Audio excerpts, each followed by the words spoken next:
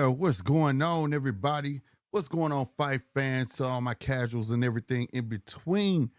Welcome to the judges' table, ladies and gentlemen. Salute to everybody that's up in this thing, man. Salute to Talk SD, my boy. First, second, I heard that, bro. What's good? What's good, everybody?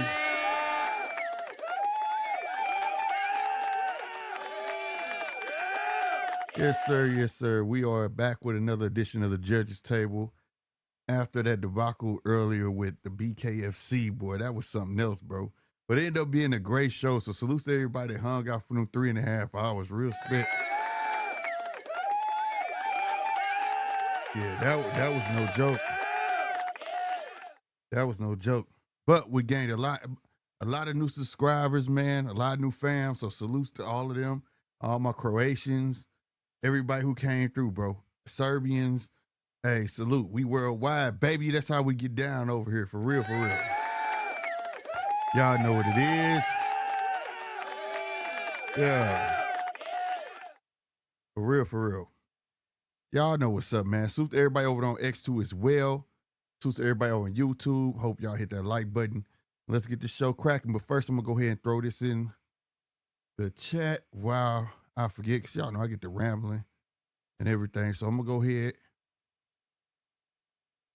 and go and throw the link tonight. You know, well, it ain't Friday. We usually Friday's definitely open panel. So if you'd like to be part of the show, got an opinion about anything, the link is at the top of the chat.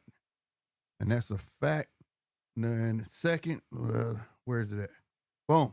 You can call in. Oh, before I put that there, I ain't even got it hooked up. I'm your boy already messing up. Let me go on and plug y'all in real quick. We're going to plug y'all in real quick. Now, y'all should be able to call in as well. Boom. If you want to just call in, you can hit that number, or you can tap that link and be part of the show. We going to jump right into it, I guess. Earlier, BKFC had this whole thing with the Bakovic. What was that, his name? And I know it was What was the other guy name? Yeah, I think it's Bakovic or something like that. Man, it was this whole thing where y'all know, man, they were still streaming that over there on Amazon, that old card under that current thumbnail for the fight. People think they saw it and they didn't see it. I haven't checked on their app or the website, see if they uploaded that fight, but they showed the fights. For those who don't know, they did show all the undercard except the co-main event and the main event. So we still waiting to see that over there on Bare Knuckle. You know what I'm saying? And for those who don't know, I was on earlier and was trying to find out. It was like this whole thing. It was geared up, and the zone just snatched it down out of nowhere. And so we went on this mad hunt, trying to figure it out. And we end up figuring it out, man. Overseas, where was it? All I remember is the Voyo app, and something I never heard of. And we figured it out for a little bit, and then it was just gone.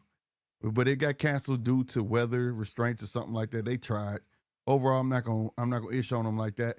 But they tried, and it got too bad, so they just had to cancel. But I still do think they went far as they could, and it was like, you know what? It was a lot of traffic and a lot of people trying to find that fight. They were like, you know what? We're gonna stop it right at the main event. That's what we're gonna do. That's what and I believe that's what happened. Real talk. So,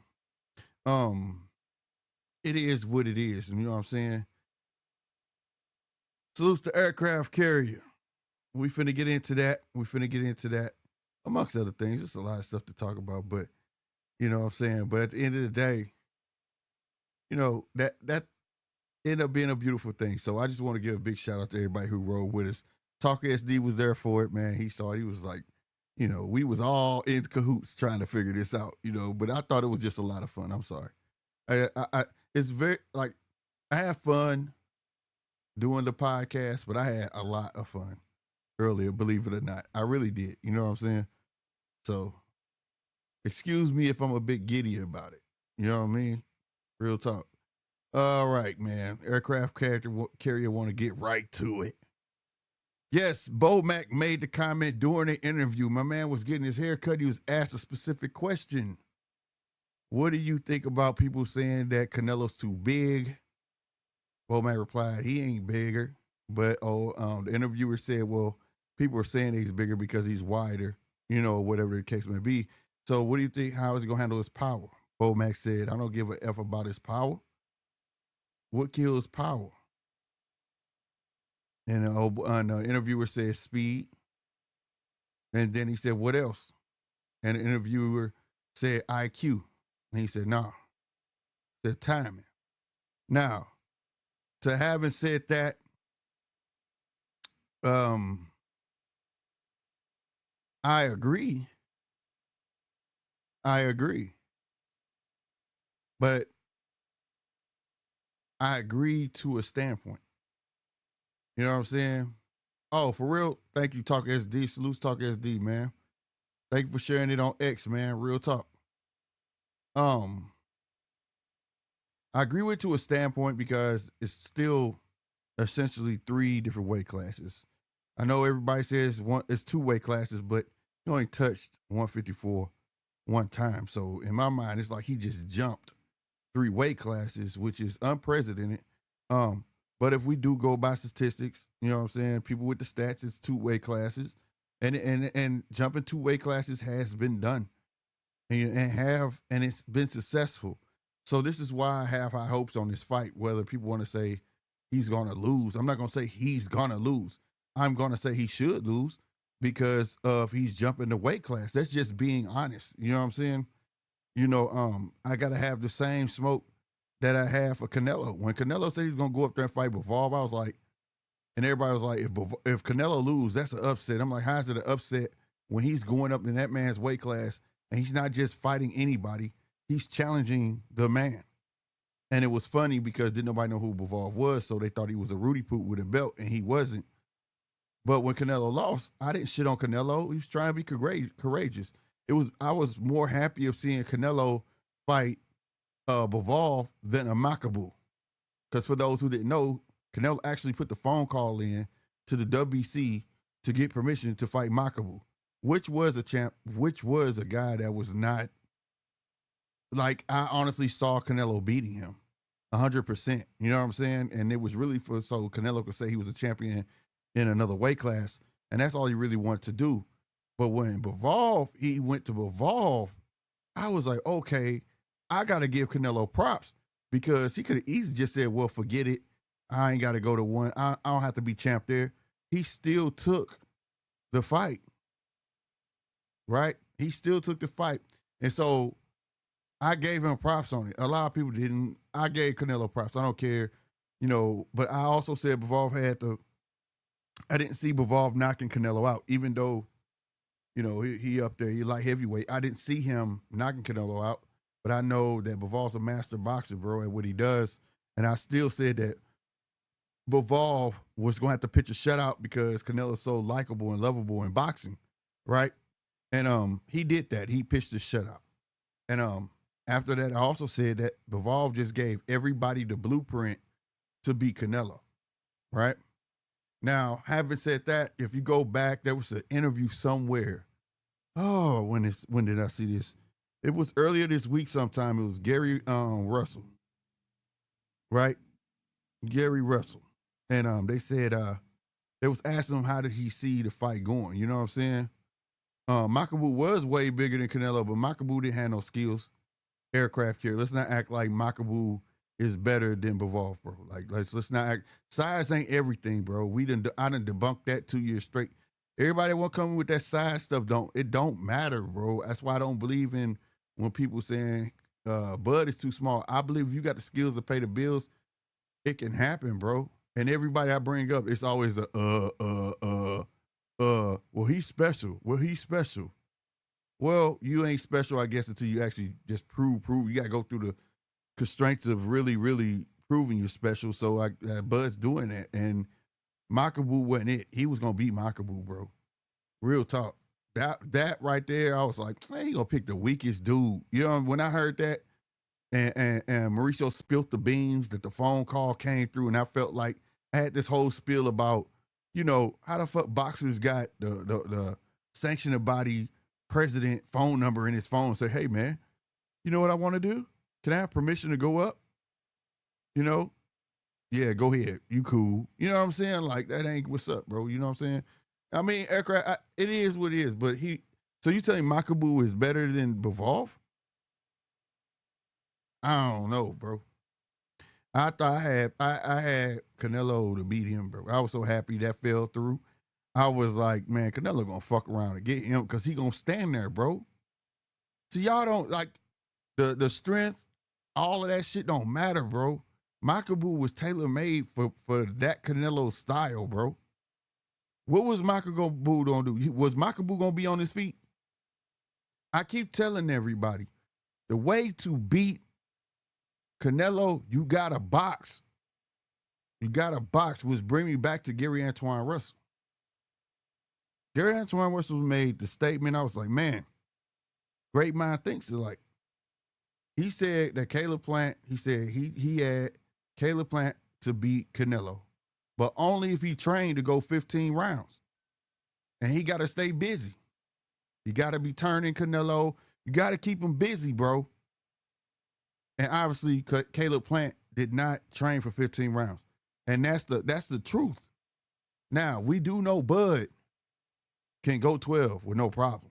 But can Bud go 12 at 168? I can't say he can, and I'm damn sure not going to say he not. All right? But I do know he could box, and I do know Bud know how to stay busy. But I don't know. I want to know how his feet going to move. You understand me? How the fuck his feet going to, at that weight? True enough, at 154, I watched that fight over and over again with, what's my guy name? Y'all know what I'm talking about, the one fight he had 154. I'm not even going to waste time trying to think of his name. Goddamn me. Yes, them fangs was good. He wasn't biting on none of Bud's face. Bud was whooping his ass in the beginning, but he didn't open up. So Bud did the next best thing. I'm going to stick to you like white on rice and make you work for this shit. And he did. People took that as Bud slow down because, he essentially had 7 more pounds on him. It could have been, and I don't think it was that. I really think that was a guy that was so disciplined that Bud never saw that. Everybody's fault opens up. Somehow, some way, they fall for something. And that didn't happen. You know what I'm saying? But going from that to 168 now, essentially from 147 to 168, I'm not sure. But at the same time, it is what it is. You go up there, you ask for the fire, and if your ass get burned, so be it. That's how I look at it. And a lot of people are trying to pick sides in this. I think it's a very intriguing fight, and people are taking it a lot real personal. And I think we should look at it for more of the skill and entertainment factor of it, and also the integrity-wise of this guy trying to go up me great. Yes, it's more so about Bud than it is Canelo because Canelo lives there, right? Now the coin has flipped over. It was Canelo going up trying to fight the bigger guys. Now he has the smaller guy coming up to fight him, which is the bigger guy. And I like that I see Canelo is taking this serious 100%. But I really sincerely hope that Bud is training for 15 rounds. Bivol pushed it through. Bivol didn't have nothing in him to tell me that night he was trying to knock Canelo out. His job was to go in there and box the hell out of him. He knew them arm punches was going to be coming. He was ready for all of it. He wasn't falling for no traps, that rope trap. He wasn't falling for none of that. Like I said, Bivol gave the blueprint. But the thing is, Bivol and Bud fight 2 different ways. Bivol got that pendulum step. Bivol got irky-jerky feints. He has things that will offset a Canelo when he taking that first step. Like, what are you doing? It's a little different with a Bud. You know what I mean? Bud he got the feints, but he ain't got that pendulum step. He doesn't have the dash in, dash out. So I can't even really say for his boxing styles, no. But at the same time, though, the one thing you do to Canelo, you keep him busy, and if you keep moving, you keep turning him, he can't sit. Even the Canelo, young Canelo problem was he has to plant his feet and set up, even when he throws his combinations. So it's not like he's fluid. Canelo has never been that fluid fighter, right? Even a young Canelo. He threw more combinations. Yes, he moved a lot faster. Yes, but everything was done after he planted his feet. This is why you had Mayweather do young Canelo the way he did, and why Canelo was doing everybody else the way he wanted to. If you think Makabu would have beat him, Makabu was tailor-made for him. Makabu was going to stand there and fight that man. And that's something that you don't want to do. You gotta be smarter than that. You know what I'm saying? Salute to everybody walking up here, round one. DJ, I see y'all punch. Hey, you done with your show already, fam? I ain't expect to see you later, but yeah, man. But as we all know, I am picking Bud to win this. But I'm not looking at it as a personal thing. And it's more things. Like, I got my whole side of what Canelo need to do, and I got my whole side of what Bud needs to do. I haven't even touched on it. But at the end of the day, you know, he had BoMac has a point. Speed does, negate power. You know what I'm saying? It does 100%. You know what I mean? And timing kills speed. But if you can put them both together, that power don't mean shit. And like you said, you drag him into the later rounds, Canelo's gonna slow down. What we saw with William Skull until now ain't gonna change drastically. So I believe Bud's gonna win. You know what I'm saying? I believe Bud is gonna win this fight solely off because his feet, and I'm not gonna get into all my points till I do my other video, but it's a lot that Bud brings to the table. But I do have to put the caveats based on his feet. It's the only thing. It's here, right? Mental is mental, based off his mental, and I don't know how his feet gonna move. You know what I'm saying? I really want to see that. The first round's gonna tell us a lot. They're gonna have a solid game plan, drag him out. Sounds like BoMac, they already got it down pat where, like he said, if he slow down, it's over. So they plan on moving. Bud plan on being on his toes. So if all that falls in apart, and if people thinking, because all I hear is people saying is like, Bud ain't knocking no Canelo out. That's not boxing anyway. So I believe that he going into the box, he ain't got to knock no Canelo out. And I don't think Bud gonna knock no Canelo out either. You know what I'm saying? Like, if you believe that's something wrong. But if you believe that he doesn't have a snowball chance in hell to beat Canelo, you're also crazy. You're also crazy, right? You wouldn't have the greats you have now. They didn't try to defy the odds, bro. You know what I'm saying? You had big guys who was smaller than scared of smaller guys. Like George Foreman came out and said he was scared of Smoking Joe.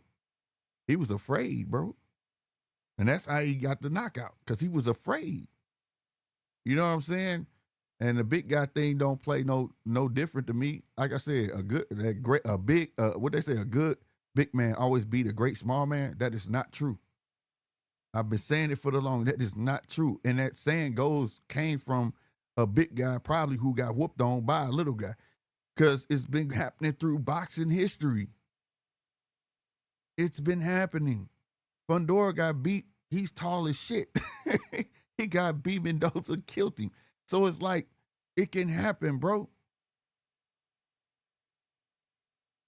So I'm not understanding what's the gripe about what BoMac said, because he has to believe in this fighter, and I don't think he has to. I think he actually does. I think the belief system over there is major, right? I think it's major. Now, to point my boy 913 always says, he says boxers are fragile, so it has to be like that. It has to be in unison. Your camp, if you don't think your camp believe in you, you're not gonna do good anyways. You know what I'm saying? So I think that has to be like that as well. But at the end of the day, BoMac has a point. But the part that I have a problem with is, if you can't move on your feet like you want to, your speed may not be there like you want it to be. Now, timing will be there. You could adjust your timing, but I don't know. If your feet slow down, man, boy, you better have some damn fast hands, Joe. Some damn fast hands, Joe. You understand me? Salutes to we know who. What's going on, Rob? Hey, God bless you all. Shout out to one of the best boxing channels on YouTube, GMT Sports, the Judges Table. You know what I mean? They actually put out facts. They put out factual excellent boxing analysis, man. I appreciate it. It's rare to find channels like this, man. So show us the love. Hit the like section. Hit the likes. Get in the comment section. Hit subscribe. I mean, y'all know what to do. I mean, GMT, you already said it already, but yeah, thank you for inviting me up here, man. No problem, man. Yeah, I was just talking about what BoMac said and the comments that came from it. That's why I made it a topic. I was reading the comments and they were saying like basically he's crazy, but he ain't crazy. He ain't crazy. I think Bud could pull it off, but it's just that we just ain't seen him at that weight. And I think that's the biggest question. For me, this fight is power meets precision. That's how I look at this fight. That's how I look at this fight. Power meets precision, right? If Canelo comes in there too heavy, handed and get frustrated, start throwing those shots like that, he gonna get picked off. It ain't gotta hurt. You know what I'm saying? You don't gotta hurt Canelo. But as long as he landing and he's able to pitch a shutout, that's all it boils down to. Precisely. Can he hit Canelo clean? Right? Can he hit him enough cleanly to have them judges in his favor? That's it, bro. That's all it is. And I think a lot of people are putting too much on the emphasis of Bud having to knock out Canelo. He don't got to do none of that shit. All he got to do is box Canelo. That's it. That's all that has to happen against a heavy puncher. I got a perfect fight to bring up is damn, my boy from Pomona, man. Sugar Shane Mosley. No, Sugar Shane Mosley. Okay. Sugar Shane Mosley fought Mayweather, right? And Mayweather, at that age, you know, he didn't move like that for real no more, you know? But he still was on the verge of not moving, but he could move still a little bit. But in that fight, he thought because how old Sugar Shane was, he couldn't hurt him. You get what I'm saying? And what Mayweather's mistake was, he stood there and fought him. And what happened to Mayweather? He damn near got his ass knocked out. When he went back to that corner, Roger Mayweather, salutes to Roger Mayweather, he said, you don't fucking fight this motherfucker. You box this motherfucker. And when he start moving and he start pecking at fucking Shane, what happened? Beat the fuck out of him. You see what I'm saying? Beat the fuck out. All you got to do is land clean. Right aircraft carrier, box aggressively but smart. That's why I said precision. He hey, what's up, aircraft carrier? Yeah, he going to have to thread the needle on some of them punches. Like punching between Canelo punches to make him look stupid. You see what I'm saying? Yeah, like how Floyd was doing with Canelo. Right. Punching between punches. Something that he does know how to do. Right? Right. But you're right. Aggressively. That's a strong word to use, but that's exactly right. I would put the pedal to the metal and move. Get the fuck out of the dodge. Turning. Bop, bop, bop, turn. You know what I'm saying? You see him finna throw a hook, bop, catch him, turn. You know what I'm saying? You gotta beautiful box. Yeah, beautiful. Yeah, you gotta box a beautiful match and make him move. Tire his ass out, bro. And you know, take 3 steps back, make him walk towards you. You know what I'm saying? Catch him once you see his feet, time his ass. Once you see him finna plant that feet, hit his ass with a jab. Pop. You get what I'm saying? Like, it just has to be beautiful, bro. And it has to be in a methodical way, because I'm telling you, the judge is gonna be in Canelo's favor all day. Oh wow. And you know what? That's what I believe. You know what I'm saying? Salutes to boxing #1. I see you in here, man. Yeah, and you know what, Slick? I do have to get in the shower. I will be back. But I will say this: I haven't seen the entirety of that video that Ring Magazine posted with trainer BoMac McIntyre, you know, the interview and stuff like that. But I was very fond of it. You know, I was very fond of his responses, and he addressed the acclimation concerns that people had, and he also addressed the durability concerns. So for the acclimation, he said that Bud should have been at 168. He said his body fits. He should have been there. And for the durability, he said that speed and timing. And that Canelo's power isn't going to sustain all the rounds, and that he's not worried about it. He fades between 6 and 7. I've said that myself on here, commentating Canelo fights. I said we're gonna see when he get to 6 and 7. You know what I'm saying? Yeah, and I will complete it though. I will complete the whole video, by the way. And I will say this though, before you go, damn, what was I just gonna say? Oh yeah, my bad. It was something you said. Oh yeah, about the first part where BoMac addressed the acclimation issues about Bud should have been at 168. What have I been saying on here though? Bud is not little as y'all think. When the picture behind me, Bud's not little in height. He's little. You understand me? In weight, he's not, bro. The picture I Right. put up here. How many people came at that? Is that Photoshop? Fuck no, that's not. That's actual factual. And look how big he is compared to Canelo in that photo. You understand me? He's not, but but he doesn't fight there though. See, one thing I do understand is about comfortability. Now, in between fights, he has became a once-a-year fighter. He's been fighting bigger dudes. You know what I'm saying? He said it yesterday in his send-off, right? He's always been fighting bigger dudes. We saw him fight Carlos Adames when he was at 140. You see what I'm saying? So I mean, like, that may be true, but we got to see how he moved, though. That's the only thing. To see how he move and how he paces himself. You see what I'm saying? Right, exactly. And yes, and yeah, so that he should have been at 168, like BoMac said. That also, that answers the punch resistance. So like his punch resistance is gonna be there, and that also BoMac said that Canelo isn't the bigger man. What were your thoughts on that when he said that? He said that because Canelo isn't the he's bigger not. man. Because see, when people say bigger, people take bigger in two different ways, weight wise or height. You see what I'm saying? Right. And when he said bigger, he's like, he ain't the bigger man because Bud is taller than him. You see what I'm saying? He's a smaller guy. Okay, yeah. For is that.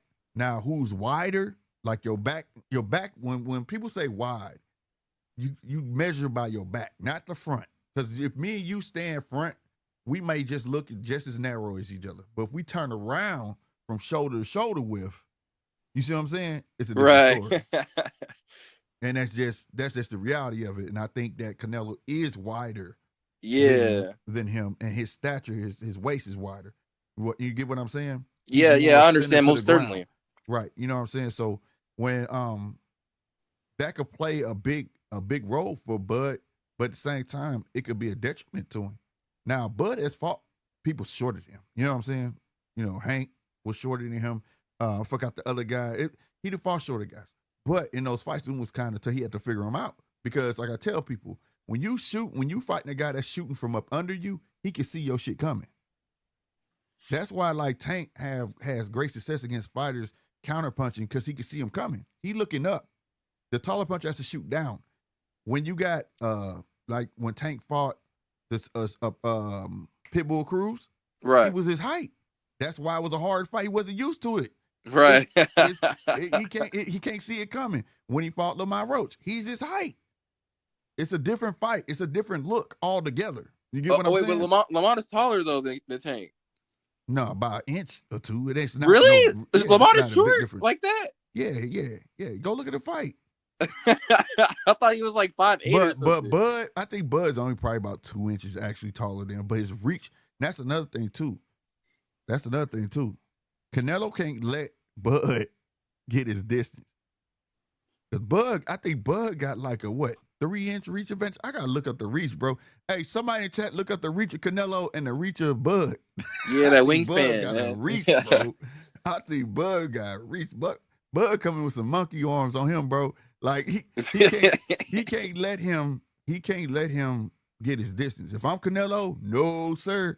Because once Bud figure his distance out, it's over. It's a wrap like Saran. You might be walking into some shit. So, all right. Shout out to throwing straight fast boxes. Salutes to you, fam. He said Bud got a 74-inch, Canelo 4-inch reach. Bro. Stop playing, bro. Oh yeah. So that's numero uno. Bud need to get his respect, but Canelo need to show Bud that I can get to you if I want to. Right. You see what I'm saying? To make Bud feel like that reach don't mean nothing. Because that's a huge reach advantage, bro. Right. A 4-inch reach advantage is definitely, that's a lot. That's a good gap, man. That's a great gap. That's a perfect gap, man. And so, I am glad. Oh, we were gonna say, I'm sorry. No. So I'm just saying, and I'm saying, even though Bud got all these extra caveats, at the end of the day, it is Canelo. So it's not like Canelo's stupid. He not a dumb fighter. Yes, he slowed down. He the master of the peekaboo. If he can dig down deep with Father Time and he can start moving just a little bit, like how he used to, that might just throw that might just throw Bud off. Like, okay, we ain't trained for this. This motherfucker actually moving now. What the fuck? You get what I'm saying? Right. But, you know, because Bud can make adjustments on the fly. But I will say this: sometimes he don't make the right adjustment, and that's how his ass get caught. You know what I mean? So, right. Yeah, you yeah. know, That's a perfect analysis. so that's why I'm saying, like, for me, it's power meets precision. Period. Right. 100%. If Canelo gets Bud to stand still, like let's say if Canelo start getting them landing on body shots, and Bud can't move, well, shit, it might be out. Hey, Bud, go on, don't get knocked out. Just somebody, you know what I'm saying? I'm gonna be real. Because Bud game plan has to include his feet, bro. It has to include without feet. Without feet, he has no game plan. Bud cannot stand there and fight that man. I don't care how much reach you got. I don't care how tall you are. You're not gonna stand there and fight Canelo, bro. Because we all know Canelo will eat a couple just to get to your ass. And when he get to you, that shit gonna hurt, boy. So I really feel like at the end of the day, you know, Bud need to, with that reach advantage, get your distance early. Start up early like you did in the Earl fight. What? Bud didn't start late, so what he started like what? The second round in that Earl fight? He didn't start like first round. Establish that jab. Like I said, Bivol gave the blueprint. What did Bivol do? He got that jab going early, didn't he? Establish that motherfucking jab. You gonna come past, you gonna go past this, you gonna eat this first. You get what I'm saying? Right. So, you know, yeah, so that's it. Yeah. And I'm glad, like, right before I'm about to get in the shower, but like right before I do, I want to say, great analysis, Slick, and I'm so glad that this interview with BoMac came out, man. I'm so glad that he addressed these concerns, and it gives me more confidence for Bud. It gives me even more. I already had confidence, but he gives me even more. Like I'm rocking with Bud all the way, and yeah, man.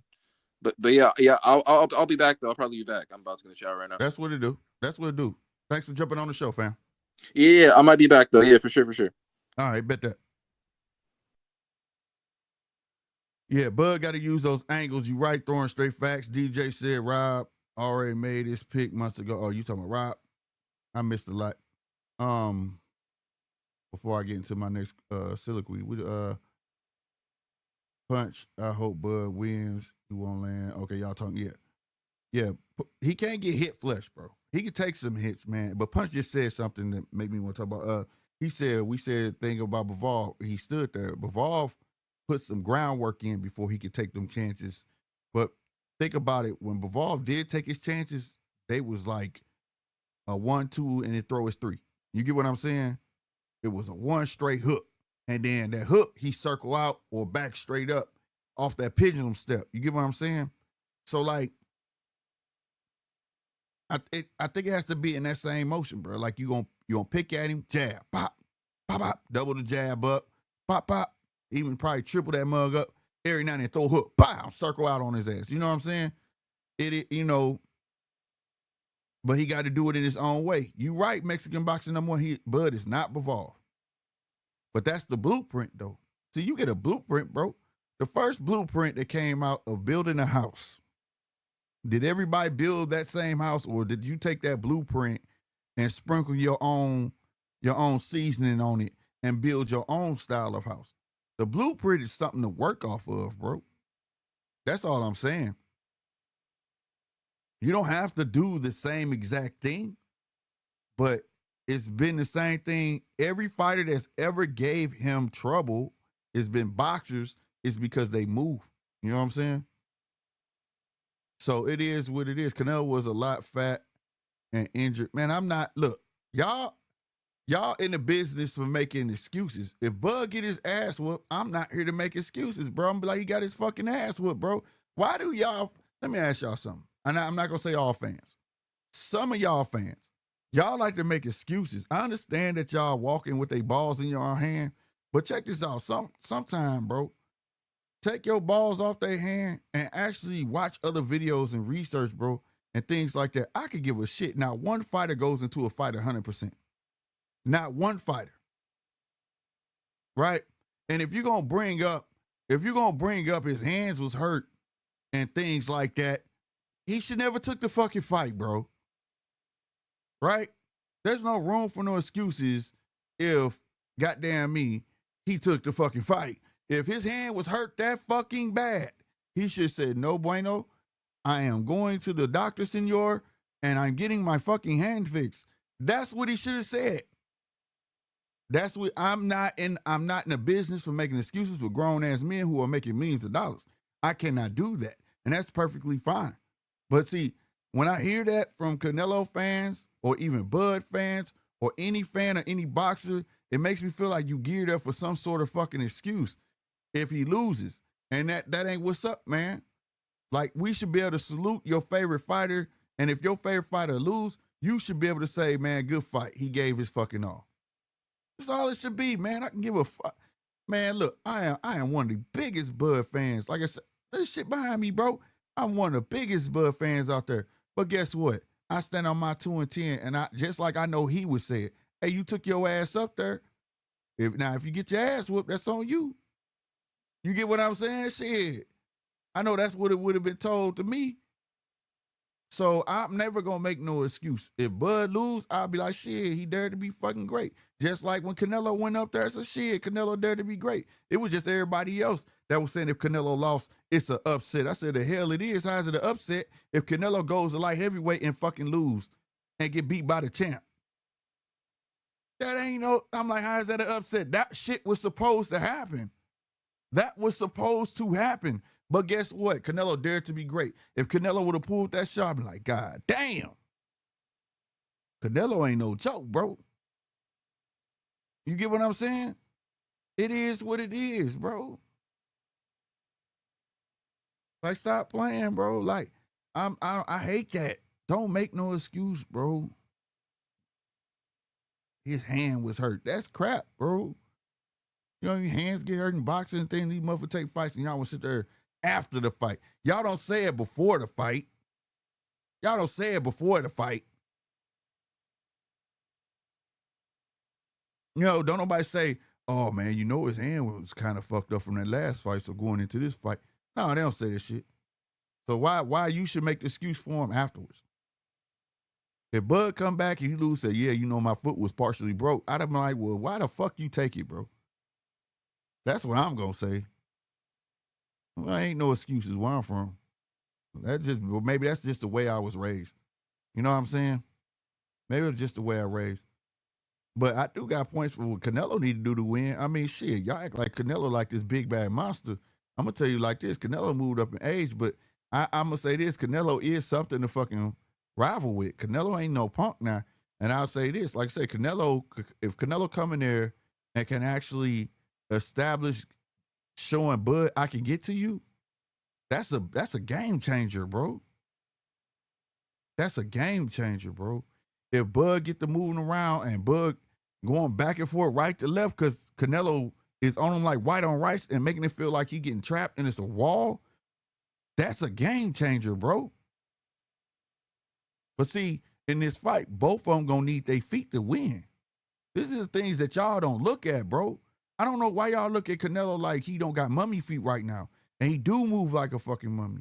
Canelo need to lay off the fucking Hennessy, drink a lot of fucking water, and get them fucking feet moving. That's why he went and got boots. They needed somebody to press him.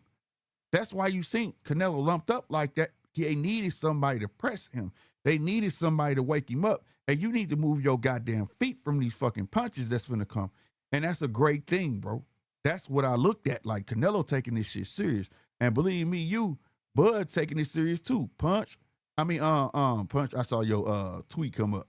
Your chat come up. He said he drinking every day. No, but Bud said it yesterday. His interviews after the his send off. He said, I saw it. He said, but he ain't me. But it's good because he taking me serious. It tell me he taking me serious. And see, that's a good thing. So it is what it is. You know what I'm saying? You know, shit, man, fuck them excuses. That's the point versus Bud. He will be 100%. Nah, bro. They tell all y'all that. Now, you be fool boxing number one. I know you be trolling, bro, but I know you don't believe the shit you saying. I know you don't.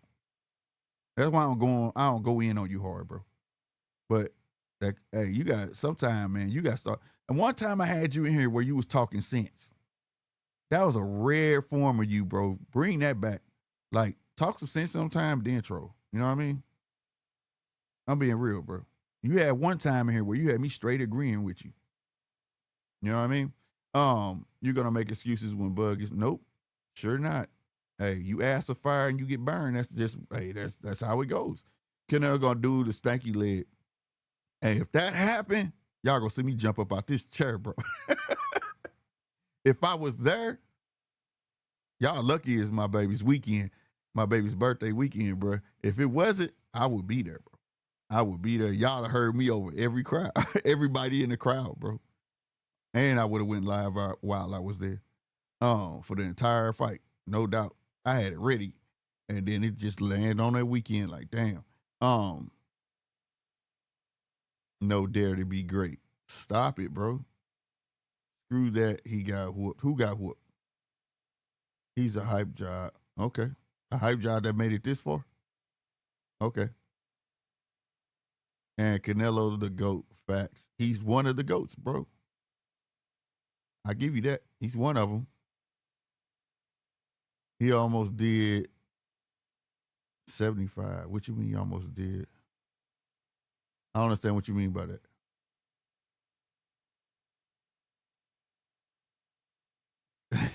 This dude, I know he's trolling, bro. He said Canelo in one. Okay, exactly. No excuse if Bud get stopped. They're expecting Bud to win. I'm not a miracle victory guy, all or nothing. Right, bro. If it that's all you can expect, bro. Hell no, catch up, Bud. Slick, stop. Never catch, Bud. Oh, he'll never, because you put hell. He'll never catch, Bud. Damn, as you care so much about feet. Man, here y'all go, man. Y'all know what I mean when I say feet, bro. Footwork, bro. Good footwork, bro. Y'all know I'm talking about that.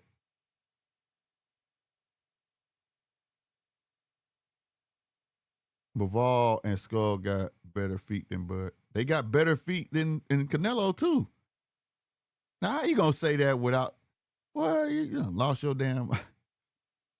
Nello got too rich, bro. Right. He sleeping on silk sheets, bro. Thank you, Red. He sleeping on silk sheets, bro. Real talk. Bud fans already making excuses. Yeah, talk SD. One time he had some sense when he's coming in here, man. Like, I was like, damn, I gotta agree with you, Mexican boxing #1. Like, he was saying some real stuff. That's how I know he just be trolling, bro. Bivol, the best defense fighter right now, while Bud defense is trash. I ain't gonna say it's trash. When he on his A game, it ain't trash, bro. It's just that, like I already said it. Real talk to that, what he just said, is precision. It's gonna be with his punches and his mind. He gotta be sharp. You know, he can't want to get his cookies back, because when he do get touched, he's gonna get touched. It may not be a hard punch, but he can't just want to go get his cookies back. He can't just want to turn it into a firefight. He got to be able to say, you know what, you got that one. And I do need to see the defense that I saw against Earl. Y'all saw how he kept his hands up. I need to see that type of defense. Real talk. Yeah, you counted 3-0, bro. Kell Brook was beating up Bud, winning 3-0. Now, you read that yourself, bro. How many rounds is it in a fight, boxing #1? You make now you make yourself sound bad. He said Kell Brook was beating up, but I can hear you talking now, bro. This how you sound. Are we making Mexican boxing #1? He had to reach back to Kell Brook. Kell Brook was beating up Bud and winning 3-0. Go watch the fight. That's how I imagine how you sound right now by saying that. You had to reach back to that, bro. Stop playing, bro. Stop playing, bro. You know what I'm saying?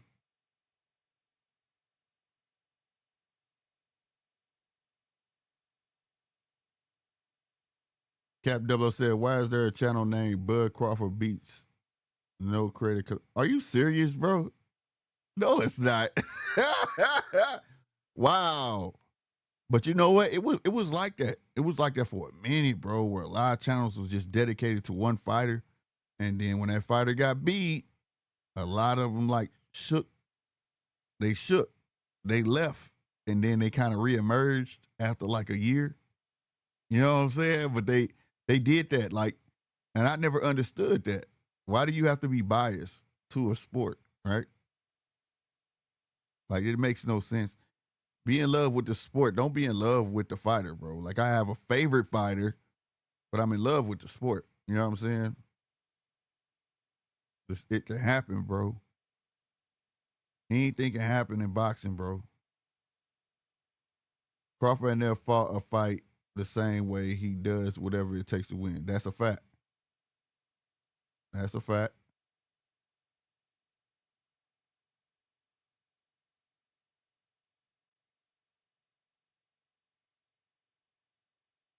Now look. Now we got boxing number one talking. He said, yeah, when Bud is losing, he step it up and get guys out. Bud versus Canelo, that recipe is disaster. That I can agree. Now, the real question is why does he lose those rounds? Most of the time it's because he's shooting feints. He's seeing how you're gonna react. This is when they start calling Bud a slow starter because he'll go from 1 to 4 and virtually don't do nothing but throw feints, throw some combinations that he really ain't trying to land on, just to see how you're gonna react. Now, having said that, that's why when he turn up on your ass, he already know what you gonna do. So he starts shooting where you going. He know which way you gonna run to. He knows all of these things about you. They even figured out. Now, in the Earl fight, he turned up in round 2, and that was only because Earl tried to bull rush him. And when he bull rushed him, he said, okay, now I can fight too now. I was gonna box. Now you finna make me fight. And that's when I was like, oh snap. And that's when later on the fight, we saw him push Earl, so on and so forth. That mentality was there like, you can't beat me in fighting. If you're going to fight me and you can't beat me, I was going to box you, but come on now.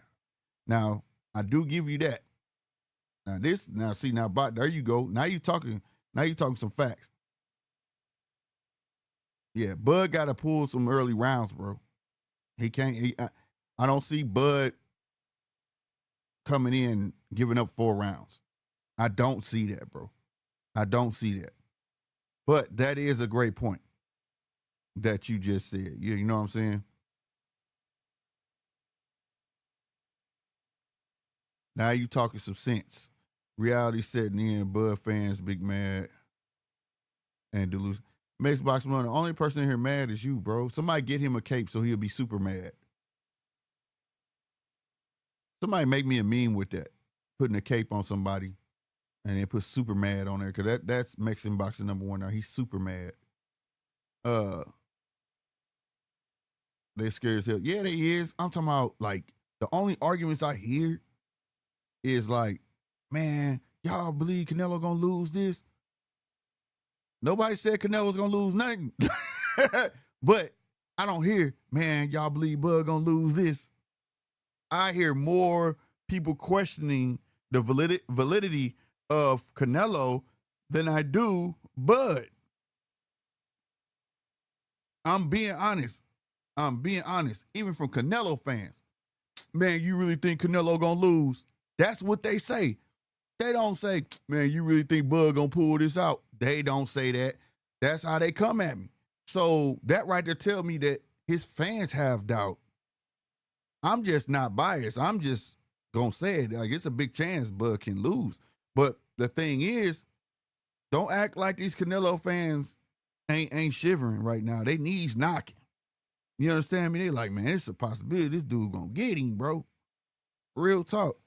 None of that. I can talk all night, man. Y'all know that link up there. If you want to come in and give your 2 cents on this topic, I would love to hear it. Cause I just got one opinion. I want to hear from y'all 100%. I want to hear what y'all got to say. You know what I mean? And if the link, if you can't hit the link, you can damn sure hit this phone number right here, 314-717-1996. That's at the bottom of your screen right here. And call in and give your opinion that way too as well with no time limit at the moment. You know what I'm saying? Let's see. Talk SD said if Crawford KOs Canelo, the Allegiant Stadium is gonna go wild, bro. They gonna need new seats. They gonna tear that joint up. You understand me? That's huge. And I'm not. Most of the props is gonna go to Bud. Like if Bud wins, yes, he's gonna be dinner a boxing god. If Canelo win, he ain't getting no. I mean, he'll get props, and I'm gonna give him props, and I feel like he deserves props because he would beat a pound for pound fighter and the type of fighter Bud is, but he's not in that weight class, and that's not technically who we wanted to see him fight. And let's just be real. We didn't want to see him fight Bud. When Bud name came in the mix, I ain't gonna lie, it was kind of a downer for me though. I was like, so you're not gonna fight Bivol? Like, oh, you fuck what? And then when they said it was a 4-fight deal, I was like, oh, he gonna fight him. Not Bivol, Benavidez. I'm sorry, Benavidez. I was like, but then they said the 4-fight deal, and they still wouldn't mention Benavidez. Bruh, stop playing, bro. So I'm just being real on that. Like, I ain't gonna lie, man. So I think that's gonna take some sting off, bro. Like, if this was an appetizer and that man say, yeah, I'm fighting Benavidez after, then I'm like, bet, but I don't know, bro. Like, can I be honest with y'all right now, man? I'm gonna be honest with y'all. Would y'all answer in the chat? Come on up or whatever. Who would you have rather seen Canelo fight? Bud or Benavidez? Let's be honest. Because this is gonna cut down a lot of the arguing that's going on.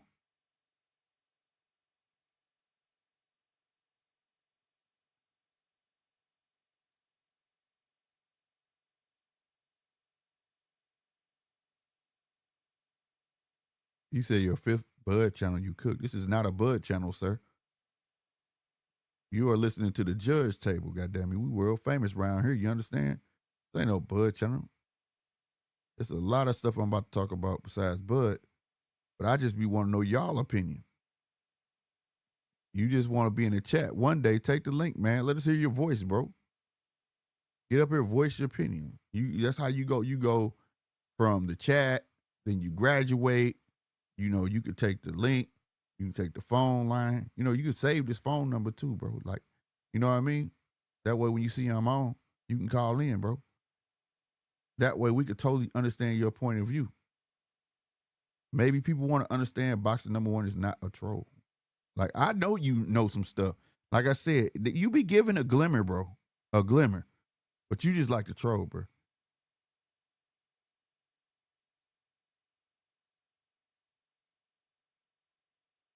Boxing number 1, you said comparing Bivol to Bud is wild. Never compared him. I said he has the blueprint. Eric, GMT, you gonna break down Canelo? Yeah, hell yeah. You want me to? I'll do it. Hell yeah. Hell yeah. I still put all the stuff in the other video, but I got, boy, so much. It's so much. I got you, aircraft. I'll do that. Right here in the set. He contained that monster because, and I'm not falling to that. You now you just being ignorant.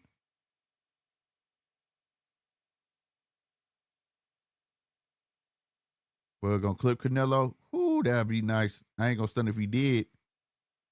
Rattle his jaw, but I don't know if he'll go down. That's the thing. I'd rather Bud just box him, be safe, and pull it out. That's me.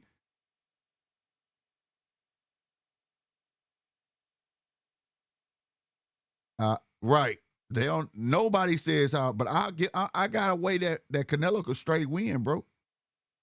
Jabang 70, what's up, man? He said, "What's up, Slick 50? I think it's going to start out the fight conversation." What are you talking about?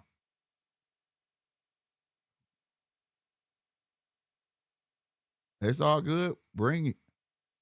Suits Talk SD, do what he said. He said, y'all can call that phone line 1-314-717-9. He keep putting, oh, he got it right, my bad. Yeah, 717-1996. I was thinking of earlier when you messed it up this morning. Yeah, that's right. Y'all do what this man say right there. Talk SD, salutes to him, man. My man be working. He used that wrench. So you think because Bud has more KOs than Bivol, he hits way harder than him, right? No. Man, what they call that shit? Basically, boxing number be acting like a fed, bro. You know them questions, bro, that feds be asking to get information out of you without asking a direct question. What they call that shit and send us something. Yeah, you got fed training boxing number one because that's that bullshit. Ain't nobody even said that, bro. And ain't nobody gonna answer that, bro. Like, man, look, quit being indirect. And that's not the word. It's called something. It's a technique they fucking use to do that shit. And that's the shit you doing. So to make yourself sound right. Ain't nobody falling for that shit because you know ain't nobody said that.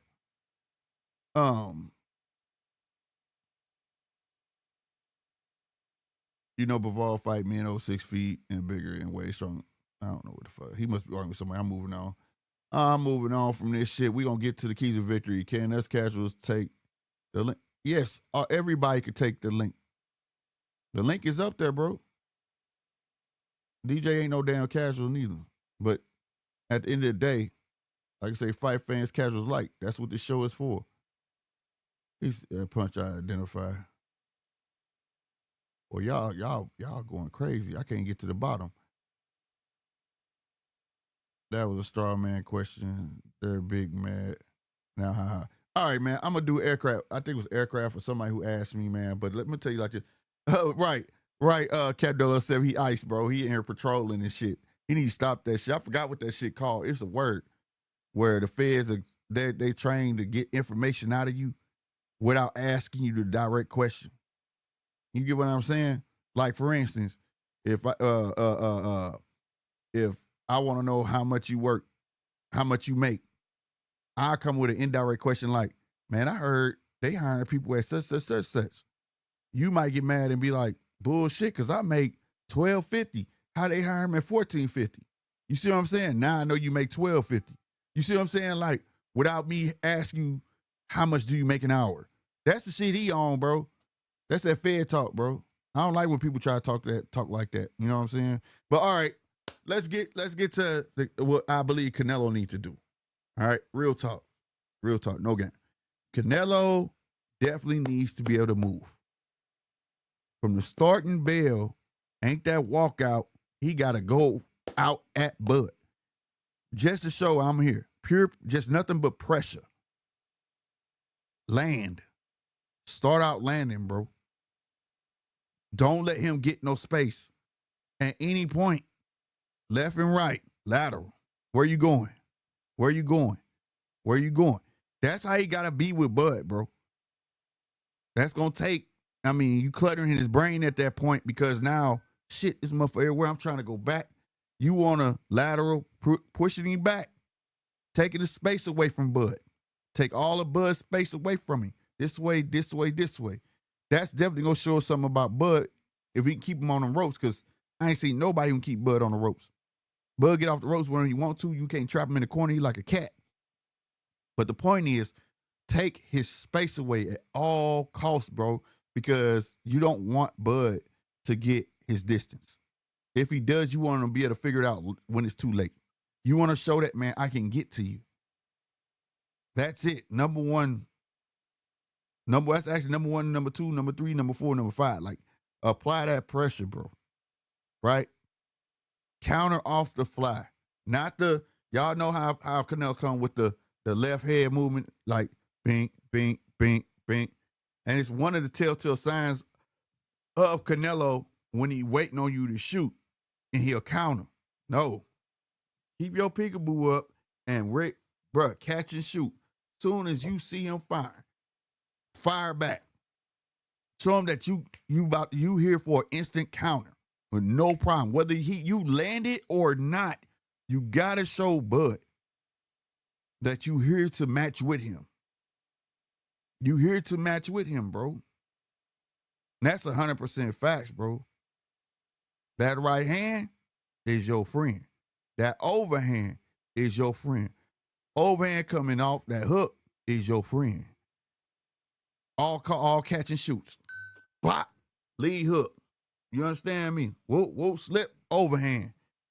All of those. But it's all going to have to come equipped with your feet. It starts with your feet. You come out. I'm talking about run out at him and get on him. Ain't gonna be that walkout. You want to be all swaggy like this and shit, and then you'll start catching jabs. Not knowing them jabs ain't meant to land. He just trying to find his distance to them gloves. That's it. That's it. Because the job with that man, with Canelo, if you keep him occupied here lately, he constantly has to reset. Y'all see it? This shit here is a motherfucker. That foot, y'all can't see my feet, but it is crazy how Canelo done fell into this trap where he resets. His reset is telling now. It used to be a tiptoe thing. Now it's like, man, it's crazy, bro. So everything he do, he got to match wits with Bud, bro. Whether he land or not, he got to understand when Bud come out, it's pop, pop, pop, move, pop, pop, break with a hook. Whether he lands or not, Bud confidence goes up knowing that he's getting accurate. And as he's getting accurate and he's seeing that if I shoot a hook, you do one of these. Oh, okay. Okay. You go that way, bet I'm a faint. Huh. Guess where your head go? Whoop. Wow. And he just gonna light your ass up. He just got to match wits, bro. He has to match wits. There's never gonna be a time where people don't understand is Bud gonna be on his toes. If the fight go the way it's in my head, Bud gonna be on his toes. Bud gets his distance. Bud gonna be doing no more 3 punches at a time. And he's circling out, he breaking with something. You know, keep the distance between them. Like in the Earl fight, how Bud kept his distance where people don't be watching. Bud will come down to your height, but it's not the land. He keeps his foot so far back. So when you shoot, people do pull counters like this. He slides back like a half foot. Boom. Wow. That's so he can get out of trouble. He ain't got to hop back. His back foot is back there already. You feel me? So, you know, that's how I'm telling you, Canelo got to be on white on rice. Salute to Red. What's happening, baby? What it do, brother? What's going on, my man? But yeah, man, and I'm just up here trying to get him what I believe Canelo got to do. You know what I'm saying? Man, To at beat least Bud. somebody can say what Canelo need to do instead of just saying Canelo gonna whoop Bud, Canelo gonna knock out Bud like Bud got a low IQ or something in his boxing Nah. game. It's crazy work. Canelo got some work to do himself. You know what I'm Yeah, saying? It man. The ain't just thing, power, it ain't just strength. see what people don't never say about Canelo, man, they don't understand. Like once Canelo pop hot, he been on a down trajectory ever since. Mm-hmm. You know, he had that European tour, but of course he gonna watch them because I mean, from what I've been watching in boxing in my 38 years of living, Mexicans always watch UK fighters anyway. Yeah. Yeah. You know, so I mean, but once he got back to America and he started fighting boxers with feet, he been struggling. Right. Right. You know what I mean? And then Mm-hmm. on top of that, Canelo really, if you want to be honest, he got more losses than what his records say. Yeah. You know, that's just facts. You know, and then you looking at the judges, the same judges that always cheat for him, they the same judges finna Tim Cheatham, judge this fight. all of them. Thank you. You- You heard what I said. They go, Canelo got everybody. See, but what I Bud was got to trying pick to the say in the shutout. chat, exactly, he do, and that's why I say he gotta come out hot, like you said, instead of starting slow. I Mm-hmm. understand he be trying to feel him out, feel people out, you know what I'm saying, to see what their game plan is. Because one thing about Crawford don't people say whatever they want to say about Crawford. No, he not the fastest. No, he might not have the best defense or whatever the case may be. But the thing is, he got probably one of the best IQs in boxing history. And He and, know and he know how to use what he got to mm-hmm. make it work for him Right. to be the last man standing at the end. Right. And the thing is, it's when people say the speed thing, right? And I Mm-hmm. talked about this on here before, right? I use Manny Pacquiao as my example. And Right, people said Manny Pacquiao was so fast, right? right, And I had to prove to people that Manny Pacquiao wasn't fast. Manny Pacquiao feet made him look fast. Manny right, Pacquiao get within fucking 3 feet of you and start throwing a barrage of punches. Yeah, he look fast because he's so close to you. One punch is and coming after the next one. You get what I'm right, saying? You like right. Benavidez does the same thing. Benavidez, if you throw a long punch, that motherfucker, he's coming from East Jesus. But if he get close to you, start throwing all them punches, he look fast as fuck to be a big man, don't he? Yeah, and speed and quickness is two different things. Facts. You know what I'm Facts. saying? Facts. People don't understand that. They don't. Quickness come from reaction time. Yep. And That's what and Bud has. and another thing, people say a lot, and I heard BoMac say this too, and I've been saying this for a minute to anybody that want to argue about this power thing. Mm-hmm. And I was telling people, man, power only works if it lands. If power don't land, power is null and void. It don't Mm-hmm. matter. If it Mm-hmm. don't land, it don't matter. You can be the strongest dude in the world. If you can't connect, what do it matter? Yeah. But what I'm trying to say is, bro, timing is way more important than power. Yeah. Timing Well, can kill power. that's the overall. Yeah. Your timing, somebody with great timing like a Crawford, kill your power because that's how he was knocking Spence because he had better timing than Spence. Right. That's why when they both was jabbing, everybody thought, oh, Spence got a way better jab than Crawford. Spence gonna get in there and he gonna body Crawford. Crawford this and this and that. Man, but the thing was he wasn't getting there in time because his timing was His off. timing was off, bro. And he made his timing off because every time he looked like he was going to come in one, what did Bud do? Jab him right in the forehead. Bop. Right. Stopped him in his tracks, that double jab and run in. And he that's longer. And he yeah. excellent distance master. You know how to Mhm. gauge distance very well. The last fight, man, I was saying, man, I mean, not before the Earl fight, when I was trying to tell everybody go back and watch, man, I said, go look at Bud feet, bro. He know if you come in with them haymakers and shit like that, bruh, his back leg be on his toes, bro. He already cocked and loaded, but He the stay space loaded. between, right? Mhm. But the space in between his front, his lead foot and his back foot is what allows him to take that foot that half a step back out of Mhm. reach, and you Yep. miss, and he coming with it. It looked like a pull counter, but it's technically not. He just getting out of his body, getting out of reach. You get what I'm Right. saying? Because he got the reach. Most of the time Right, when he in the ring, people don't. right. Man, I'm telling you, man, they don't understand. But They, 4 inches, that ain't that much reach. I said, bro, dude, people punches is missed by inches, bro, who said that? bro. Punches is missed by inches. Like, what you mean? 4 inches is a Bro, lot. 2 inches is a lot is in a boxing, bro. facts, bro, because all you gotta do is get clipped. That's it. That's And then the it. thing It about ain't it, if you got somebody like Crawford, bro, that like you said, he had that wide stance and he always stay loaded on his back foot. So he always throwing back with power because of that. And he can evade certain shots because like I said, most of the time he's the longer fighter. His arms is long.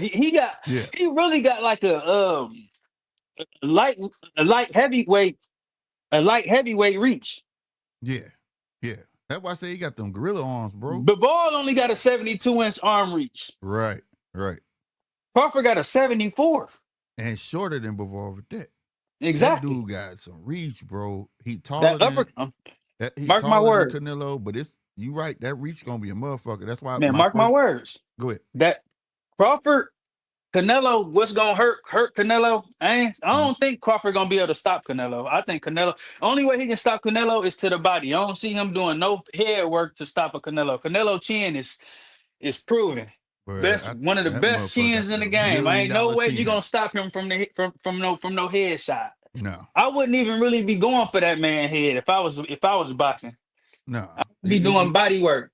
Body head, That's the bro. only way the only way you can stop a Canelo is going to the body yard Body head, as much as you can. But you but got you to be gotta be careful. cautious, right? You Yep. gotta set it up with a feint upstairs. You gotta start at the head to the point where he don't know if you gonna go when you start going downstairs. He not gonna know, Right. and he gonna be hesitant to throw it in because if you And that's start the off at same that thing body, Canelo he do. gonna come over the top on your ass. Right. And that's the same thing Canelo do the opposite though. Canelo feint to the body and he'll catch you up top. Yeah, he do. He got probably the coldest Bruh, body feint, it's a trap, bro.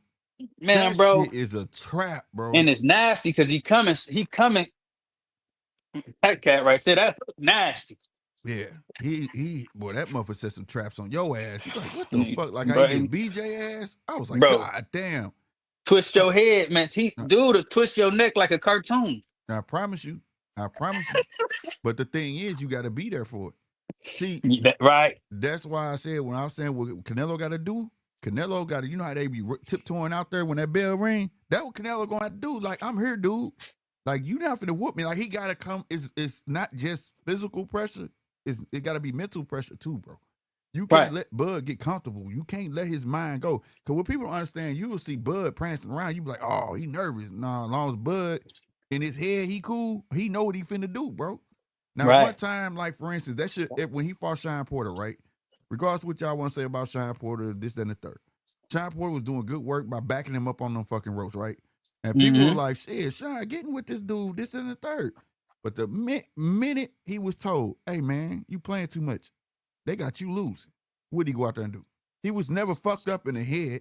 He was trying to set up that 3-piece shot that he knocked him down with the whole time, right? And also part of it was, if you remember, he said he never wanted to fight Sean because him and Sean is friends, bro. Like friends.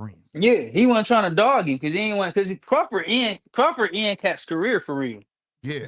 If you look because the way he break you down, he had you mentally messed up. You know what I'm saying? You be mentally messed up, like you lose confidence when you fight Crawford because he make you feel like your IQ is non-existent. Yeah. The way he systematically break you down during a fight. But he tried to save his, but he didn't want to fight him. But at the same time, he wanted that $4 million. So he like, all right, you want the $4? All right, we can fight then. You know what I'm saying? If that's what you want to do. Plus, Sean forced it too, though. Sean that's what I'm saying. Sean wanted the $4 million. Sean wanted that $4 million. Like, fuck that. And he told him, like, bro, they just trying to use you to gauge how I look against you because Spence fought you. Right. He trying to let them know, but he like, all right, well, but that's his friend, and he want him to get paid. Cool. All right, say less. Hey, that's what I would. But before I end up losing, though, I'm gonna have to touch you up. Yeah, I'm gonna have to do something to you, bro. Right. I don't want to do, but I'm gonna have to do it. Man. But that's what I'm saying. But Canelo got way. Like, people look at it like all people do is talk about. Like I said, when people talk to me about this fight, they be like, Man, you think that boy really finna knock Canelo out? Like, why y'all worried about Canelo getting knocked out, bro? If y'all believe Canelo gonna whoop him, because that's gonna be their next thing. He won, but he ain't knocked him out. Yeah, like I'm like, you a Canelo fan? You asked me a Bud, like that ain't how that supposed to work. You know what I'm saying? You probably be saying, man, that nigga Bud ain't finna win. You know what I'm saying? Like that's what I expect to hear. But a lot of Canelo fans, man, y'all really think Bud finna knock Canelo out? Y'all stupid. No, they gotta have some kind of win. They gotta have some kind of something to hang their hat on. Yeah, if he knock Canelo down, that's huge. That's crazy. That's huge. That's fucking huge. That's huge. I don't give a fuck what y'all say. He might win a fight with that. For real, bro. Like that's huge. But Canelo just got to assert pressure and physical and mental pressure. Don't let Bud get comfortable where he find his distance. Use a lot of lateral movement, bro. A lot of lateral movement. That way you don't get spent. You don't get turned. You see what I'm saying? When his ass, that 3-piece coming, go on and take a step to the side because he finna break out. He finna swing out on you. You see what I'm saying? He gonna That's turn what you. You got to do. You gonna have to apply real fucking pressure, bro. Not just keep following, not just keep walking. You got to show Bud, if I want to get to you, boy, I can do that. And that's gonna make Bud have to keep on thinking. Keep thinking. That means every round Bud come out, he gotta be different. But Bud can't get greedy. He can't get greedy. He can't get greedy. And all the cats that Canelo knock out is because they get greedy. Yeah, and here's the thing. Every Bud fan that I come encounter with, I asked them what they worry about, and they say nothing. I said, one thing I worry about is Bud's mentality. He's a dog. Yep. The minute you touch him, firefight. Got to get it back right away. He gonna want his shit back, goddamn it. Right away. That ain't happening. He did it with Earl. Earl touched him. He came back with a 3-piece. Bing, bing, bing, bing. Like, nah, dude, you ain't finna get away with that. See a fighter like this, though, you gotta say, okay, you got that one, and regroup. You get what I'm saying? Like, yeah. Show him that it didn't matter. Did you watch BoMac interview that he had when he was getting his haircut? Yeah, that's what I had the thumbnail up. I don't know if you can see it now. Yeah, I see it. When he said that, when he said, I'm not worried about no power, not worried about. He said, I don't give a fuck about that no interview. Power. That interview. But what I was saying was, is the way you like you said, Crawford to try to get it back. Crawford, he know, that Canelo gonna try to draw him out into a fight. Yeah.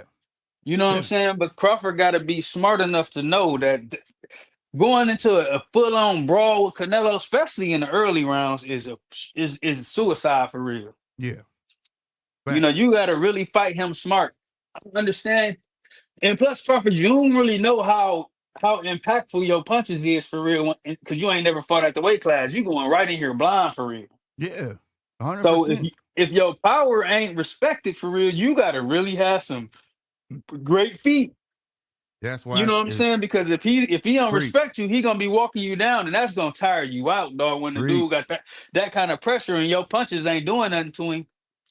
Cause like the whole reason why I asked you did you watch the BoMac video is because BoMac said Crawford should have been went to 168, but they Not wanted to ready. make what's up? Go finish that last part. Finish that last part you finna say. He said Crawford should have been went to 168, but he said he wanted Crawford had a goal of trying to snatch up belts in all them weight classes, but he ended up waiting for Spence so long. Pretty in so many words, he ended up waiting for Spence so long. You know what I'm saying? That when he Uh-huh. finally did Spence, and then um what's my boy name? Charlo ended up going up to fight Canelo, lost all the belts. They was finna just go shoot to 154, fight Charlo, get all them belts, and he was gonna go to 168 anyways. He was gonna Yeah. skip 160 regardless. Right. But the But thing was, he could have been went there though, because he that's said he been making the weight because he disciplined, so he been making them weights. right. But you, But he should have been 168. bro, and I haven't said that he should have been in 168, but I've been telling everybody, Bud is not small as y'all think he is. Mm-mm. I've seen the dude in person, bro. He's shorter than me, but he muscular than me. More, you know what I'm saying? Like, dude, on everything, he's not a little fella, bro. All the way back to that picture I stole from his Instagram. He had posted with Canelo and him and old girl. Um, what's the Puerto Rican girl fighter? Everybody know. Which one? Serrano. Okay. I posted that picture. Have you seen that picture before? No, I doubt it. Nope, I don't I think show so. you. I had that picture, bro. Right? And Mhm. I was telling everybody, I said, look at this shit right here, bro. I'm telling you, this was years and years ago. He had posted his weight. And he was like 170 something. I said, what the fuck? Then I meet him. I said, oh, his walk around weight really, he's now when I'll say he probably was 160 something when I took that picture with him. You know what I'm saying? I Right. was like, God damn, okay. So he stays close enough where he can make weight. You get what I'm saying? Exactly. And then he posted 188, and everybody's like, damn, man, he put on too much weight. I'm like, dude, he's not putting on too much weight. This is What he actually is. what he is, bro. Like, people ain't understanding. So it made sense to me when that video came out and he was fighting Carlos Adames. That was in between fights. You see what I'm saying? Mm-hmm. So it made perfect sense that he can get that type of issue off with that man. That he wasn't exactly 140. You get what I'm saying? That nigga had size on to be absorb them type of shots from that man.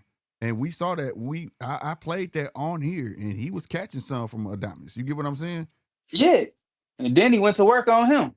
Yeah, he And did. this Yeah, he old, did. this And he like figured 7 it out. years old. This like I'm finna 8 show you this years picture. old. I'm finna show you this picture right now. Check this picture out. See this picture? Look at this picture, bro. Mm-hmm. Now this is what when I had showed this, everybody's that's Photoshop. Fuck no, this shit ain't Photoshop. That's when Canelo was at 154, right? Yeah. So if this is where he is right here, Or look at this shit. 160. No, I think this was 160. But you see this? So y'all not. That's what I'm saying, man. The man meant to have size on him. What he's doing, what he's been doing is what he's been doing. But this is crazy, bro. He been doing it because he can. See, what people fail to realize about boxing, that's why I don't understand all the weight bully this. Bro, it's an art to making weight, bro. Here's my thing when it comes to the weight bully term, and I done said this so many times. Okay, you had Tank as a prime example. We saw Tank in the beginning. He was a weight bully in the beginning because he was getting away with missing weight. When he fought for Saker, nigga, we all heard that dude said he was 160, but he was fighting where 130, right? And he went in there and Right. fought that man, right? And he was 160, but he got disciplined and he stays around his weight now. If you stay around your weight, I have no problem with it. I'm talking about off season. You get what I'm saying? Right. So if you 140 and you in between 154 around there, that's fine. You ain't got that much to lose, bro. It's not like you blow up like a Ricky Hatton used to in between fights and shit, be down there like heavy and go down and have to fight at 135, 140. You get what I'm saying? Or I mean, Yeah, not I get it. forgive me, 140, 147. You get what I'm saying? Yeah. So as See, long as my you, thing, if you discipline, you good.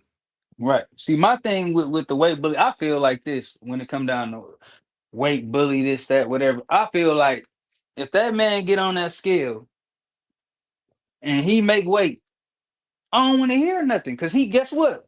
He if he was 160, 170, and he got on that scale and was at 135, 140, 147, depending on whatever weight class you in. If they make that weight, bro, that means he left a lot of his training went to weight cutting instead of Right, actually training for the fight. That's the right, advantage. right. So that's the advantage for the other fighter that didn't have to have no weight loss no weight loss camp. You know what I'm saying? Facts, facts. He ain't had no fat camp. Yeah, So he worked harder than you.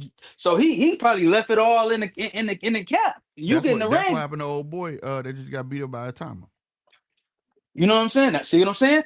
When you had those kind of training camps, man, when it's all weight, it ain't doing you no good. You depleted. You going in the ring at 60%. Did you see Dillian White fight a timer? Yeah. That's exactly what happened. You saw how good Dillian White looked. He used Yeah. his whole camp, lose all that. Think he was gonna turn back Father Time by losing all that weight, coming showing he got abs now. And what the fuck happened? Yeah, he left it all in the camp. He ain't had nothing left to He give in ain't the had ring. shit. He ain't had shit. That's exactly right. That's what I be arguing with these cats, man. They know, man, he blow back, they blow back up to this shit. It don't matter what they blow back up to, because guess what? If he spent all that energy trying to get rid of it, then he sit there, he try to blow up in one day, 2 days, whatever. And then you get in that ring, man. That ain't gonna feel good on that cat, man. That cat ain't gonna be able to do It ain't. nothing, especially if you can weather the first 4, 5, 6 rounds. He Right. gonna be hurt. He gonna be hurting by round 7. And then on top of that, that motherfucker is a weight bully like that. He have to use his whole camp, lose weight, and you lose. What that say about you? Exactly. That's my point.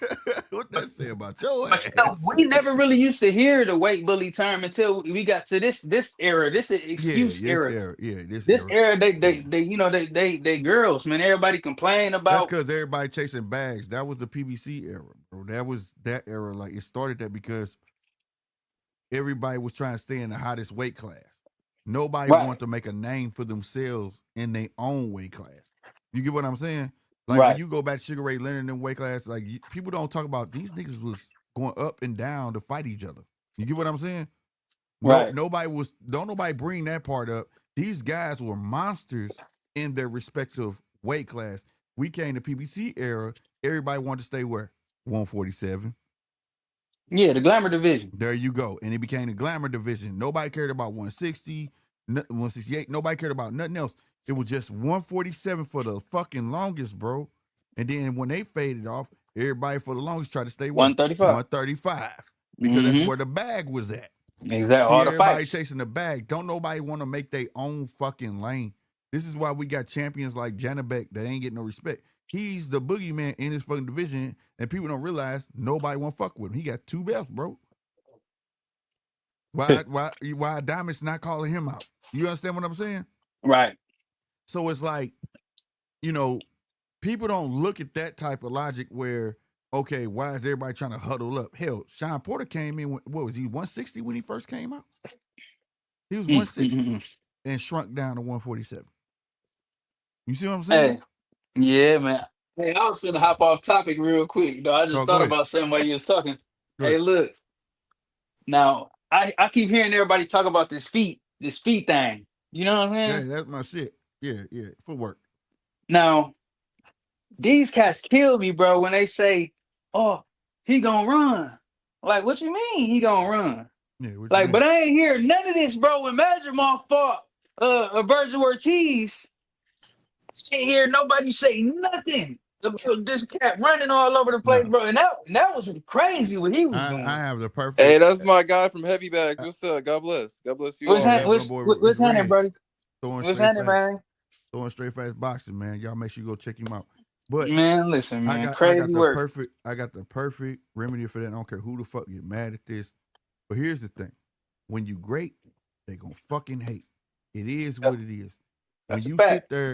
sit there and say this man running because he won't stand there and let somebody punch on him, you obviously don't know shit about boxing, bro. Period. If he moving and jabbing and stopping this man from doing what the fuck he doing, that's fucking boxing, bro.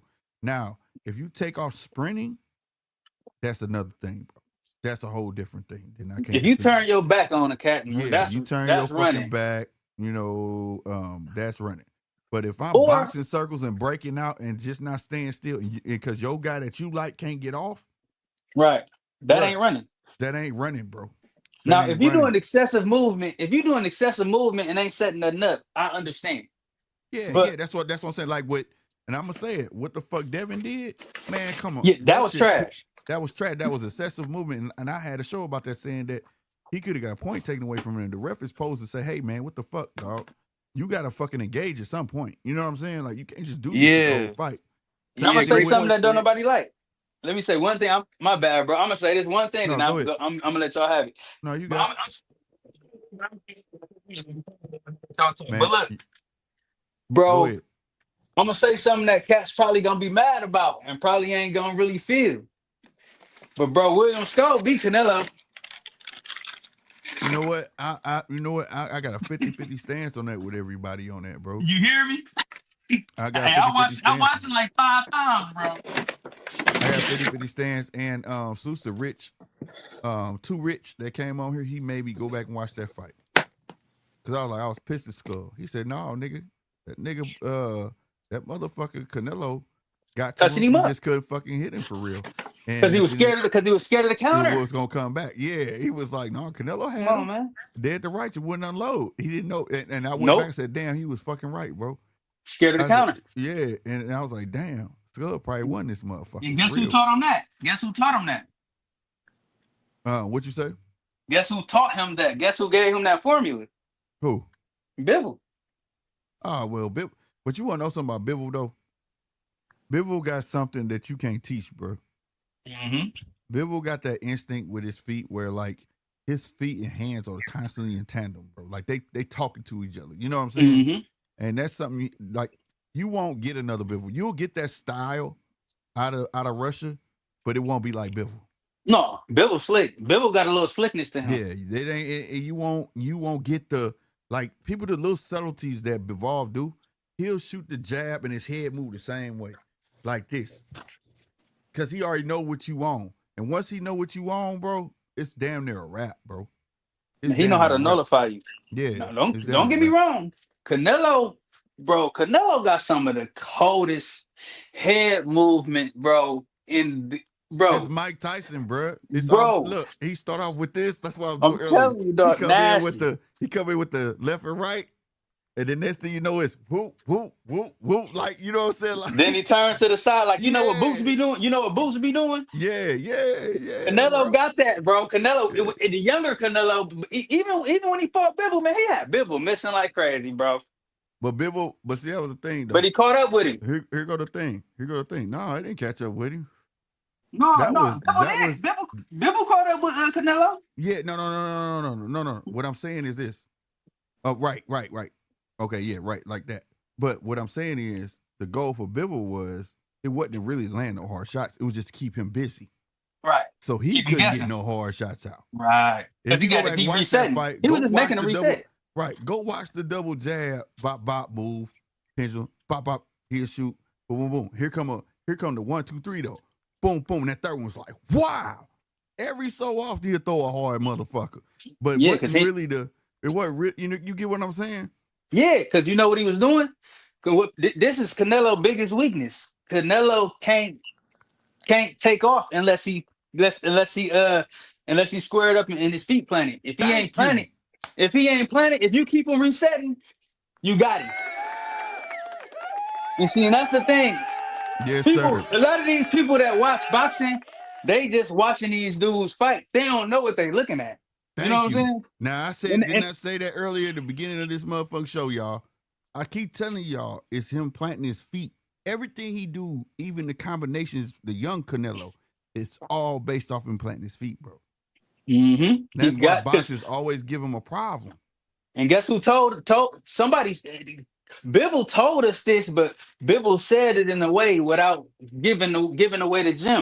But he gave you the gym. If you got a boxing mind, he said when they were saying who hit harder between him and Better Beef, he literally told you like Canelo, everything Canelo try to throw is hard, and the reason why, and the only way you can throw real hard punches every time is if you plant your feet. A lot of cats don't have power on the move. No, shooting from the shoulders. No. You know what I'm saying? Like cats like Crawford got it. You know what I'm saying? So a lot of fighters got it, but not that many. Not many. And no, not on the elite level. That's why they can't. That's why they can't. A lot of fighters can't fight going backwards. You know, like Thurman. Thurman can fight going backwards. Thurman a bad dude, though. That was he would have if him and Crawford would have fought. That was the real fight to see, not him and Spence. I knew he. I don't care if Spence never got in a car accident. He would have beat Spence though. Spence style is tailor made for either one of them. Yeah, if Keith Thurman would have fought Spence and they were supposed to fight, Keith Thurman was gonna beat him. Yeah, of course. Listen, had him beat him. Spence is a pressure fighter. They always say he had good defense. Man, I see Spence get touched up every fight. The thing is, Spence just one of them dudes. Spence is not a boxer. Spence just beat your butt. Because Spence fight. He just wear down. He just fight Mexican style. Yeah, he a brawler. There you go. He a brawler. He'll take yours and just wear you down and just keep coming. Yeah. But he does have somewhat technique, right? We're not selling Canelo short. Of course, of course he do. Huh? Yeah, we're not selling Canelo short aircraft carrier. All we not at all. We giving him credit. Everything that is coming out, right? Everything that's coming out is what we're saying is it's the answer for it. So like Canelo, like I said, he has to plant his feet to load up, right? That's the answer to meaning that if Bud can time that and keep him busy, Bud could pitch a shutout, right?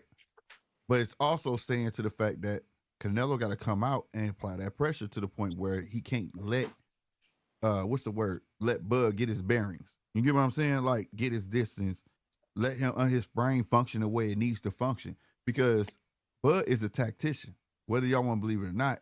Bud do shit to see what you gonna do. You see what I'm saying? Like he'll do dumb shit in the first, second, not dumb, but he'll do things in the first, second, third round just to see how you gonna move. That's why the fourth, fifth, if you go all the way back to fucking Dread Bud when Max Kellerman was all on his nuts, he would say it. He's so started, but wait till the fourth fucking round. He gonna beat your ass. Yeah, because he baited you already, but you just don't know he baited you yet. Right. He done downloaded all your movements. He know what the fuck you finna do when I do this, when I shoot this feint, when I shoot this combination.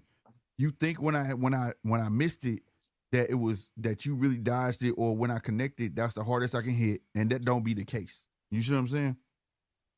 It's called setting traps. Setting traps, exactly. And you don't know, and people don't realize that. See, because can't nobody know that somebody's setting the trap until after he set the trap. Facts. That's where BJ fucked up. That's what I was trying to. Yeah, I was trying to tell my wife about it. Like, I'm like, dog, he just did the same thing. Like, he just did that shit like 3 different times. He did it. And she's like, what you mean? I said, man, why? I said, I guarantee you, watch, he gonna sleep him doing exactly that. I told you on the Shine fight. That Shine fight. Right. I said the same combination. She like, how you know? I said, because he kept doing it, man. I knew he could have got off with it, but for some reason he let up. Lining up. He just lining it up. Like, I'm gonna tell you something that Canelo does. When Canelo think he can knock you out, bro, he gonna throw the right hook, right?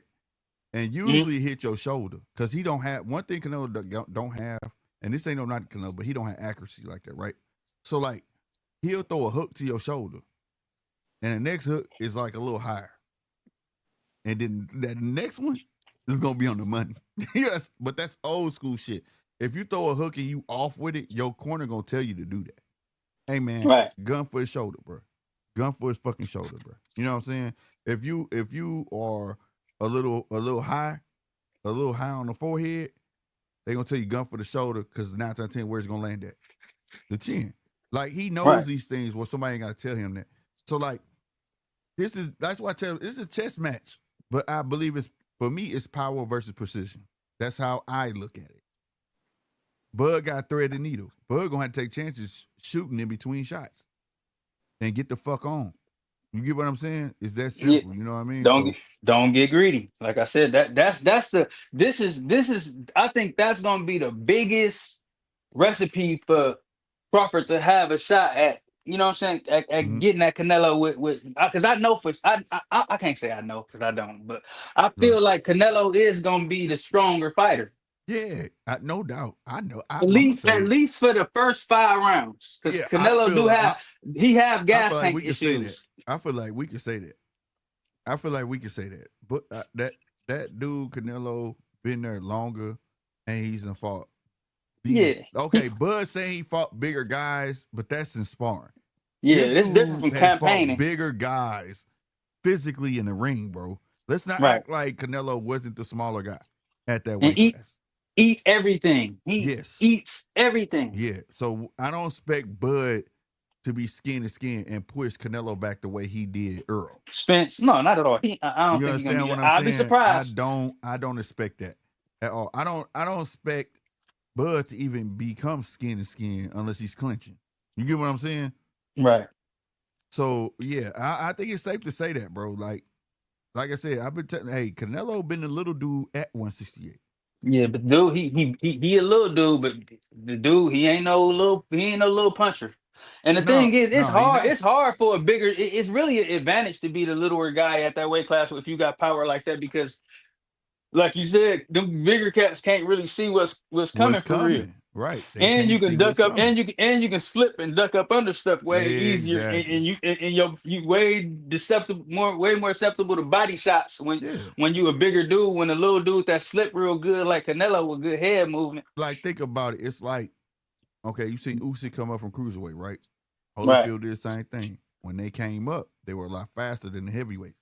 right, You know what I'm saying? Canelo came up in the weight division where them guys were all relatively swinging the same speed, but he was faster. You see what I'm saying? And he was smaller. He could move. He was a little more agile. You see what I'm where saying? I'm out. That's why people saying that the toughest fights you seen him fought was Triple G. You see what I mean? They were Hmm. around the same height, the same weight. It's a difference. I tell everybody that. People don't want to believe it, but it's a difference when you're shorter fighter looking up, and it's harder on a taller fighter because he's shooting down. It take Right, a lot out of you to shoot down. depending on how much taller. Like I Yeah, feel yeah, like yeah, yeah, yeah. I what don't mean Canelo like and by inches. yeah, When I say I know, taller, I yeah, mean like with taller. Canelo and Crawford, right, like 6 feet versus Yeah, Canelo and Crawford type, yeah. yeah, Like, see, yeah, because yeah. Crawford and Canelo, they pretty much neck and neck. That they heights don't. It's kind of wash. It's a wash No, for that's real. a fact. No, that's a fact. No, when I say tall, I mean taller. Like Yeah, you taller. talking about You like know what I mean? a 5'8" cat going against a cat 6'1" type. Yeah, You know what I'm yeah, saying? yeah, yeah. And when that nigga 6'1", 6'4" shooting down, he throwing everything down. That take a lot out of you. Throw your shoulder out. You know what I'm saying? Especially when you missing Yeah, for real. where And you people don't out. see that. And that's why we trying to explain about Tank. Like his two toughest fights was people who was his height. He Hmm. wasn't used, he's not used to those looks. He's used to people taller than him. Yeah, so we can just duck up under him He and can see dig to it the body. coming. That's right. It's a big difference. So like, but this fight definitely, what people look at this fight, I get it. That's why I said earlier, like, who would y'all rather have seen, Bud or Benavidez? Me, Benavidez. But we got this Oh, for fight. sure. That's a But this fact. fight is still a fight, though. Whether people want to believe it or not, and I understand it's a lot of people who just start watching boxing and things like that. But if you go through history, bro, these type of fights have always happened. It's And they've not Yeah, been it's not bangers. new. It's not Always new. bangers. Yeah. Always bangers. This is yeah, not yeah. And new, bro. just to chime in, I did want to say in regard to the like, I don't like. I mean, like, I'm not fond of how like people will say like the whole running and stuff like that. I mean, you're supposed to utilize the ring to move. The only issue is if you're not engaging consistently. That's the Right. only Exactly. issue. Thank you. You can use the ring to move all you want to. It doesn't matter. Like the whole running stuff, like that stuff is just that's garbage. It's part Fact. of the sport. It's part of the sport. Why you want to see? The thing is, I'm gonna keep it real, man. Look, this is how I feel. You know what I'm saying?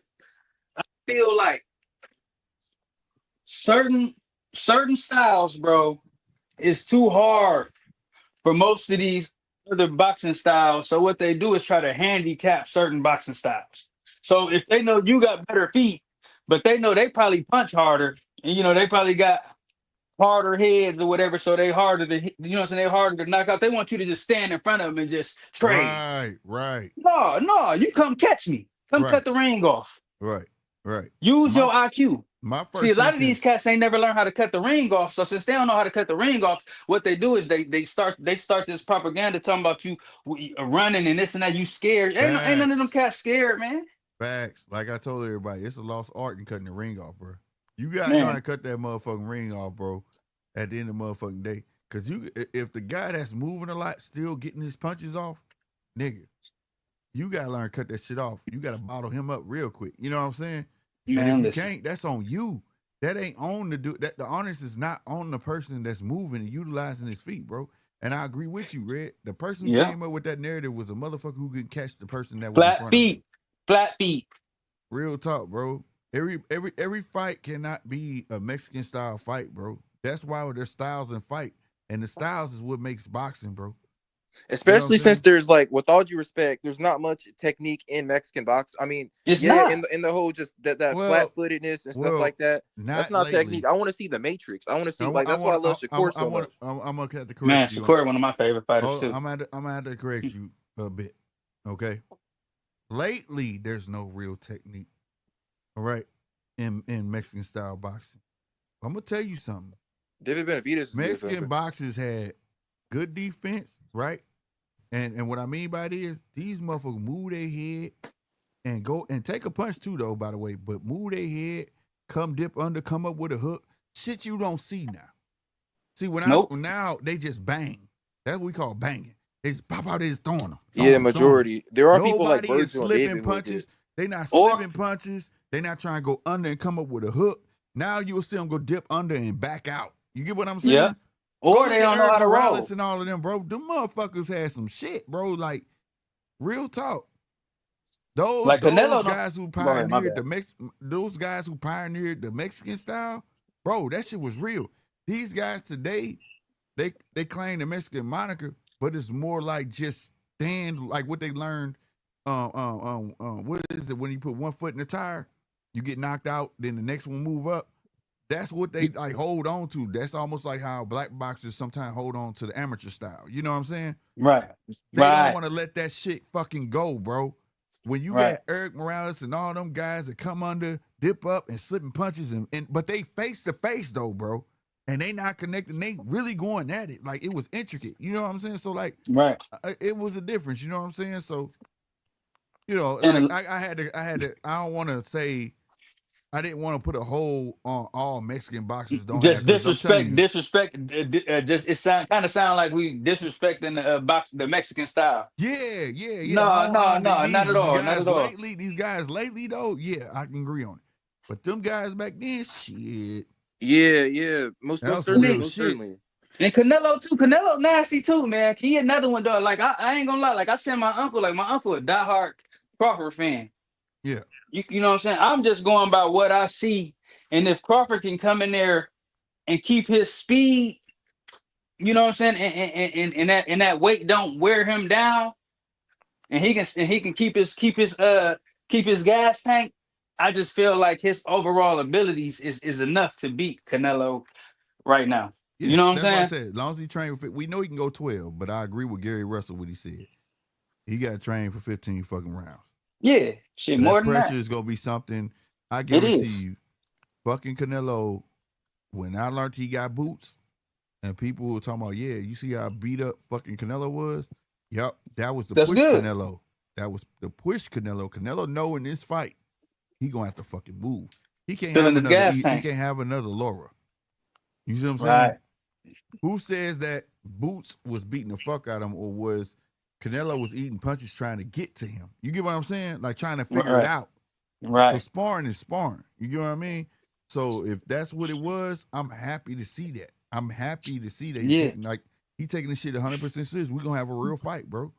Yeah, because if he didn't, like I said, his gas tank been suspect. So he filling his gas tank up so he can make it across country. Facts. And then on top of that, goddamn me, Bud camp over and he's still going. Right. That man was still, nobody tripped off that. Bud camp over. He's still going. Well, Canelo and them they just wrapped up his camp today. Well, that's today, but he went longer though. Yeah, I ain't gonna say he went longer. He started later. Oh, he started late. Okay. Because you got to keep in mind the reason why Bud camp was so long, because Bud gained the weight, lost the weight, gained the weight back, lost it again, so he can try to acclimate himself to the weight class. He jumping up 3 weight classes, so it's different for Bud.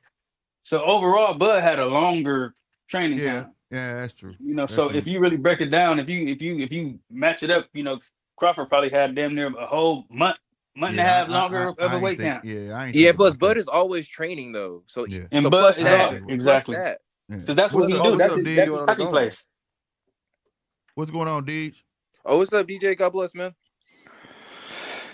G'day, boys. Red, Rob, you still going?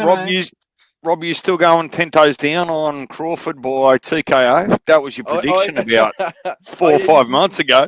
Yeah, you already know, man. But by TKO decision, man, we already know, man.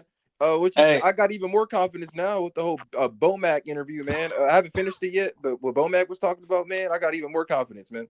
You better believe it. Look, man, knockout is crazy. I didn't say knockout. I said TKO. TKO, yeah. I mean that's crazy too. Look, but hey, it's plus what is it?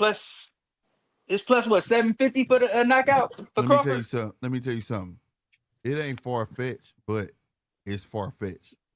It gotta be to the body. If he got Canelo on the ropes, that's what Bozy was on Canelo, they gonna let that shit go extra long. They gonna be like, you have to well on about 100 punches before they be like, okay, TK. It ain't. You know what I'm saying? I can't see the referee stopping it. I can't see him. I think they'll let him get pulled in the corner there. I'm telling you, they're gonna let that shit go so long, bro. I swear you're gonna be thinking the old way on Rocky. Throw in the damn towel. It's gonna go that damn long. Call the wife, tell her to put the house on Bud. I promise you, bro. Now, what's going on? What's going on, Deej? Where you go? What's up, Casino? What's happening, man? What's happening, fellas? What's going on? Nothing, just having a real conversation about this fight, man. People don't want to have. We talking about what Canelo got to do and what Bud got to do. What happened to DJ? DJ just left. Yeah, sometimes I don't know if his phone probably dropped off.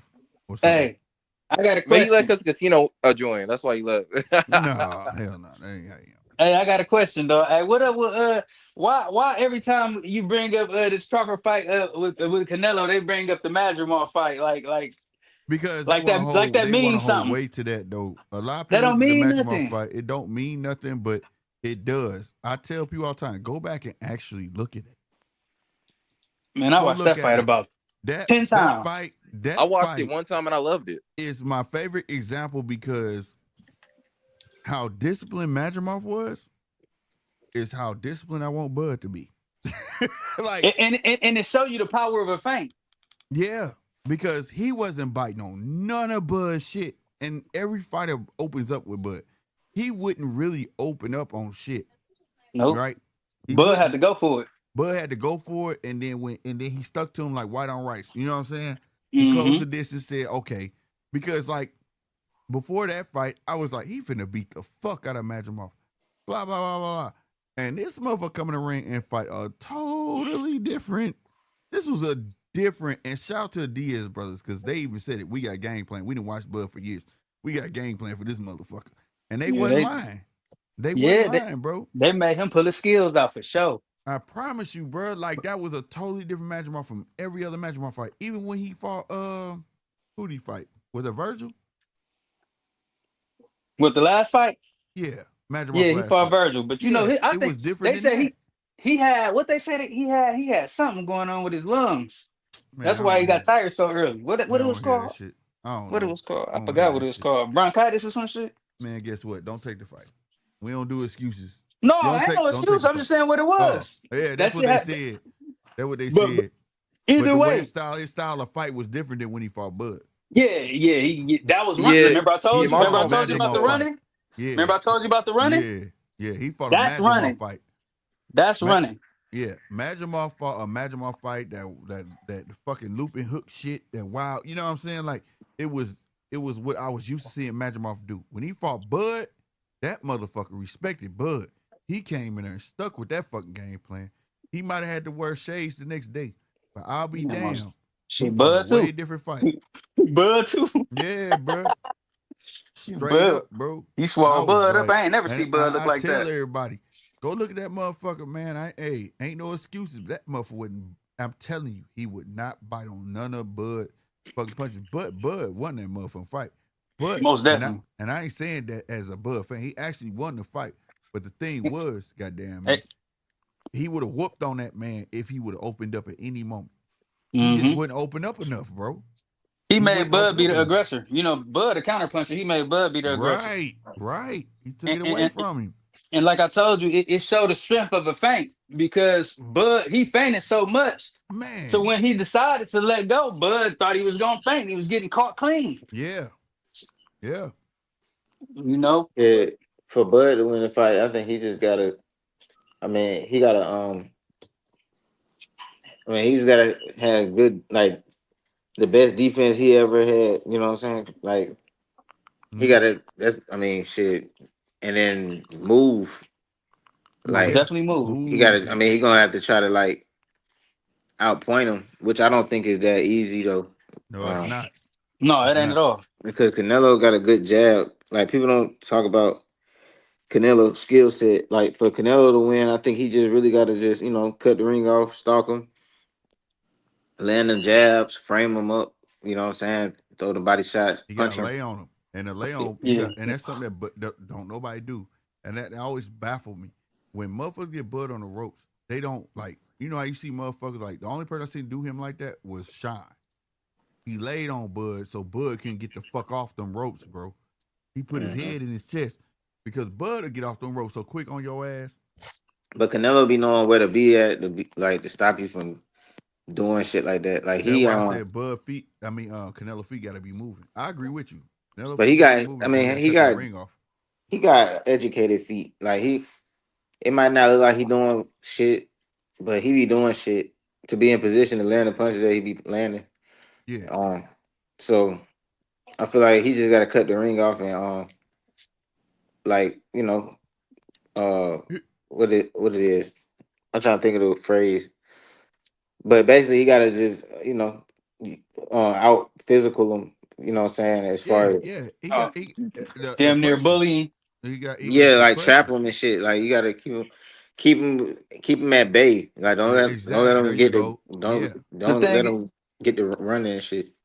If Canelo that much stronger than Bud, he really can damn near just stiff him into the corner and catch him as much as he can before he make Crawford have to fight his way up out that moment. If I was Canelo, I just have a real dirty fight with Crawford and have him pull it out. I just make it real ugly. I make it ugly because when somebody fast like that and he got a motor on him and a gas tank, them kind of cats, you just got to make it a real dirty, nasty ass fight and just keep digging your head into his your chin into his shoulders, pushing. You know what I mean? And really make it dirty and nasty and physical. But that's at the age Canelo at, right?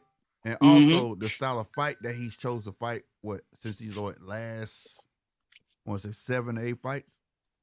That's where he's at. You need to do that. That's the Canelo.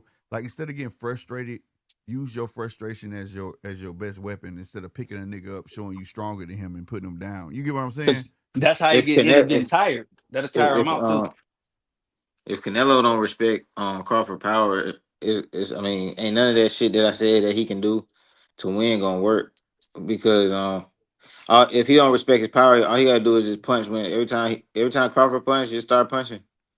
Well, yeah, he got 4 inches on him in reach though. That matters. Nah, but that shit ain't gonna matter. That shit don't mean matter. Nah, that shit gonna matter. That matter, it bro. do matter. If you got a guy, if it matters because now this is only based on if Bud feet is up to par at that weight, right? Exactly. So if Bud feet is actually working at that weight with no fucking problem, like he can just move like how he been moving, it's a big issue because he can shoot a jab and you try to come in between his punches, you're not gonna land nothing.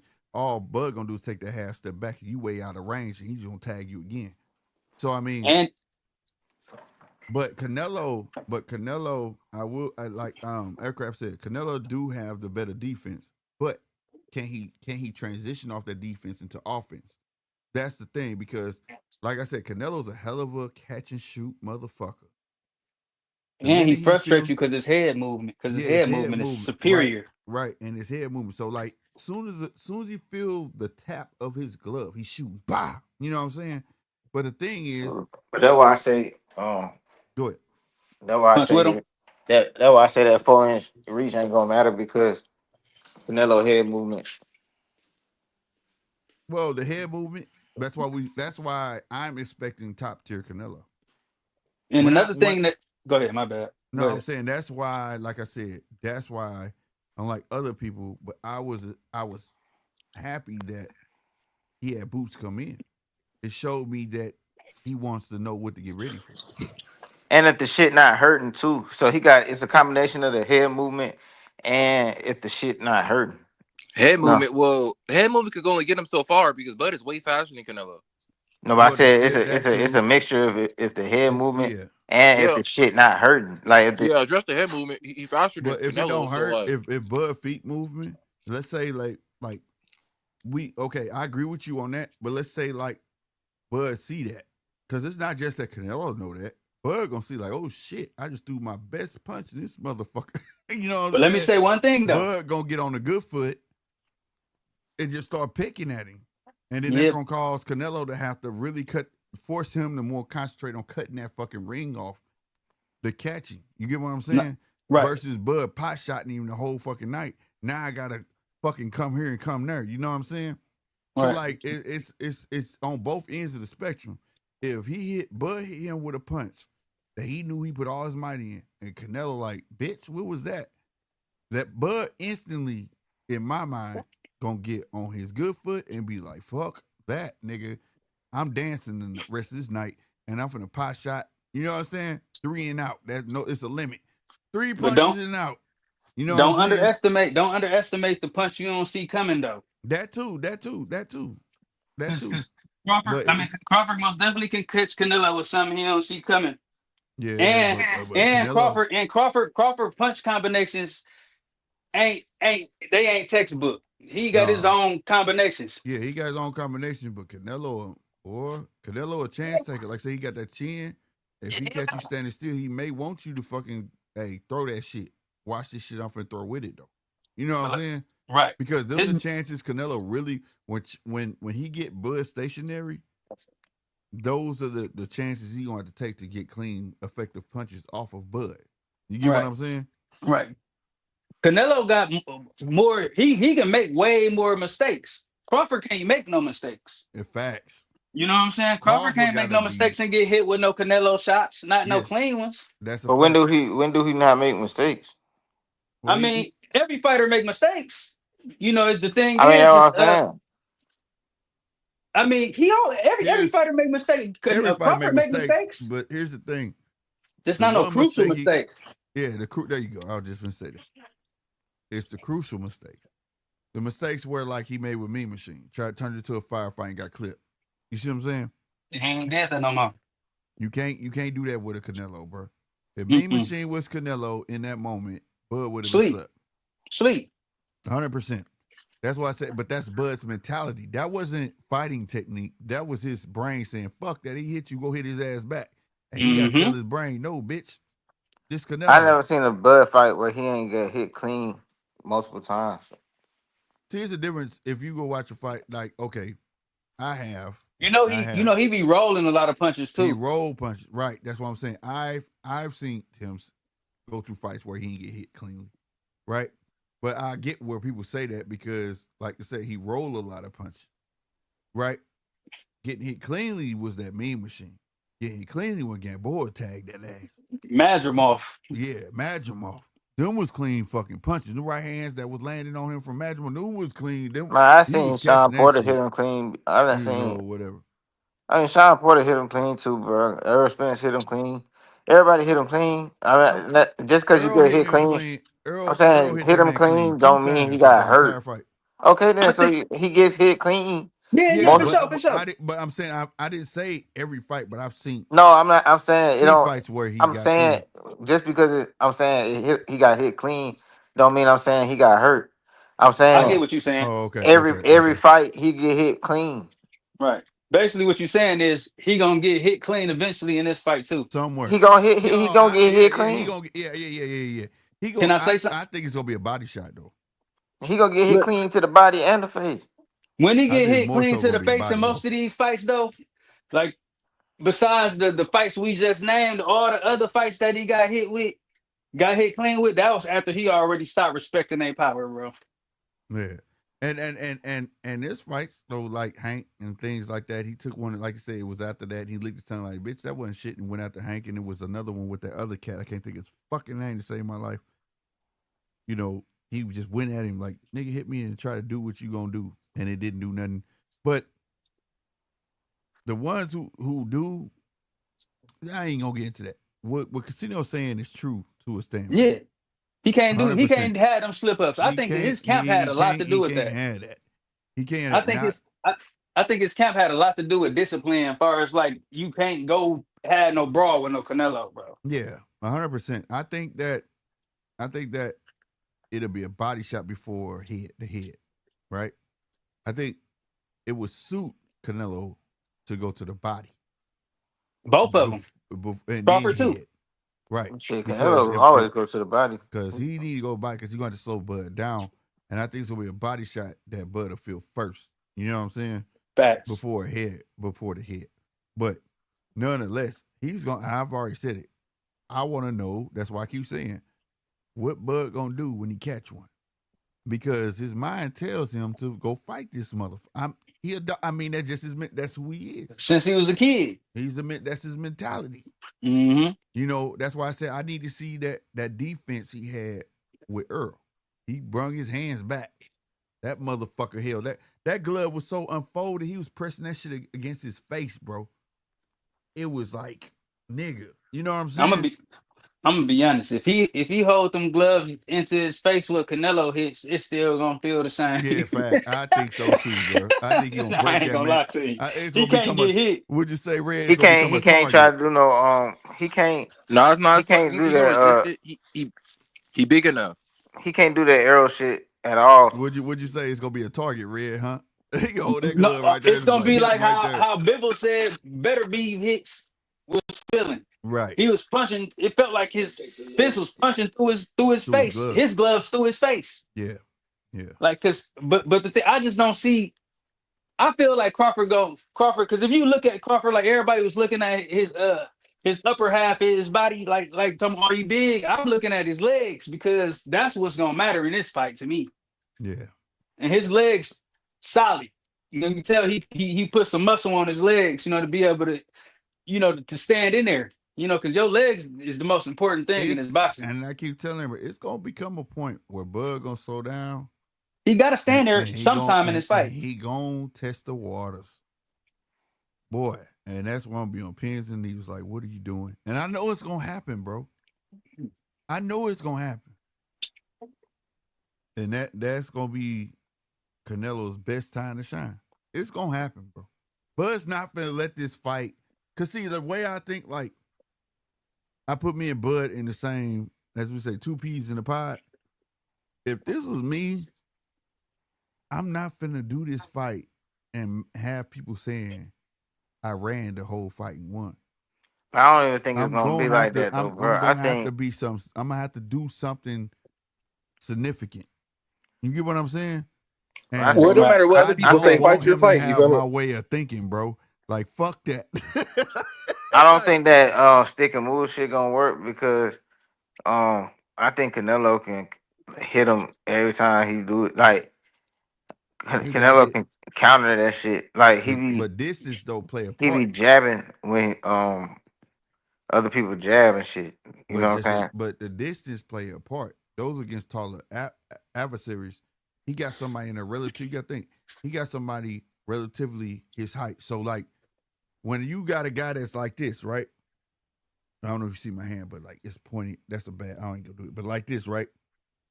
Mm-hmm. When I got a guy shooting down like this, right? I can see it coming. Now watch this. I turn like this. See how my fist left the screen? I see it coming. By me turning blade, now I got more reach. When you got somebody here, we're eye level, and I shoot, right? And you shoot, you got more reach. I'ma catch it. even if I turn blade, I'm gonna catch it. I'm gonna catch it before mine get there. Turning blade with somebody up here, boom, I'm out the way. Turning blade somebody out of eye, boom, guess what? I'm still catching it. It's a difference, and I keep trying to reiterate that because that's why Tank had his issues with the guys. The only two issues he's had was with who? Guys that are his height. I think Canelo good enough. Like he's gonna take his head off the line and step in with the jab. Like I mean he's not. He got it, and I want him to do it. But I'm saying he don't really. We talking about somebody who don't really be fucking up, bro. I mean the most people can say about him is like his last few performances maybe been lackluster. I don't count And those. No, I can say he's so, just but I'm not as saying good like as Bud. That's just what it is. Canelo and them cats ain't elite either. Yeah, I'm saying Canelo don't be really fucking up, bro. You know that's what I'm saying? I was going to say what Red said. He really be adjusting the shit, and he be really. Who's the last guy you saw? They not elite. And this is to speak to Canelo's character. When I asked this, so I see his character when I saw who he brought in. Who's the last guy that Canelo's fought that has a skill level of a Crawford? Bavard.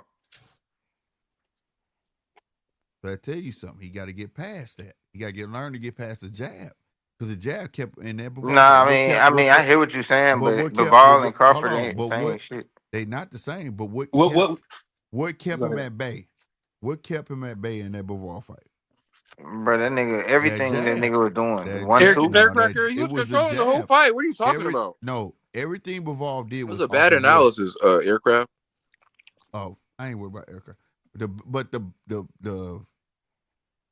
thing that Bavard worked off of was what? Yeah, the jab, but I think Bavard got a better jab. He couldn't get past. He got a better jab. But it was the reach and the jab. It goes side. I get what you're saying, but that shit. And Bavard also fought Canelo's height because his legs were split. Yeah, but that shit ain't got nothing. Pendulum style. He been down to that man height. I don't think Crawford good as Bavard. Hey, 50. Huh? Hey, look. Yeah. Keep in mind, Crawford jab is really a straight. You know what I'm saying? So it's most definitely packing a little more power than your weak hand. I agree with you. I don't think he comes out southpaw this because I think he gonna come out. See, when the Earl Spence fight happened, I said, what y'all don't understand, Bud come out southpaw. In this fight, I think Bud coming out orthodox. The fuck with him. He's gonna switch. He gonna switch, but he's not gonna give him the full Canelo. He's not gonna give him the full version of Bud off the bat, so he can get used to it. You get what I'm saying? Right. He might switch up all night. I think right. Either he's gonna switch all night, or he's gonna come out orthodox, and then by third or fourth round, he's gonna switch on his ass like, bitch, let's get it. You know what I'm saying? But like, right. Earl fight, I knew he was coming out southpaw because Earl he only fought like 1 or 2 southpaws his whole career. You get what I'm saying? Right. That was like a given. He don't know. He don't like that look. He don't like that look or none of that. But this fight, to know that he put on a switch hitter in, okay, I'm gonna come orthodox. See what you gonna bring. Tire your ass out for 1 through 4, and then I'm gonna turn up. I'm gonna switch on your ass, or I'm gonna switch on your ass night because I'm a switch hitter. I can do that while I punch. You see what I'm saying? So, right. We gonna see. We gonna see. Now what? No. Far as what Casino said, he said Bivol better. Now Bivol better to you, right? But Bivol, Usyk, you know who they say the best, right? Right, they do. They Bud. They did.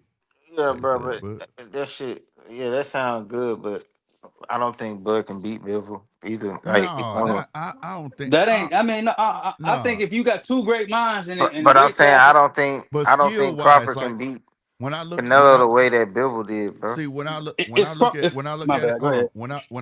it, I don't look at like if Bud could beat Bivol. I look at it just acknowledgement of skills. Like, but it ain't even the same. It's not even the same skills. It's not. If they was all in the same weight class, player, and you could recognize another great basketball player, like I didn't say Crawford ain't great. I'm saying, I think Bivol, bro. Crawford can't fight like that, bro. He got the right. He got the right to. He ain't wrong for feeling that way. That's he can't. I agree with you. He Bud, can't fight Canelo like that, bro. Like I'm no, talking about he real can't. life. I Yeah, ain't yeah, talking yeah, about yeah, pound yeah, for yeah, pound. yeah, yeah, yeah. No, I'm no, not no, talking no, about no. pound for pound. Yeah, In no, real no, life, no, he can't fight Canelo no. like In that, bro. real If life, he Oh fight, no, you no, can't. no. They got No, if different he, you attributes. agree. Different Different attributes, attributes. but I'm different saying, but different styles. even if Crawford do the same performance, he getting knocked the fuck out. You think he No, get I knocked don't. out? No, I Nah, don't He think. I can do don't it, even see. bro. nah. Just I because don't it's see two him getting different knocked out. niggas, bro. It's two different people, bro. Like Cause like, the based shit on that what you if he do the shit that Bivol was doing, it ain't gonna work the way it was working when Bivol did it. And when he No, tried because to do bit. that shit, it's all no, no. See, right, somebody else in the bro. chat. Hold on, Casino. But somebody else in the chat said something similar. And what I mean by Revolve gave the blueprint, like I said, when one person built the house, that was the blueprint.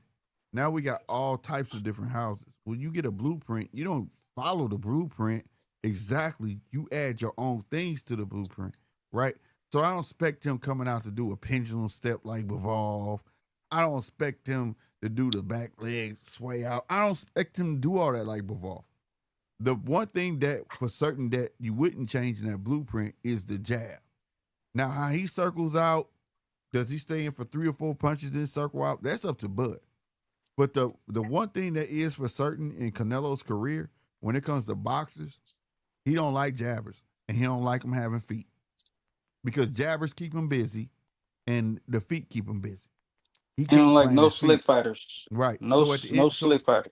so at the end of the day, it's not about like bro, he got to fight exactly like before. I agree with you. If he come out trying to pendulum step and fight like Smack. before, man, he gonna get his ass whooped.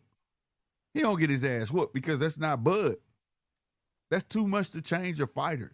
That's what's going on with That's what David I'm Berlanga. saying, bro. So even Bivol, like he can't use Bivol. He can't use none of Bivol blueprint. He got to come up with his own way to beat Canelo. That's all I'm saying.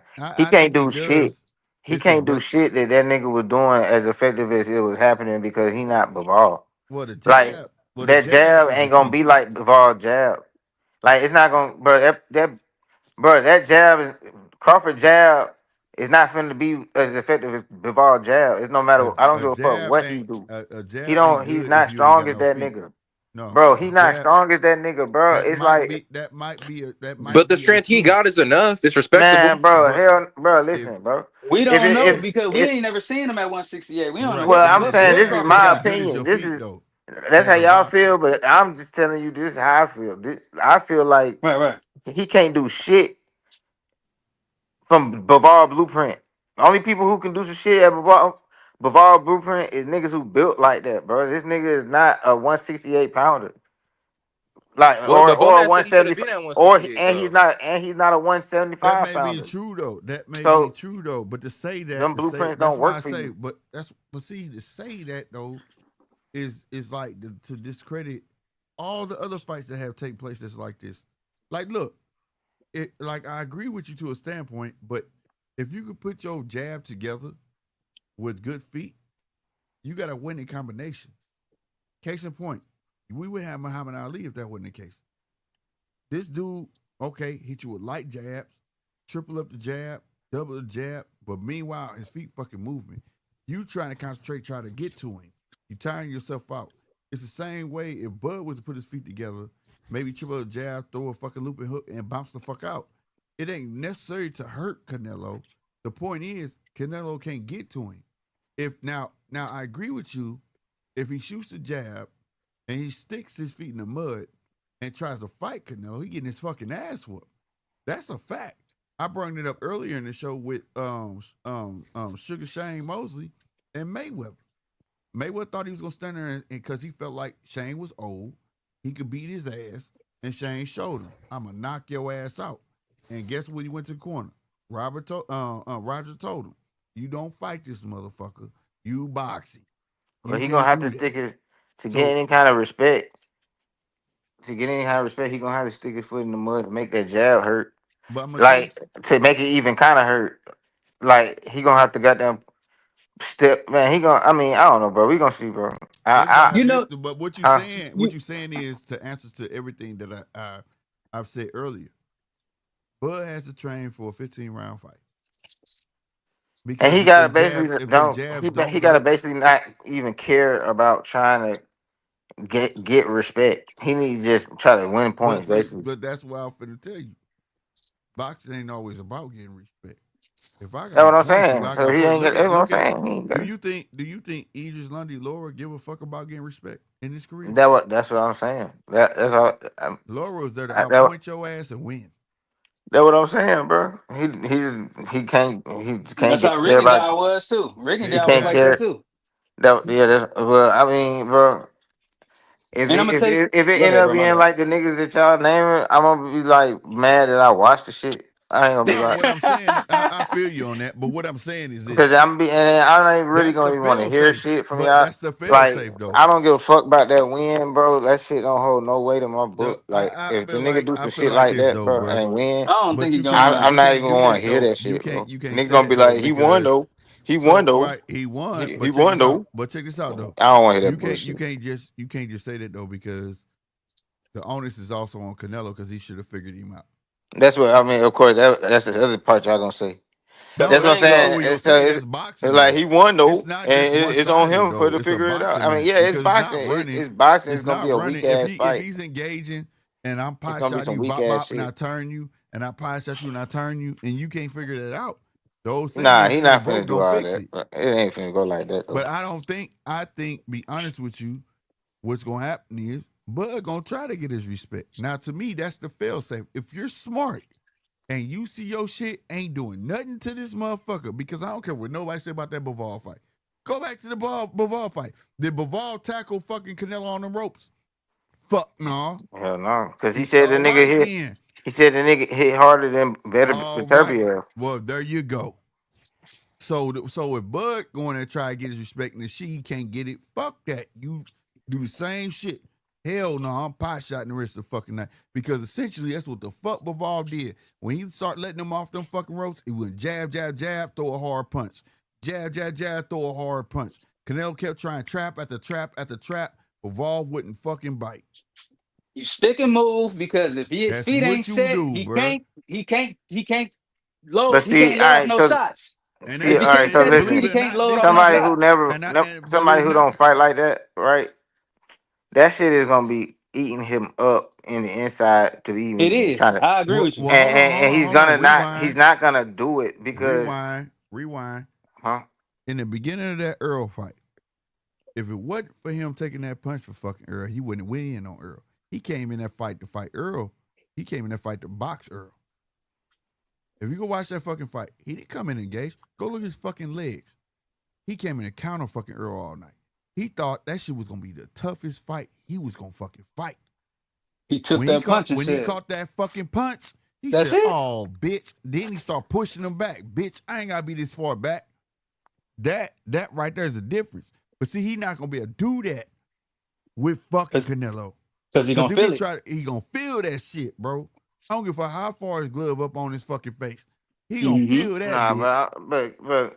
but the way Arrow fights and the way all right, so like, all right, Yeah, so they fight totally different. that's They what I'm fight saying, totally bro. different. What I'm saying is that to say that like he ain't never gave nobody no respect. He gave Earl respect, bro. Yeah. In the beginning of that fuck fight, he gave No, Earl I'm hella not saying. I respect. didn't say he didn't give nobody no respect. I'm saying, bro, I don't think he even got it in him to have a nigga stalking him, and he don't goddamn stand on like he don't, bro. He just, bro, I know he what you're not the type. saying. He not the type of nigga that just be like getting the hell on all night, bro. He not on that, bro. Like, Casino saying he feel like Crawford, he got too much pride to sit there and run all yeah, night. bro. He not Well, finna do He that that's feel shit, like bro. he like, man, he gonna sit there and fight her. what I He's said. gonna be eating them But up what I all night say, if he don't I but fight. mean, But what I I mean, say Bud's gonna fight earlier, his fight to win. He don't care right? But about hold on, whoever's hold on. saying whatever. He in there. He's fighting for Right, himself. He don't care Rob. about whoever's But saying what what. I say earlier though, Red, what's the one thing that bothers? yeah, you said the fact that he whenever somebody get him, he want to get his He back right want to away. get his back. So I agree with you, Casino. That's the part Yeah. that bothers me. That is the Well, part, that's what I mean. bro. Well, he gonna do that. So I mean, If he shit. does, that will, I swear it depends where it happens in the fight. And if it happens, I hope it happens early because I'm telling you, if it happens in them later rounds, that might be the only shot Canelo fucking need. Right. And Bud is disciplined enough not to do that, though. He can do it, but he disciplined enough not to do it. Yeah, Bro, but let me tell like you when you something. say things like the only shot Canelo need and things like that, man, Canelo can create shots. Like No, he don't have to. no. When I say Oh, not shot Bud like not a gonna give him an punch, opportunity. shot as an opportunity. Like oh, if Yeah. Bud if he catch Bud and Bud say fuck it, let's bang. Canelo gonna lick his chops, say yeah, bitch, you done fucked up. You know what I'm Because saying? that's what he Nah. I wants. feel like I'm going with BoMac. I feel like Because at that point, you're gonna be fighting Canelo fight. right. You know what yeah, I'm and saying? Canelo probably Like, gonna get damn. TKO. Because the thing is though, Bud like BoMac was saying, Bud should have been at 168. So his body, like I feel like his body's enough to resist at least a few punches from Canelo. Yeah. But let A me tell you few. something about that though. When if you stay depleting your body fighting them lower weight classes when you're supposed to be at a higher weight class, it hurts you more than it helps you. Yeah, bruh. And So he then might like I said when y'all saying like Crawford gonna be strong or Crawford gonna be weak. My argument is when I say we don't know, I ain't saying that y'all right or wrong. All I'm saying is we don't know if Crawford gonna be strong at 168 because we ain't got no right. serving size of it. We don't know what Crawford gonna be. Crawford might come in there stronger than Canelo, but we don't man, know. nah, We bro. don't Listen, He this never is Yeah, what look, I because he look don't at it gotta like. cut just down listen, no bro. a lot Just of hear me out. muscle. Hear me out. Hear me out. What I'm saying is we don't know. Crawford ain't never fought at he going up 3 weight classes. But the We ain't fact, all never right. seen him So there. the shit right. that Bomac, you said Bomac said that Crawford should have been winning at 168. Yeah. Crawford should have been. Listen, Crawford should have been at. Bomac said Crawford should have been at 168, but the goal was for them to go and collect the belts on their way up. But Right. he Man, ended up getting held back, waiting for the Spence fight, man, check this shit out. and then You know after what the that Spence, mean? You know after what the that Spence mean to fight, me, bro? then You know Charlo that. fought Canelo, and then that killed the whole chance of him getting the undisputed at 154. That was the But only reason why you he know took what the that fight mean so to long. me? You know what that mean to me? What? That mean Canelo just better and he better pound for pound than everything. Huh? Huh? He don't even got better No, don't skills do than that. Bud. How is Don't he do better that. pound for Don't do pound? that. That's what it mean I to know me, where bro. Canelo going. I know where Casino going with this. I mean, that's what it Canelo's a mean to weight me, load. bro. You can't say that because That's what Canelo it did the mean to same me, thing. bro. No. That's what it mean to me, No, bro. Because we no, talking about no, somebody no. who older. He older too, bro. That's He what Canelo it mean started to me, later. bro. He started way Canelo later. did the same shit, bro. Canelo was bringing up littler guys Man, and was bro, stumping them out. that He nigga done did a was, whole bro. But He undisputed did the run. same shit. Crawford ain't bring up nobody. He went to Right, the but what I'm smoke. saying is he stayed at a weight class and he was bringing up littler guys when he knew where he was supposed to be. Canelo could have been at But Bud wasn't 168. bringing up nobody Everybody though, knew Slick. that, bro. That's why. He was Nah, he was going That's to my the point. smoke. He was going to the most challenging fighters. hold on, Rock. Because that's why everybody was excited for the motherfucking Triple G fight, and that's why everybody keep going to Triple G fight because that was his most even matchup. Everybody else was not a matchup for him. He was bringing motherfuckers up like Amir Khan and shit like that. He did the same shit. That boy was supposed to be up. That was the first match when the night. This I swear to God, this shit ended after the Triple G fight. If you are my age, you and if you agree, you telling your age right now. The night of the fight, they used to tell you how much they weighed the night of the fight. Mm-hmm. After the Triple G fight, the second one, they didn't do that no more. They Nope. didn't. They stopped because that was the first fight where them two niggas weighed the same. Motherfucking Canelo came in 170 something, 171, and motherfucking Triple G came in 171. Before that, man, that nigga was coming way bigger than his fighters, bro. Canelo's coming way bigger than his fighters. So let's not act like Canelo didn't make a living off little fighters. They Hey, were good fighters, but he Bro, what did. they got to He do did. with what I'm saying, bro? What you're saying is that It's a double what you're standard. because what you're saying is Nah, it's not, Bud bro. should It have is. He been gonna where he claim. was. Because you talking Bud should have about been some where he shit. was. Listen, No, you that shit saying ain't Bud got. should have been Listen, here then. And that exactly. means Canelo should have been here But way but what I'm way saying, before everything you his just time said, too. nah, nigga. What I'm saying is the nigga's there now, and he been there, and he been there for a while. He did an undisputed run there, and all that, bro. And the nigga, so he's better, bro. Bro, you're not hearing I don't me, Like bro. understand. he better, You're not bro. hearing me. He might Cause be How niggas, over Crawford ain't even there had a cause chance to in niggas, weight class where campaign there because yet. bro, the where you nigga was going goddamn had when he one fight was. at 154. Like Casino know where he was going at. At And- and- and- 154, and- he technically should have been where he is now. But he stayed there and made a living off them niggas. bro, and I you still said, believe he didn't get no tune up at 168 because he knew he could lose that shit. see, Crawford fighting Canelo because he's not giving up as much fighting anybody else. They are closer to the same size. He's giving up too many advantages. But Yeah, that's You know what what I'm I'm saying? saying. But wait, what Canelo you don't saying? care People. about That's that. why My people guy. But when no, people listen, listen. listen. You just proved my Go ahead. point by saying that shit. Hold on. Go Because ahead. Go ahead. Canelo don't care Go. What he about none say? of that. Don't care about You. what? I don't think you catching the point. No, I'm saying I caught the point. You said He's Crawford. not going there to No, you said campaign at Crawford is 160. going for Canelo because Canelo Exactly. is not that big. But nigga, Listen. Go Canelo. ahead. Go But ahead. Go listen, ahead. Finish it. Go ahead. Canelo don't What? give a fuck about none of that. Yeah, he Canelo don't give campaigned a fuck there. about that.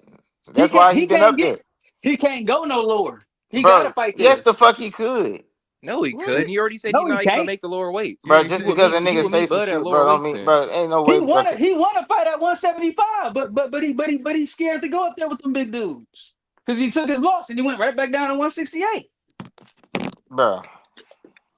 and he ain't even tried the All I'm rematch. saying is that. All I'm saying Nigga is talking that about niggas don't. scared to go to 175 You and nigga can't done make an fought at argument for where 175 twice. Bud supposed to And be then if he and then fighting a y'all guy talk that's He about 60 fought. He Bud. fought a kgs. watch ass Kovalev. But He Bud can fought a take his watch time ass and he not Kovalev. nah listen. Nah, But Bud can take his time and he can goddamn go to 168 for the person he feel like ain't that big. So Look make it where he make coming bro, sense, from. bro. I'm like, Listen, hold on, Make hold it on, make hold on, listen, hold sense. on, listen, hold listen. on, hold All on, right, hold on, all right. Let me hold say on, it. hold on, Can Make I it can make I let me sense, say this bro. real quick? hold on, Come on, hold on, hold on, hold go on, ahead. real quick. He said, Casino man, for real. You He said said Canelo. Canelo scared to fight at No, you 175. said no. No, I'm going off what you said. You What? said Bud took his time, bro. Right? I'm Canelo took his saying time as I well, mean he bro. didn't really take his time Yes, because the now he fuck he jumping up. did, bro. He He all his jumping greatest up. fight, bro. Anybody on panel, where is Canelo greatest fights at? Bro, it's a money grab. The nigga No, just jumping up to but get a man, bag Canelo greatest fight is because at he going against 154 huh? and what? 168. Yeah, I swear to God, bro. He took his time getting where he at, bro. I swear. And the No, same thing, but so Canelo you took his can't say time. that. Canelo took Right. his time. But you also said Bud took his time for Canelo. Nah, That's But what's listen, but listen. over. he Crawford, didn't take his time. Matter of fact, I take Crawford. that back. Listen, He listen. didn't take his time. Crawford went and cleaned up way more divisions than Canelo. What? He cleaned up. He He never cleaned up fought the more divisions guys, than the guys Canelo. that he was supposed to fight. Bro, what Like do that Google got to do with what Andre, I'm he didn't saying, fight. bro? And what I'm trying to tell you is you saying Crawford, because I told you Crawford specifically trying to fight Canelo. Crawford ain't trying to campaign at 168. He's Exactly, daring but to. Canelo is, bro. I Wait, can't hold on. finish. And Let him finish. Hold on, and Casino. they the same I can't size, finish. right? hold Huh? on. Let him finish. Let Red finish, fam. Listen, man. Crawford covered for 147, bro. He had one fight at 154, bro. He's daring to be great, bro. To go to 168 to fight the best fighter at 168. He's not trying to campaign at 168, bro. He already said that. He said he's going to fight Canelo because Canelo is the best at 168, and he feel like he's not giving up too many. You know what I'm saying? He ain't He's giving up not the giving up height, the too much. reach, the weight, Yeah, right. the power. You know what I'm saying? So basically, he think the shit is sweet, but he don't think he could survive at I mean, 168. you can Is you what I can you just can put heard. it together any way you want to, That's bro. what I'm Make it saying. fit your But narrative, Canelo The bro. been up survive there, the but these survivor niggas is y'all comparing their size and making it like they similar well size. But one, but the listen, but survive they part both the don't same fit though. size. They similar size, but one is doing big things and one ain't. But That's the nigga got Who ain't them Bud doing a got big better offered things, fighter a but than bro, either. bro, Bud a the better but than it only was a Canelo. big bro. no, but it was a big bag on the table, so he wanted to go ahead and dare to be well, great. I get why All you're right, saying the that's a bag shit, bet. but it's prize fighting though. You got counted in, but at the same Nah, time but Yeah. though, that's the only reason he hold doing the on. But at the shit. same time So though, what you okay. said, So Crawford He's ain't doing being it because he actually hold want to on, be. he one at a ain't time. daring to be great going up to What 168. right, that's what I'm saying. I But daring to just be said he's great, daring to But be great. Canelo daring to be great without fighting daring it, Bivol and but Kovalev. But right, right. Canelo daring to be Come on, great, one and one One weight at a class time, versus yo. three. One at a time, yo. Go ahead, y'all Respectfully, got but it. check this out Go though. ahead. But at the end of the day, to say that at the end of the day, right? The say it's a cash grab. I get that how people feel like that, right? Because it was said that Terrence was gonna retire. Cool, that's fine. It's prize fighting. But at the end of the day, to say that the attributes and things like that, because Bud feel like it lines up, that he can't campaign at 168. You can't say that because he's taking on the man at 168. If he takes on somebody lesser than Canelo, it has no merit. He has Right. to go and take on the man at 168. That's what you do when you champ. I'm going after the fucking man. Now, if it was some other champions there, then yeah, take on the champ. It probably would have been a fucking Canelo. But Canelo has all the belts. He had in respect that Bud has no choice. I have to take on a man. I can't go up there and be like, I want to fight Colin Smith. What? No, it's not happening. Got an I 80 want inch to arm fight. reach. Yeah, it just doesn't work. It doesn't work. That would tarnish Bud. Like, why you even bother to go 168 if you're not taking on the champ? Nobody would have said that, bro. Yes, the fuck they would, because No, I they would fuck have. no, bro, man. That don't even make You no just that's said why. fucking you sense. just said it about somebody. Who was he talking Nigga, about? they If you ain't go none of them you just niggas, said it bro. about Nah, Boots. fuck all that, bro. Ain't none of You them just niggas said it jumping all about them weight. Boots, though. Bro, You just ain't none said of it them, about bro. Boots. Boots ain't jumping all them weight classes, bro. I'm Quick, saying, come but on, even bro. it's a weight class though, bro. You No, just bro, he's said not Boots going jumping, to a weight bro. class. Why not take on the Bro, champ? bro, don't try to compare it to somebody going up one weight class, bro. Bruh, it You don't can't, matter. I am a bro. I don't have champion. the I same can't rule. I fight don't have the nobody same else. logic for somebody going up one weight class and somebody jumping up 2 or 3. I I'm a don't have the same champion, logic for that bro. shit, bro. I'm a So, decorated fucking champion. My you got a status, Bro, nigga. but if you This jump nigga in 2 or 3 2 time, weight classes, bro, bruh. I don't require you Bud to that fight the clanked best out person in the weight class, his bro. his division. He solidified Hall of All right, Famer bro. already. If you require With that, bro. I'm being real. This is the most decorated motherfucker. Canelo's fought. So I'm going after and the he more man. I'm decorated than not Canelo. going. If I go up, I'm not going after chump change, bro. I'm not doing that. Bro, he wasn't gonna go up if it, all right, don't worry about it, bro. What I'm saying is, We can you're act right. like The we bag, can act no, like it's just that, the bro. bag is there. I understand, but We you can got to act like he understand just too. wanted It's to be the prize king of fighting. 168. No, it's not about It's not being the about being the king. king in 168. You're If not the campaigning opportunity, there. okay, Really if I said can't that. in your Well, casino, if I can, hold on. If I can't in your casino, right? Be real. If I can't in your casino and you was a boxer, let's just say you was 154, no 160, and I say you got opportunity to fight Canelo, but you only gonna make 90,000, or you can fight Colin Smith for 100,000. Now here's the caveat: Canelo got all the belts. Who you gonna choose? You gonna choose the man, or you gonna choose Colin Smith for Bro, the first of 100,000? all, nobody can't I'm no, asking no. you. All Answer right, the well look, question first, I and then get give me your other answer. Answer the question. Which one would you pick? Would you pick Canelo for 90,000, or would you pick Colin Smith for the 100,000? I'm gonna pick Colin Smith for the 100,000. Why? You said it's more than 90? Yeah. See, Exactly. so So I'm so gonna that take the tells me then you just about money. Sometimes it's about legacy as well. what do you mean, bro? Because it's Bro, not anytime people I try don't to give a paint fuck, Bud bro. Douglas just for the If dollar. How bro, come it can't be about legacy as well? How come he bro, can't want to that be on shit don't even when he make no bow sense, out? bro. How come he What can't I'm be finna want to say, be on what I was finna say is, bro, didn't nobody ask Crawford to fight neither one of them niggas, bro. No, Nobody even no, asked. no. I hey, asked you Pete though. though. My point is about legacy though, fam. My point is legacy. So why not go after the man?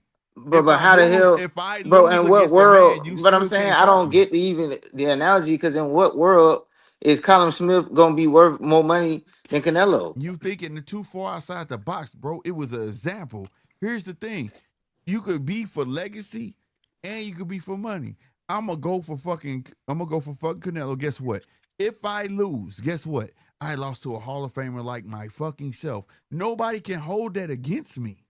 Bro, that, You that fight a shit didn't make bomb no though and that didn't lose. make no sense, Thank bro. you. If I Bro, he fight don't a have to fight bum, bombs, bro. Like niggas act like it Hey, wasn't nobody else available. hey, peep this. The anybody all right, lesser than look. Canelo and Bro, we not. lose, Y'all got it, bro. But see, now wait, let me say one thing. He just wanted to be great, bro. Yeah. No, no, no, listen, bro. forget If about. Hey, anybody look. lesser than Go Canelo, ahead. if he loses, you know what would have came with it. All right, look. So you don't want No, bro. I you don't don't. feel like Canelo should have fought Crawford, right?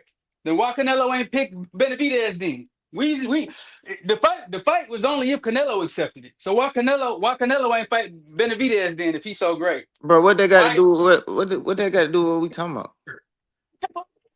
Well, it has a lot because the That Crawford, fight just people Crawford say ain't that shouldn't just switched happen. the whole topic. That don't listen, No, even it got nothing Crawford to doesn't. do with asked No, nothing. no, it don't. It doesn't have to.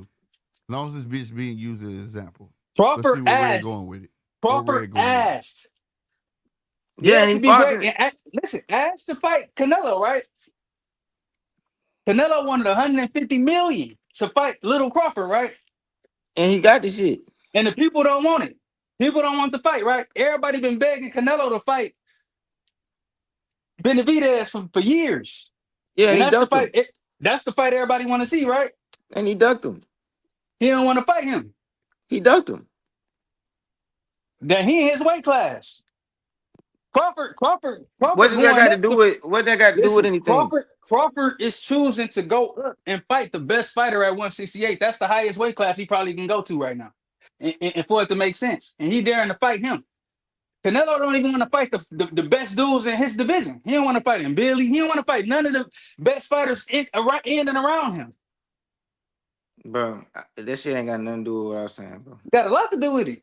No, bro, it don't have nothing to do with what I'm saying because what am I? All right, tell me what I'm saying. Okay, What am I no, saying? no. First of all, I want to see if you even know what I'm saying. Explain what you're saying, because obviously I'm saying, bro, everybody's saying that these dudes are comparable, the same size, right? One don't want to don't want to campaign at 168. He don't want to campaign at 160. He really don't even want to campaign at 154. He just want to fight Canelo. And then the other one, he campaigned at 154, 160, and 168. He don't mind the size difference because these niggas is the same size. Because according to BoMac, he should have been at 168. But guess who been up there already? Canelo. And he don't mind. He can fight any. Only person he ducked was Benavidez. And shit, bro. Crawford ain't finna fight that nigga either. So and they the same size. It don't make sense. No, but I'm saying we gotta hold them to the same standard since they the same size, bro. Y'all the ones who keep saying they the same size and shit. Giving up too much. But look, I'm just saying, bro. Y'all the ones who keep saying they the same size, bro. Crawford tried to fight everybody at 154. Virgil ducked him. Pandora ducked him. Listen, bro. They the same size, bro. No, don't do that. Yeah, like to say that. Hold on, I'm gonna rewind that Benavidez shit. Fuck with me, man. He know what time it is. He know what we trying to say, man. Bro smart, bro. I heard, bro. But y'all expect Canelo. Y'all expect Canelo to do it, but they the same size. They were in the same weight class. But they the same size. But they the same size. No. They the same size, bro. Now they're the same size, but a minute ago you were saying that a y'all little been dude coming saying up they to the same 168. size. Crawford said, Make your mind up, Casino. Now look, Crawford said he a Benavidez, but Benavidez got to come to 160. Man, fuck all that. Why you gotta fight? Oh, so now you want to fight at 160?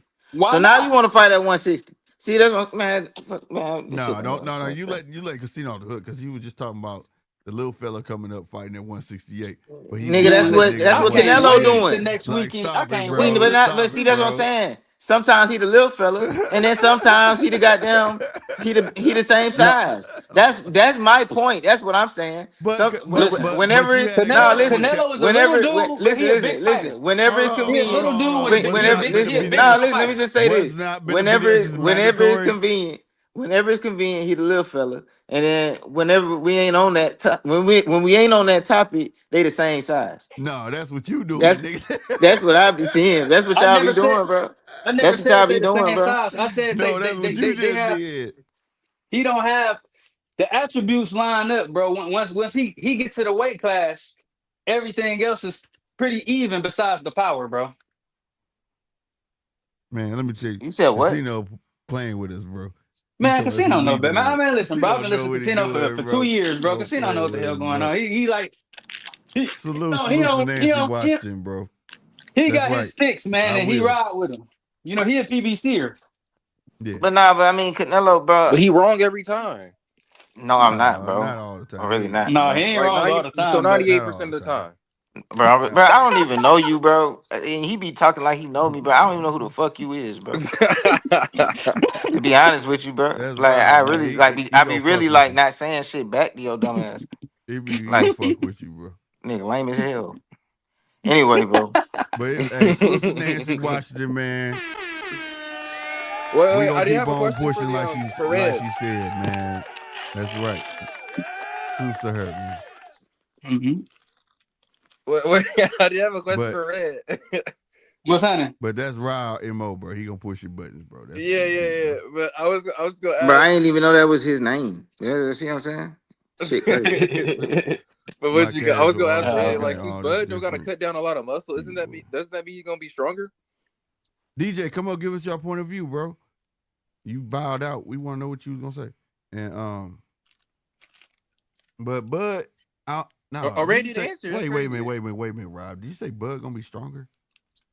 No. I was asking because since Bud said he don't have to cut down a lot of muscle, doesn't that mean he's gonna be stronger at 168? No. Well, he don't have to leave it all in the gym. He can kind of stick to his regular routines more. He can eat like he want to eat, and you know what I Yeah. mean? Because he And it's ain't stuff. doing a lot of cutting. He You know was what I'm doing a saying? lot of strength training. Like people taking Right, deadlifts like he's trying to build muscle. Dog, that's to build strength. Strength training is different than building muscle. He was right, doing right, right. strength training, but I mean, dude, no, I mean, no. I don't. This guy been fighting bigger dudes at 168, bro. Yeah, he got a more of a punch resistance than Yeah, Crawford bro. naturally Like because on he fighting everything, bigger, bro. stronger, Like heavier I'm not gonna dudes. never say Bud's gonna come in stronger. This is one fight. Like with the No, I'm Earl talking about fight, stronger I than he's was like, come been. on, Not I stronger don't than know. Canelo. But that the Canelo been fighting bigger dudes, bro. Like Yeah, I didn't mean Canelo's stronger than Canelo. I mean like stronger than what he's ever been. not even But fighting bigger dudes. He been he hurting. might be stronger than he has been, but not to Canelo's No, yeah, that's what threshold I mean. yet. I mean stronger than what he's been. Yeah, his Canelo been punch hurting bigger resistant. Yeah, dudes. he done He been hurt bigger hurting bigger dudes, dudes, not fighting them, hurting them, yeah, and dropping he them, done took their punches and all of that, bro, all the way to 175, bro. You walking feel them me? down. We talking about consistently from what's my For name? 20 years almost. Kovalev to Bivol. Like he's battle tested. You feel me? Like that's why I can't see Bud even hurting him, bro. Like for real, I just can't. I'm not gonna be somebody be like, Bud finna not fuck Canelo. No, bro. Hell fuck no. No. Canelo gonna be there for 12 rounds, bro. I just hope this shit be entertaining, bro. It's It gonna be is. It's entertaining, gonna be bro. entertaining. Oh, it's gonna be entertaining. Well, if it's entertaining, then that mean niggas got down somebody. I mean, Bud Somebody a getting knocked. fraud. I mean, Bud getting knocked the fuck out. Nah. Or I ain't gonna say that. yeah, that's all they I can ain't gonna do. say that because I think Bud's too smart for that. But But I I'm do too. saying he I can't. could I I don't could think it could definitely be see Bud entertaining losing. and he last. I can't see that. I can see Bud losing because if, like I say, for Bud, like I said, it's power versus precision. That man mind gotta be like, look, we gotta be on point. Hands and feet. Y'all better listen to me, motherfucker. We is not finna turn this shit to no firefight. Mm-hmm. We gotta be smart this entire fight. Real talk. The onus is on Bud to be real with you, bro. If he catch something from motherfucking Canelo, bro, he can't fight that man. He gonna say, okay, you got that, and just regroup on the next one. You know what I'm Got saying? to. Like he's Got gonna to. have to do that. He's gonna have to eat that, bro. Like, and that's hard for A somebody with the prideful. mentality with Bud. I'm It's the the pride. same way, bro. I You gonna know go how out just hard it like is, Charlo, bro. bro? It's like No, No, no. Charlo Let me not at tell you always all. say why. Let this. me tell you why I say that, bro. Different Because mentality. that's what you end up looking like Yeah. if that's what you end like when you got pride that don't want you to goddamn back down. You end up looking like that, bro. I'm Cause gonna tell you, cause cause you're forced to. It's right, like you look weak as fuck because it's like this ain't what you want to do. right. This ain't you. This ain't even you. I'm gonna say this, and I'm gonna let DJ get it because I want to hear his point. But I'll say this: I don't, I don't even equate the Charlo fight. He wasn't even supposed to be there in that fight. It was supposed to be his brother. First off, second, Mm-hmm. he respected him too much. Third, that was a bag that little nigga couldn't fucking pass the fuck up. So when he came in that motherfucker, the minute he felt that power, his mind was changed already. Like fuck this shit. It's two different mentalities, bro. You know what I'm saying? Like Mm-hmm. at the end of the day, like if that Charlo fought Bud, I already know who was gonna win that fight. Bud was gonna win that fight, bro. There was no way Charlo would beat a Bud because his mentality is not to actually give his all and win. And I don't give a fuck about getting hit. The minute he feels something for real, he backing the fuck down. That's He all ain't that mean fight enough. told me about him. Mm-hmm. So I can't equate that fight at all. All right, go ahead, DJ. Oh, boys, I'll tell you what. I've stepped left, I've stepped right, I've been listening to all ears. He's got different opinions, good ones, bad ones, whatever. Well, not bad ones that I don't agree with. Look, there's a couple of things, at least for me personally, that I feel And like there's been a shouldn't lot of be. casual takes from Casino. But yeah, go on, DJ. Stop it, I'm Rob, joking. man. Leave him alone, Bro, man. this nigga Hang Leave is him so alone. motherfucking lame, bro. Continue. This nigga is Stop, Hang lame Rob. as on, Rob. hell, bro. Don't come up here God and start damn. taking personal shots. That's not what this is about, this channel. I was Look, just joking. for me, the underlying issue is that Bud's career was a victim of circumstance. Mm-hmm. If he stays at 47 or he stays at 54, where is that super fight coming from? It's not Bud's fault, right? But where is that super fight coming from? Right? That's true. Right. So what options did he have? And let me just, I don't know, speculate for a minute. So if he goes from 47 to 54, who's he stay at 54? Right? If PBC weren't going to give him a shot 10 years ago, why are they going to give him a shot now? It's not going to happen, right? Yeah. Plus, PBC, Golden Boy, Top Rank, Matchroom hadn't actually promoted and made a superstar at 54. It just wasn't there. The food wasn't on the table for a superstar opponent. So Bud's got an alliance with Turkey Al-Sheikh. Okay, love it, hate it, whatever you think there. So what's Bud's options? I stay at 54. I fight Virgil, maybe. What's that risk versus reward? If I go to 60, who's at 60? Well, Adamas, I've got Lara, I've got Janabek, right? Still not bringing huge names to demand $50 million bag, right? So, okay, we'll go for Canelo. And I'm going to ask all of you systematically. I'm going to ask all of you, like, just remember this. For someone like Bud, there's actually nothing at 54 that he's got anything to prove. He's about to, well, he's, regardless of what you think, whether he's slowed down, he's getting better, he's getting worse, whatever, that's just your own opinions. But when it comes down to a legacy fight before he leaves, there's no legacy fight at 54 for him. There's no legacy fight at 60 for him, right? Even if he goes back down to 47, there's still no legacy fight for him. So where does he get that legacy fight that follows the bag? Well, it's Canelo. And just off the back of that, I'm going to ask you all opinions. I reckon that Benavidez dropped the bag. The only leverage that Benavidez had was that intermediate period where Benavidez had a title at 168. How did he fuck that up?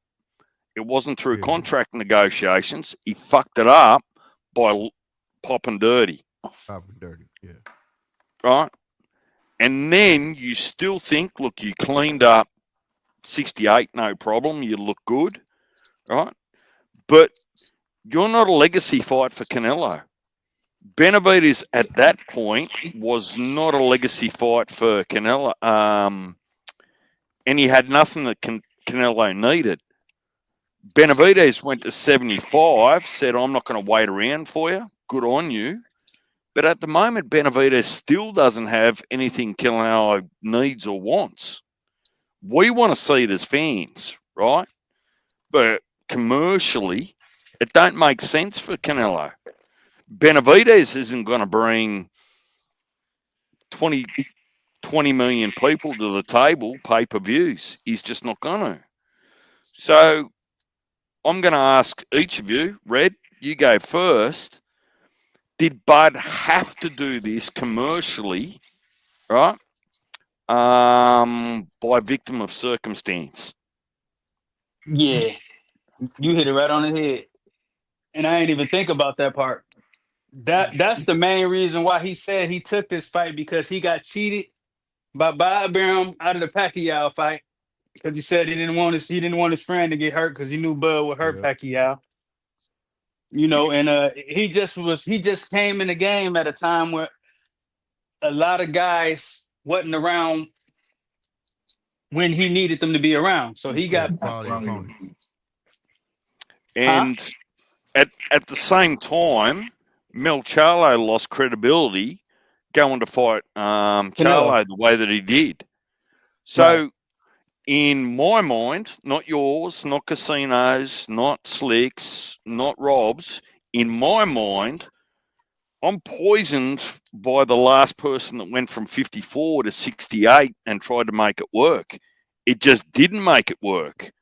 The reality was PBC had a 3-fight deal with Canelo, and it was anticipated that it was going to be Spence. Spence got his ass whooped. Jamal Charlo, the bigger twin, wasn't in the headspace to be able to fight. So Mel Charlo substituted in, and it was just a shit show. Just embarrassed everyone. So Casino, he's but a victim of circumstance, or you don't see it that way? Nah, I mean, I don't see it that way. I don't look at it like he's a victim. I agree that it's the circumstance. That's the point of what I was saying. Like he jumped up and had to do that.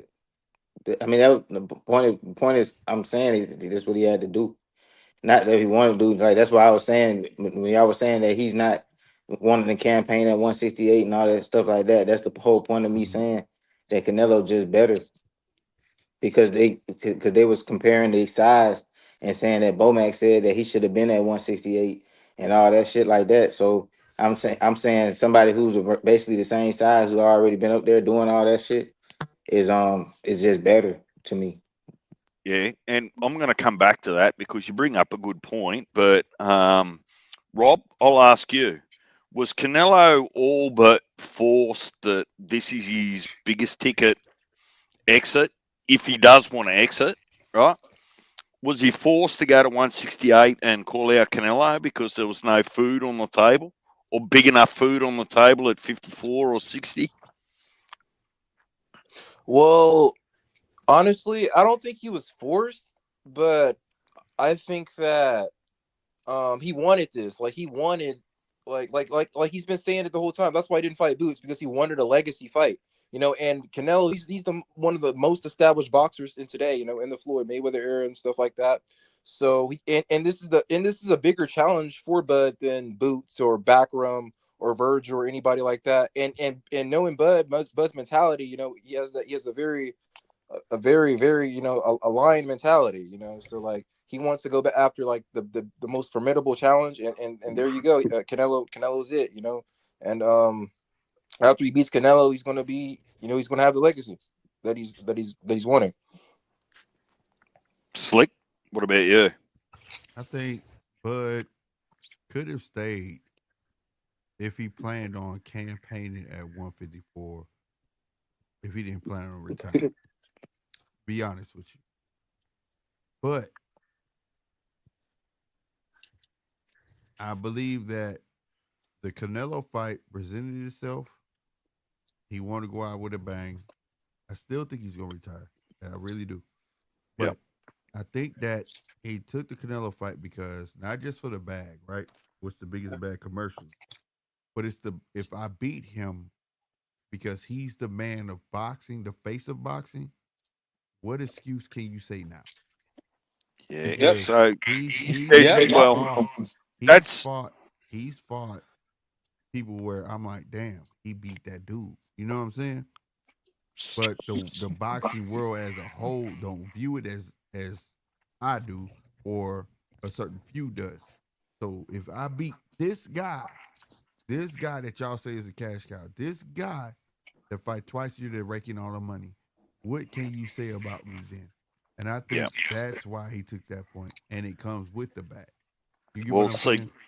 I think that he can only do that because Canelo's at 68. If Canelo was at 60, we'd be having a different conversation, right? Mm-hmm. If Canelo was at 54 and still the face of boxing, we'd be having a different conversation, right? So yeah, I'm looking at it from a marketing perspective, right, rather than a technical boxing capability. And I'm going to ask you all again in order, to the best of your knowledge or your memory, right? What was the biggest upset that you can remember in recent times or history, right? That watched someone move divisions and upset a bigger guy. shit. Red? Mm. You'll get your turn, Slick. Red, who's moved up and upset the apple cart and just proved everyone wrong? Man, Roy Jones. Okay. Which movement? Roy's made a few movements, so which one in particular? When he went to heavyweight and fought Ruiz. Casino? Oh, Usyk. From cruiser to heavy? Yeah. Rob? Yeah, I gotta go with my guy, Henry Armstrong. His story is the same as Bud's.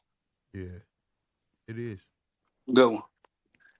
So I guess for me, those guys that were given that opportunity, that's in the history books because they were given the opportunity.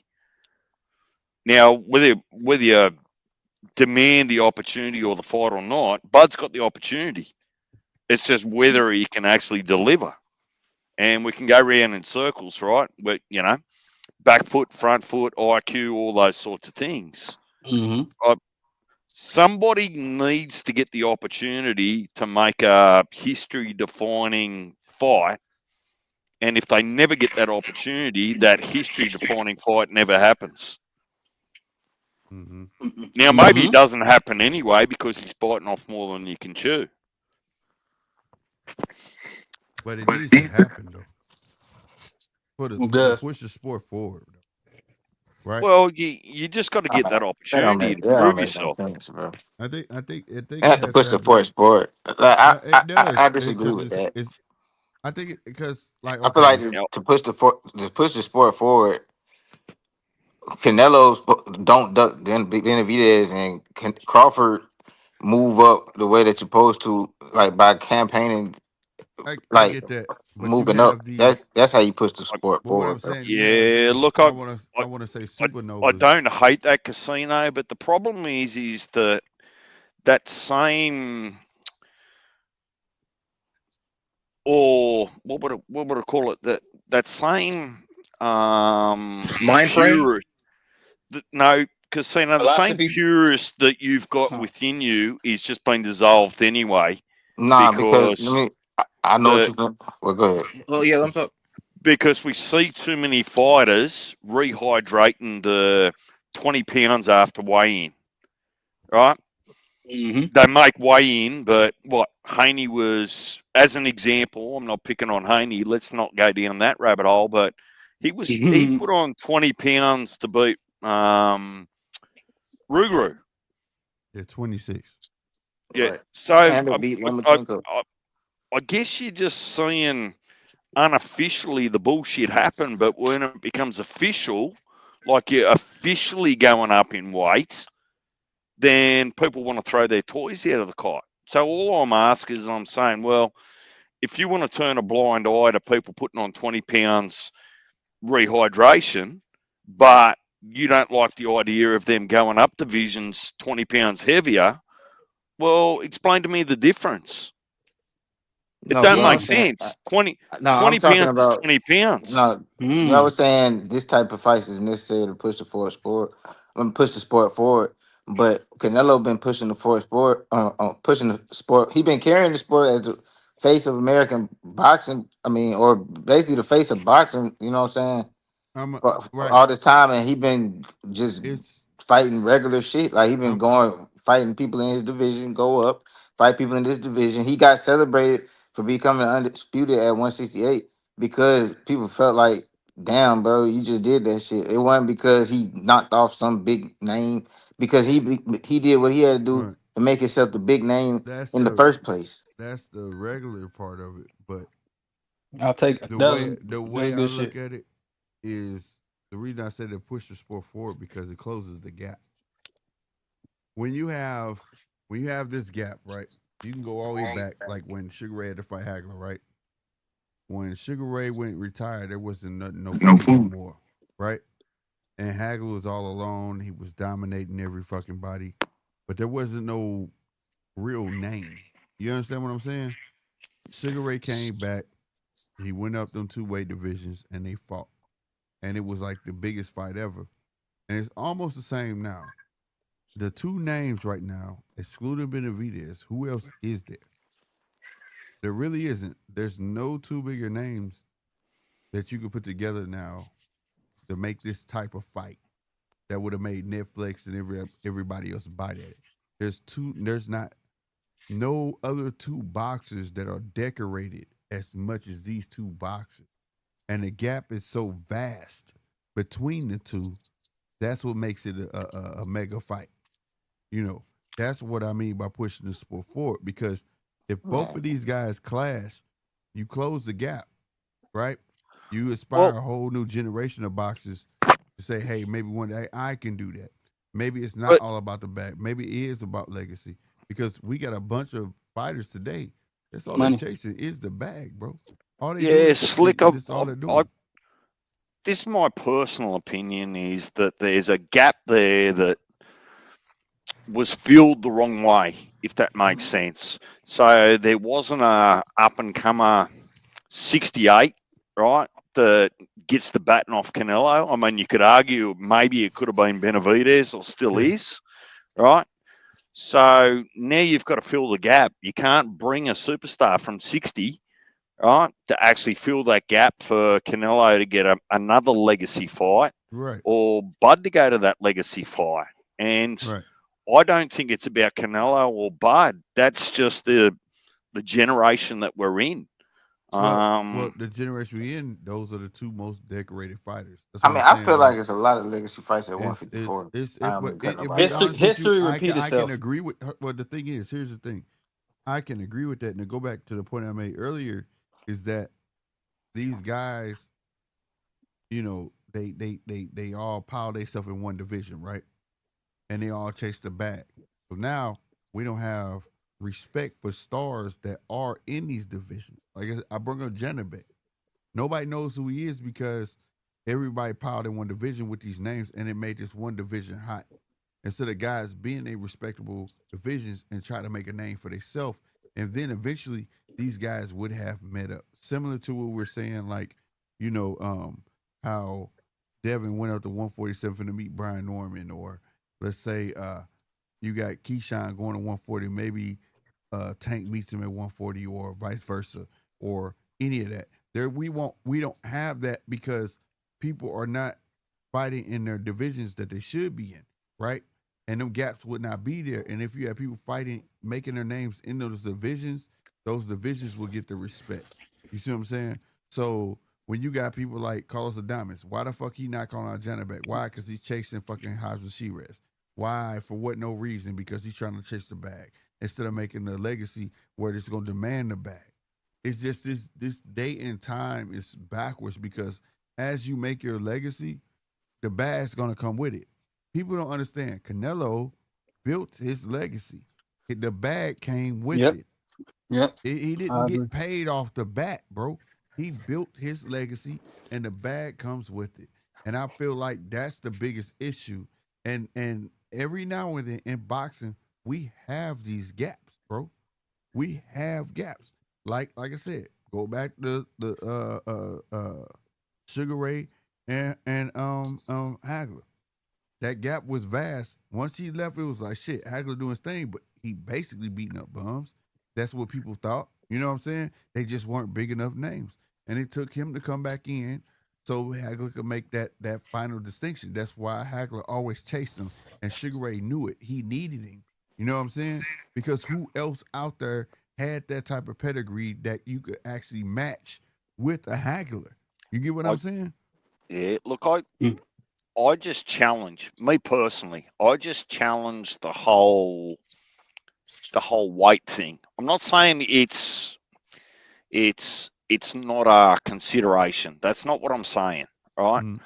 But the reality is what you're getting, where you used to get same day weigh-ins, where they would actually fight at the same weight, you're actually not getting that more often than not on fight night. You're just not. Yeah, right? So if you're prepared to tolerate a weight difference on fight night, why aren't you prepared to tolerate a weight or perceived weight difference when people move up a division or two? Like you just can't have it both ways. One's official, one's unofficial. I'm Right. confused. So what are you You saying? know, Like, are go you ahead. saying I'm kind of confused? I want to get some clarification. Are you saying you feel like Canelo's going to be significantly way bigger than Bud? No, Or I'm No, all I'm he asking, all I'm encouraging, not asking, all I'm encouraging people is to say that history tells you that there's so many fights over history currently, tomorrow, yesterday, where the fight weight on the night isn't the same. So if weight was your biggest indicator for winning a fight, mm, right? If that was your most influential thing, Bacoli never gets beat. Zhang never gets beat, right, right? right, Tyson Fury never gets beat. right, What was Sean Porter on fight night against Bud? Round about what, 160, 165, something like mm-hmm, that. I just don't want an official weight difference mm-hmm. to be a point of conversation when your unofficial weight difference is exactly the same on fight night. Got you. Keep it going. I'll be right right. back. Like so Some, basically like so what would it be better is if these fighters is more like fighters of the old and fight closer to they walk around weight. no, look, I don't get to determine that. Like No, that's I'm up to saying the what coach. right. I'm saying wouldn't that be a it'd be more it'd be able to be better to be able to how could you put it like police it better if everybody fought Police around it. they yeah like you know how you know you can make sure people Analyze it or something. Oh, what are you trying to say? not analyze bro like more like let's say like you know we got weight classes Monitor it. yeah monitor there you go monitor the weight classes better if people fought closer to around their weight class so people won't have the opportunity to blow up like that because they'll be fighting closer to their weight class wouldn't be no room to blow up get what I'm saying. Yeah, look, that's not for me to say. I guess I'm just saying that the facts and the reality are that when two guys, two girls get in the ring in the modern age, they're not the same weight that they weighed in. They're just not. Oh, One's okay, going to okay. have the advantage, right? So Now, the the weight same class never they never one. gonna be exactly the same weight when they hop in the ring. Well, the IBF puts what 10 10 pound pound. rehydration clause. Yeah, yeah, but even that gets agreed to on contract, right?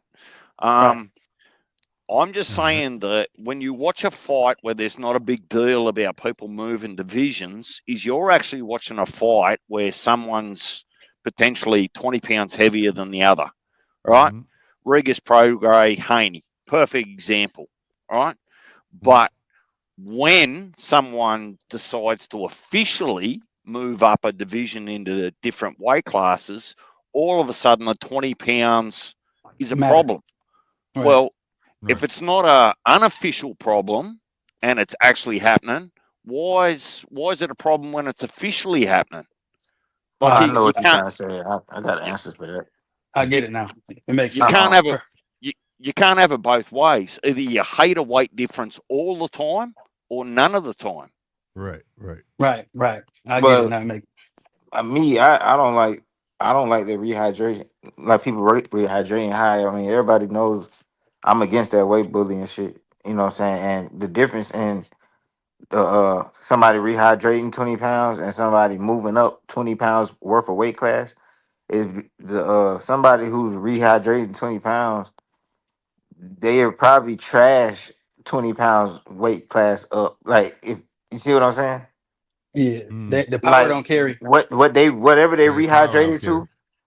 All right, so like Devin Haney, he rehydrated to 165. That nigga is Yep. trash at 160. Right. It, You, but you know what I'm saying? He's trash at 160. So Right. but that's why it's a difference. Power don't carry. I, I, Power. I Right. get that, Casino, like I do, but mathematically, just on paper, right?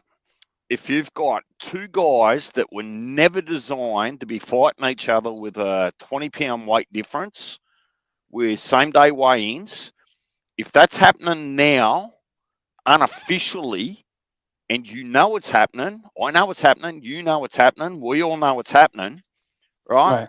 If you're prepared to accept that unofficially, you can't throw your toys out of the cot when it's happening officially. I'm When not. I'm people not. go, I'm not.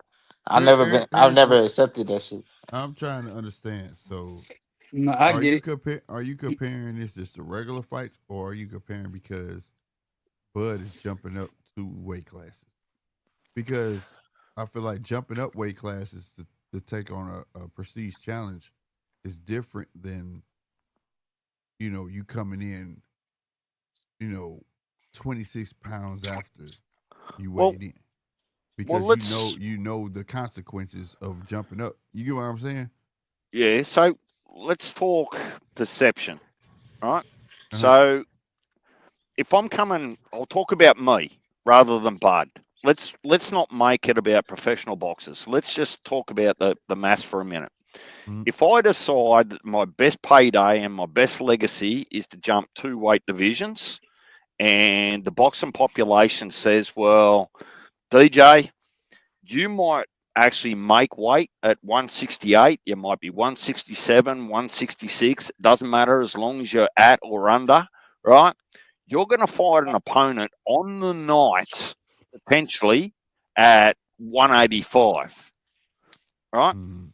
So there's a 20-pound difference for ease Yeah. of explanation. Yeah. But how's that any different if I'm fighting someone at 154? I make weight, they put on 20 pounds on rehydration, and there's still a 20-pound difference, but it's just not official. I get it now. The difference Right. is because I get it now. the fact the people who do that shit, they if it was official, they would be trash. That's what I'm saying. So it's But not. It's not a real. he's saying that people using it as talking points, Oh, like how Canelo gonna be way bigger than Bud. Like, what does it matter if you're gonna accept the other shit? These two guys in the same weight class, and like you said, Devane came in 26 pounder than the other guy, and y'all want to say something about that shit, but you willing to accept this shit right here when you know what's gonna happen.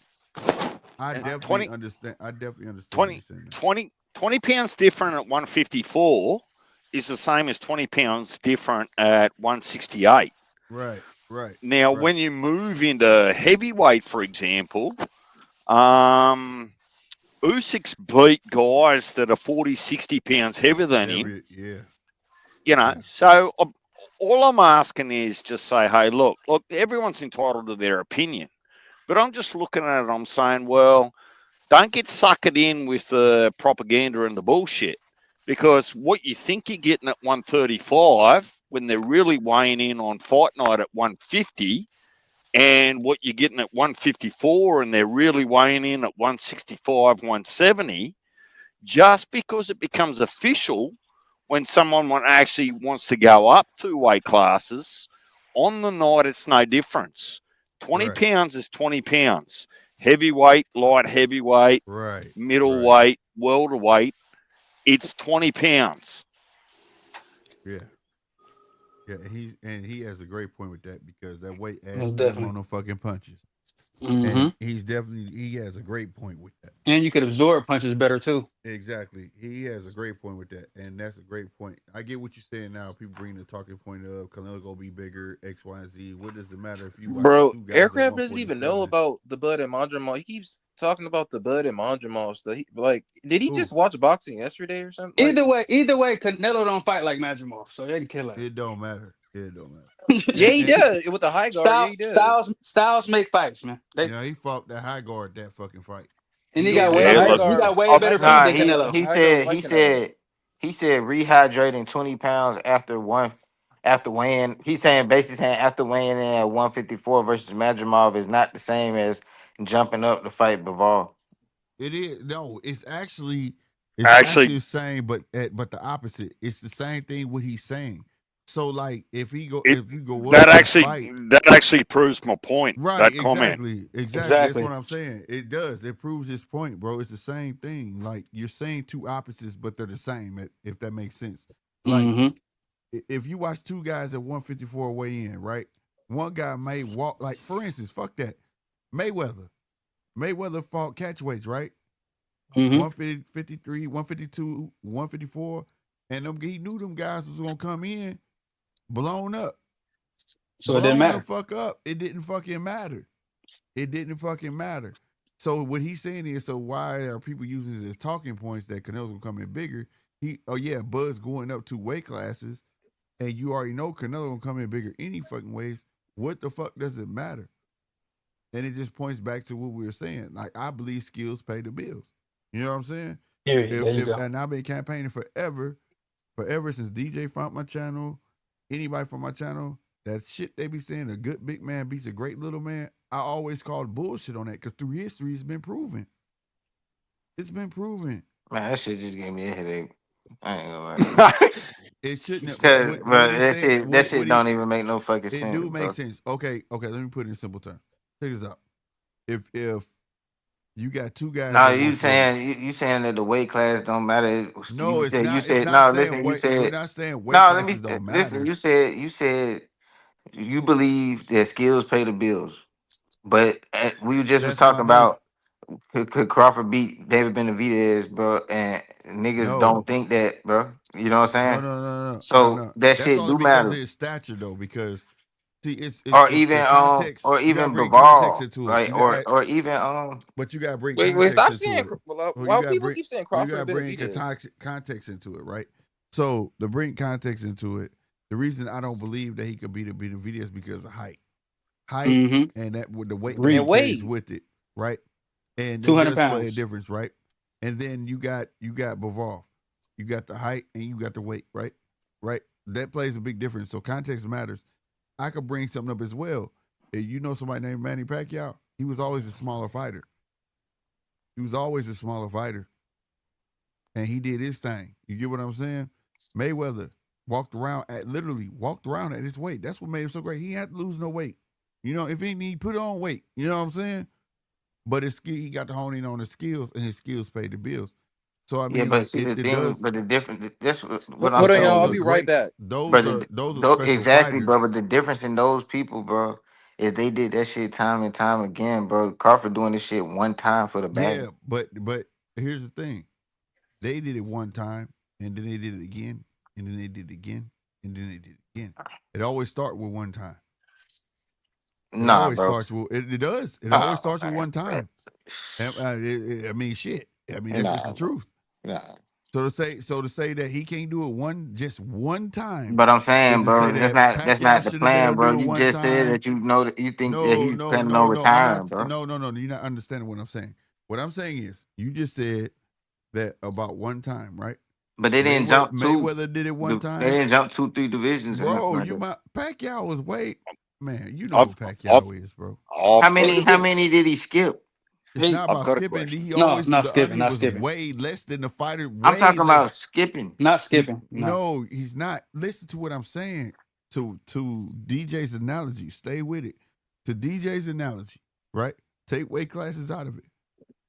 The night they fight, essentially they are in two to different weight classes.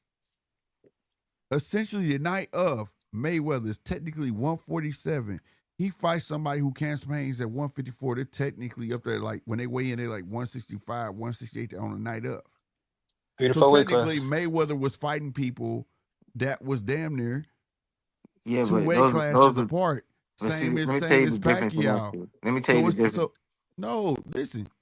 It's essentially the same No, thing. it's not, That's what bro. he's saying. Because when Let you me add that weight, your punches hit harder.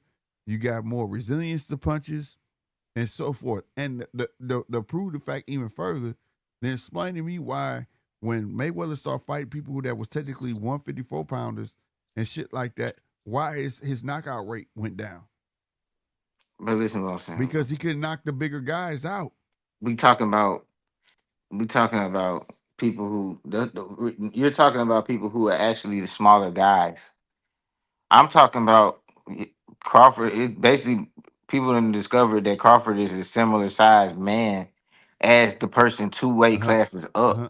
Uh-huh. Uh-huh. So see what I'm saying? So this is his first time even fighting somebody like that's like, bro. People he's the person who be weighing That's way called more. glass jaw aircraft. No, I'm listening to you. he the one who be weighing way more after the weigh-in. He's not like Floyd Mayweather, where Floyd Mayweather is the person who's small and the other person big.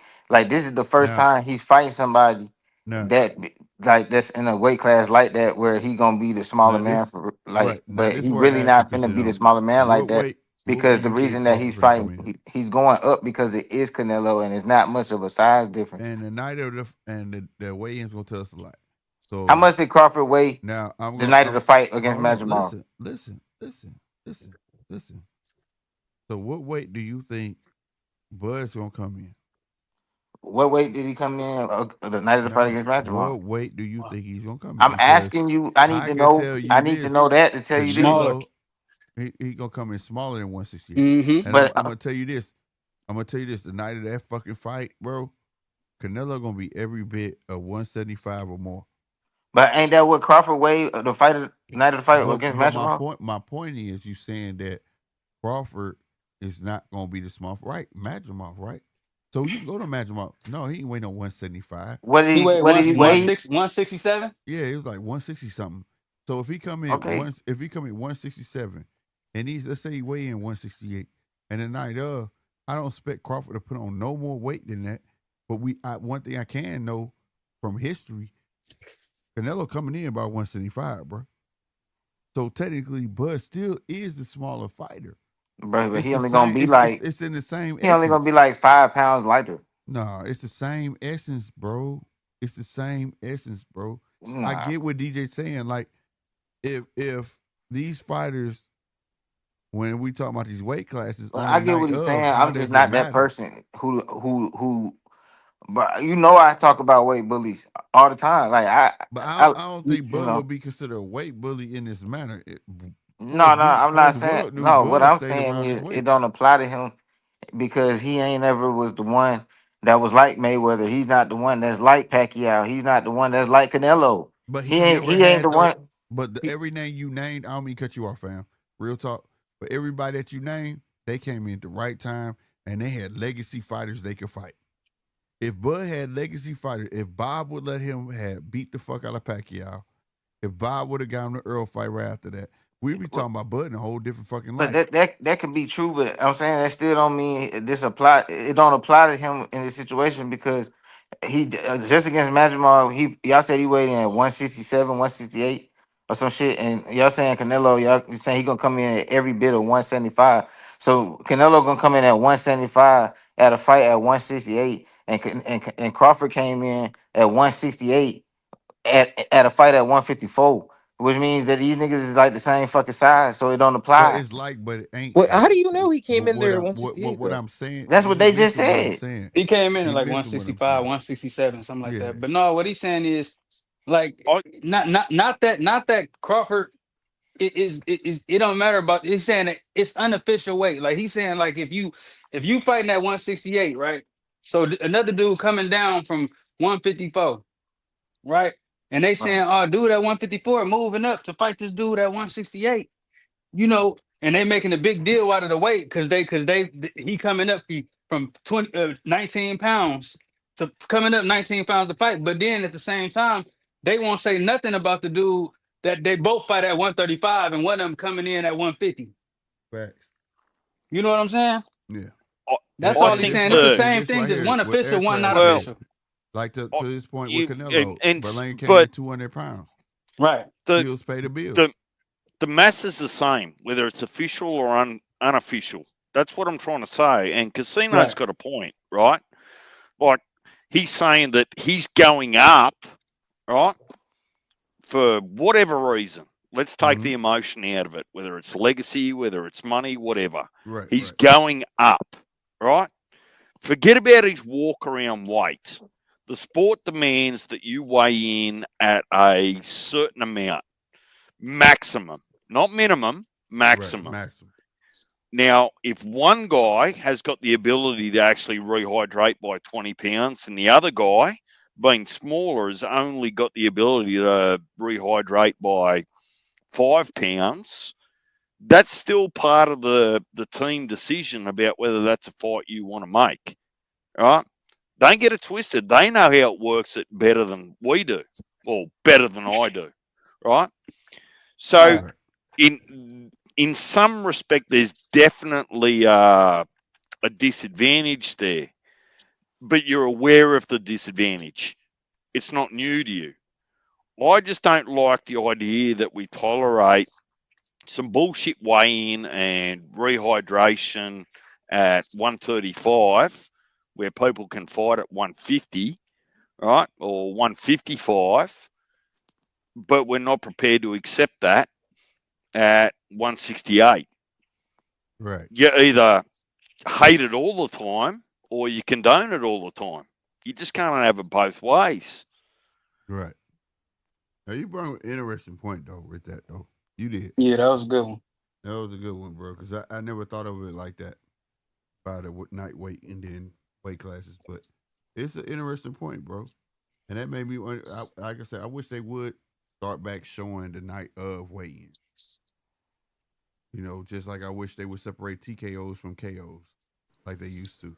Just like I wish they had showed the actual weigh-in instead of like trying to hide how much of a Ceremonial. yeah, Yeah. instead of trying to hide how much of a skeleton that these niggas is. Yeah, yeah, yeah, Yeah, yeah. they need to Me stop too, that bro. though, Me too, because though. there's no They be point having of them weight Yeah, that's classes a if ceremonial they fact. come in like weigh-ins. that. Yeah, them ceremonial weigh-ins be bullshit.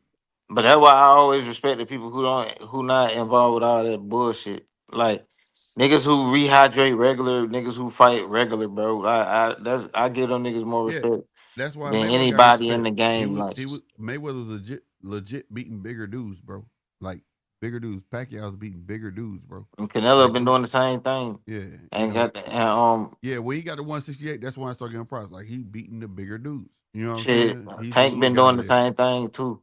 You know, so Shit. Yeah, yeah. at I at at respect at, Tank. at the He's end of, smart. at the end of the day, you know, but what Deej brung up is some real shit, and it's only a testament to the special fighter. Those Yep. guys are special fighters, bro. To be Because it able could be to dangerous. to be able to be, hey, I know I can't get past really fucking 152, bro. I can't, but I want to fight this 154 pounder, and he make 154 and knowing the night of, and he still lay hands on him. You can't do nothing but give props to him, bro. That's all I'm saying. Bud pulled this shit off. You can't do nothing but give props to him, bro. I don't want to hear But no excuses or none of that. But at the same time, though, I just hate for Bud fans to make it seem like well, Bud just for to run through him. I just don't see it like that, bro. I'll give props to Casino when he's talking about weight bullying. Like everyone knows, unofficially or officially, like if your team picks a guy that can't rehydrate as much as you, and that's to your advantage, like does Devin Haney actually beat Prograis if he's the same weight Mm, rather than mm. 20-pound heavier? Think about that for a minute. Wow, that's a big one right there, bro. That's Wow. I So think that's I think you do. but that's what I've been saying. This the shit I've been see. That's why I would see DJ. I don't disagree with your point. I'm just saying I'm not the guy who be letting that shit fly, bro. I be goddamn letting these niggas have it about that bullshit, bro. I be like these niggas is not that good. I told these niggas Casino I, basically saying everybody's not welcome in the casino protection plan. They're not. because they protecting their fucking self. When you rehydrating, you don't need no protect. You don't need a protection plan when you rehydrating 20 I pounds. know I'm fucking with you, bro. I'm fucking Yeah, with you. Well, that is your protection what about plan. Yo, Tank though? Tank be that doing some. just Casino, don't worry about it because Slick's got a Moses Otamo protection plan. Yeah, that's my guy, bro. That's my guy. My You know, fighters don't need my fighters. Bud and Shakur don't need any protection. Y'all fighters need protection. man, look. Let me tell Hey you man, something. listen. Bud don't. Let me tell you something. Shakur need to get. Let me tell you something. I'm about to be real with Shakur. Shakur is one of my favorite fighters, right? But you want to know why Shakur is where he at? Not actively. Became a star too fast.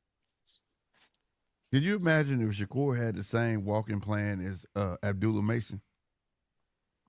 Do you know people are more ecstatic about Abdullah Mason than Shakur? And it's only because of the plan they put him through.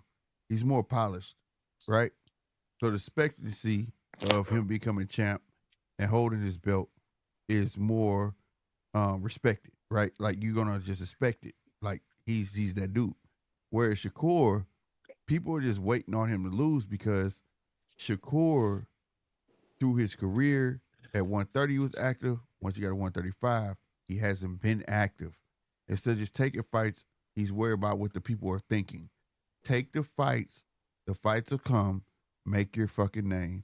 Make yourself in demand. Right, brilliant advice. And that's the stigma around Shakur. Whereas Bud has got out the mud. Bud didn't have a fucking Andre Ward. Bud didn't have legends to lean on.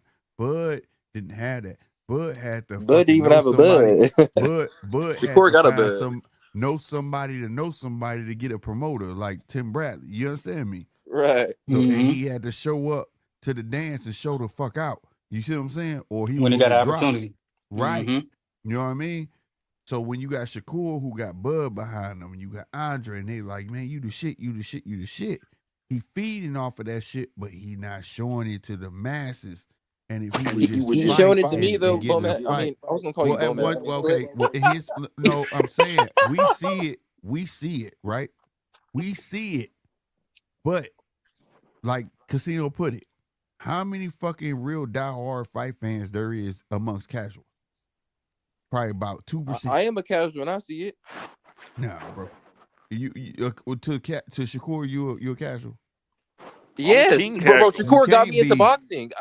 Remember I told you, Slick? Right. I was 19 years old and I you can't watched be. Shakur. You can't. When I said to Shakur, you can't be a casual to Shakur because you pay attention to Shakur. You're a casual to the rest of the fight. You understand what I'm saying? But he's the guy that got me into it, though. Right. So, but you're paying attention to him more than anybody else.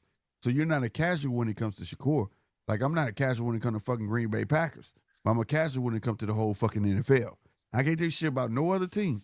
I can tell you everything going on fucking Green Bay Packers. You understand what I'm saying? Oh, okay. Wow, you're smart. So okay, at the end boxing of the day, as a whole. Right. So at the end of the day, you know what I'm saying is true.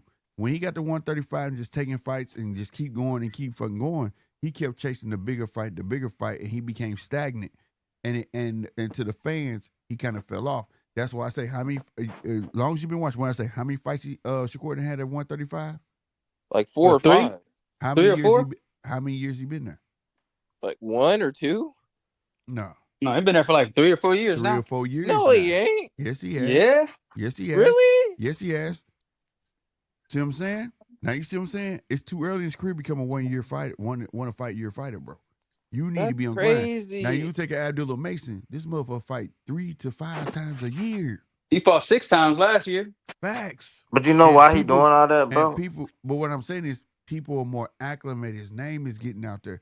They seeing the damage he putting in, whether it's a bum or not, and it's building his name, his career. I can see if he keep fighting this way, he gonna get the opportunities before Shakur. He'll fuck around get a Shakur fight before Shakur get a fight with fucking Tank. You understand what I'm saying? Wow. It's not. But it's nothing. It's nothing you could do. Bro, it's because it's not just because of that, bro. It's because of the type of performances that Abdullah put on, bro. Yeah, I know that's true. That's true. That plays a big, but that comes with activity because you learn what you could do more. But Shakur you gotta think about Shakur durability. He's not durable enough to even be fighting that often, bro. He gotta got hands. Hold on. When people them say hands, that, that's man. why. That's hold on. When I say that, and not when I say that. When people say that, I bring up Sweet Pea. Sweet Pea had no knockout power like that. He had 17 career knockouts, and this motherfucker went ham because he had defense. But you want to know how he developed his defense? He was active as fuck. Mm-hmm. Yeah, but he was durable. Active. Like his hands weren't fucked up. Right. What I'm saying is, Shakur would have figured this shit out before this shit went down. Shakur would understand my plan A, nigga. I need a plan B and a plan C, nigga. But don't forget, he was on the right track. He would have knew all these things. He was on the right track at 130. He went on the right track at 135. So that's what I'm saying. So all right. So listen, that's what I'm saying. he was on the right track. He was on the. He had the same type of trajectory that Abdullah Mason have now when he was at 130. It's No, that no, what changed no. was, He was huh? not no. Huh? I beg to differ, bro. I'm talking about the height, bro. Oh, hype. Yeah, Yeah, Okay, yeah. trajectory. That's what okay. trajectory. That's what I mean by trajectory. My Yeah. bad. Okay. So he had the height, bro. His shit been going down since he went at 135 because of performances. It ain't even, How Yoshino was good, Padley was good. How? bro. But people Yeah, don't he had think his that. performance. People Yeah, don't think that shit. he talking about the overall look. What's up, the hangout spot aircraft? You do have a point. Sleepy at a mean street. You right. I mean, Go ahead. yeah, But but no, people, go ahead. it's Shakur, bro. He just not it. You know, everybody ain't gonna be it. He is You know it. what I'm Wait, saying? wait, But Shakur. he could be the best, but like he might if he be the best, that's cool. But I'm talking about as far as like gonna be popular and shit, like how Abdullah Mason probably gonna be. Like he just ain't gonna be that. Like it ain't really done. Like Nah. you know, like he not People gonna like fight. knockouts. But I feel like it's by activity because if he was active at 135, right, with the Josh Padleys of the world or whoever, and then his big fight, and then go back to that shit, you would have more than one version. Like for instance, you have Floyd, right? And I can't remember who did Floyd hurt his hand with. It was the Mexican dude he hurt his hand with, right? And he was like, my hand, he was doing this. I'm not even on screen. I'm tripping. Hold on, y'all. My bad. Well, wait, Shakur has 5 fights in Hold on. 135, and 3 It out of was 5 like are this. good. Well, I like all of them, but 3 out of Hold 5 on. are definitely good. Right. No, I'm not. What Hold on. Let me finish my what two point. is bad? My Let bad. me Go finish ahead. I my said point. Let me 3. finish my point. So like Floyd, I can't remember, was it the Mexican dude he hit and he was like this? He was waving his hand like this and was like right. Still? From that point, Floyd started adjusting his style. Right. That came because he was early. It happened because it happened early, and because he was also active. After that one incident, you didn't see shit about his hand, right? The pull counter became fucking like his bread and butter. You know what I'm saying? Picking his punches became his bread and butter, right? He was very selective after that. It wasn't just about throwing combinations no fucking more. You get what I'm saying? So like when you go through that repetition of fighting and fighting and fighting, it's not that you learn the fighters you fighting. You learn a lot about yourself. And like Shakur, the last fight we just saw him fight, that was the least that I seen him do that hot bag shit. He been doing that shit all career. I feel like shit should have been gone. Now he was active 130, not as active I would have liked him, but at 135 he's not been active enough, and now he's coming up in age and talking about fighting elite fighters against active fucking fighters like a Tank. Tank now is slowed down, but Tank's 30. Motherfucker, goddamn, he go back to Tank career. Tank was active. He done figured out what he gonna do. He know who he is. He know what's going on. You know what I'm saying? Abdullah Mason, just hit 21? If 21? Yeah, be Right? 21. Yeah. Coming into his age, you see what he got, the power, all this shit. He done been tried and true. Now he's like, okay, I can't do X, Y, and Z. These are the things I be saying. So I like Shakur, but I wish Shakur.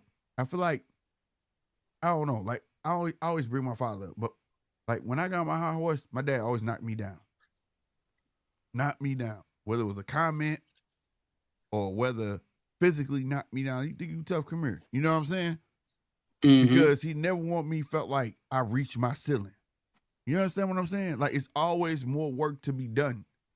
You know what I mean? So like I feel like he feel like because I got Bud, fucking Andre, they tell me I'm great. They tell me I'm this. I can just do this and I can win. But that's not gonna catapult you to the stratosphere of those legends. Because it's not just about the punches you throw. It's also about how you carry yourself. It's also about the performance that you give in that fucking ring. So when it comes to Shakur, it's a bittersweet thing because I really like Shakur. But Shakur got to understand that it's not just all about him. It's all about the entertainment factor and also show people you can fight. And it's treading a thin line, but at the same time, you got to really put your best in that fucking ring, bro.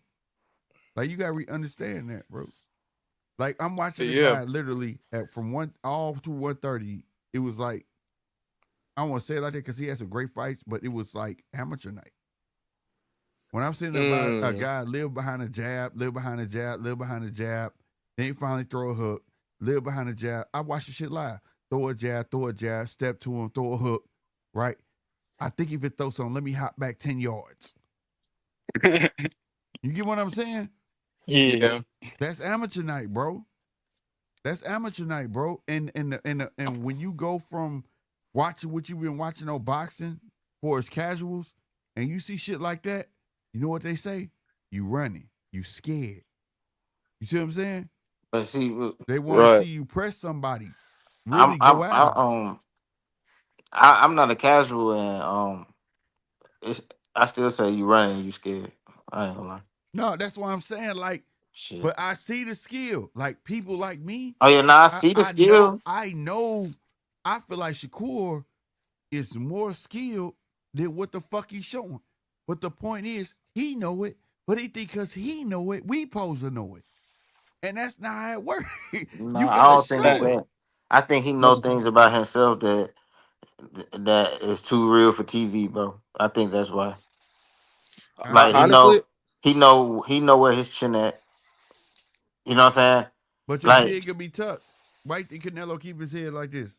yeah, but some niggas it don't matter, bro. You know your Bro, some niggas it your don't matter, faults. bro. He would know his faults.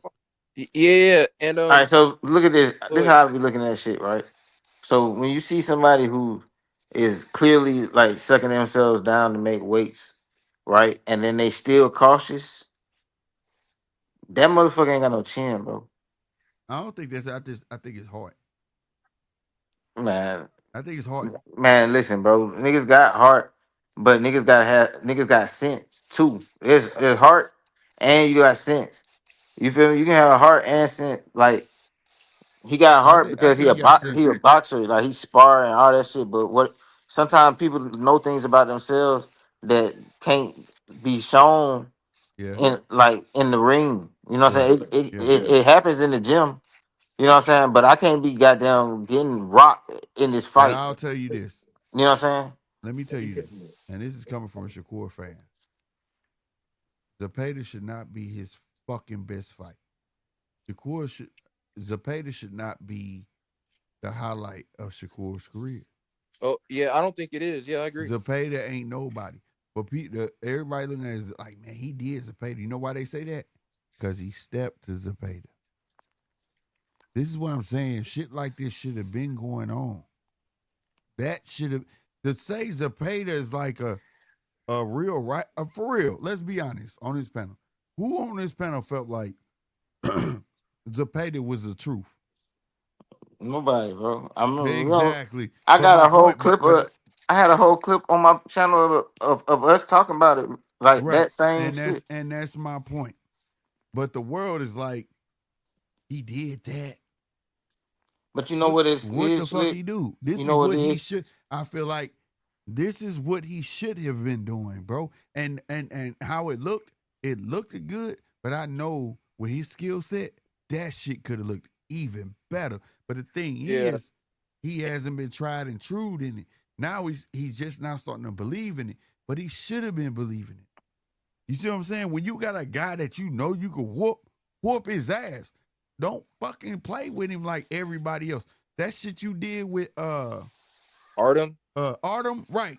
That shit you did with Artem when you could have got him the fuck up out there or Padley. yeah, You know what I'm saying? You say you reserved that shit for the Canelos, motherfucker. You see what I'm saying? Or your division. You reserve that shit for the motherfuckers who you know are those dogs. Where that way people be like, shit, he fights such and such. I understand. That's why I would say, like, people say, what if Tank getting friends such as he run? Nigga, But you that know what's nigga so bigger than crazy him though, and Slick, this and bro? that third. I wouldn't be mad at it because I know he a dog. You know what it is, Slick? These niggas really be doing their best, bro. Like we be like, man, I know he capable of this. I know he bro, these niggas be doing their best, bro. I feel you saying, like you say, you take face value, but You know what I'm saying? I Because feel you on that. I he because done just had a think lot of nights. He done had a lot of nights where he had to apologize for his performances. But then it'd be nice that he don't apologize for his performances and shit, nigga. You still should apologize for that performance, Nah, like, I bro. feel like you should. You should. I feel like Nigga, here's my thing. I'm like my daddy, nigga. Fuck saying I'm sorry. Do better, nigga. but that's what I'm saying. He don't never do better. But But I just want to say this before we got too far off of it. uh, What you were saying, people are like hype about what he did as a Pater because he finally stood there and like this is why people are so excited about it, bro. Because people used to like the nigga, and right, when people used to like you, bro, like people really be trying to give you some shit. So right, it's like, all right, he did all right against the Pater, bro. Niggas gonna goddamn take that shit a little overboard because people actually do fuck with Shakur, bro. Like when Shakur was at 130, bro, niggas fucked with that nigga, bro. yeah, yeah, That's like, yeah, it's just like if Abdullah Mason just started going south right now, bro. If he just fought anybody and just gave us one of them old performances or similar to one of them old performances, we gonna hype that shit up too. So it's not that shit was a great performance. It's just that niggas missed Shakur when he was goddamn something to look at. So yeah.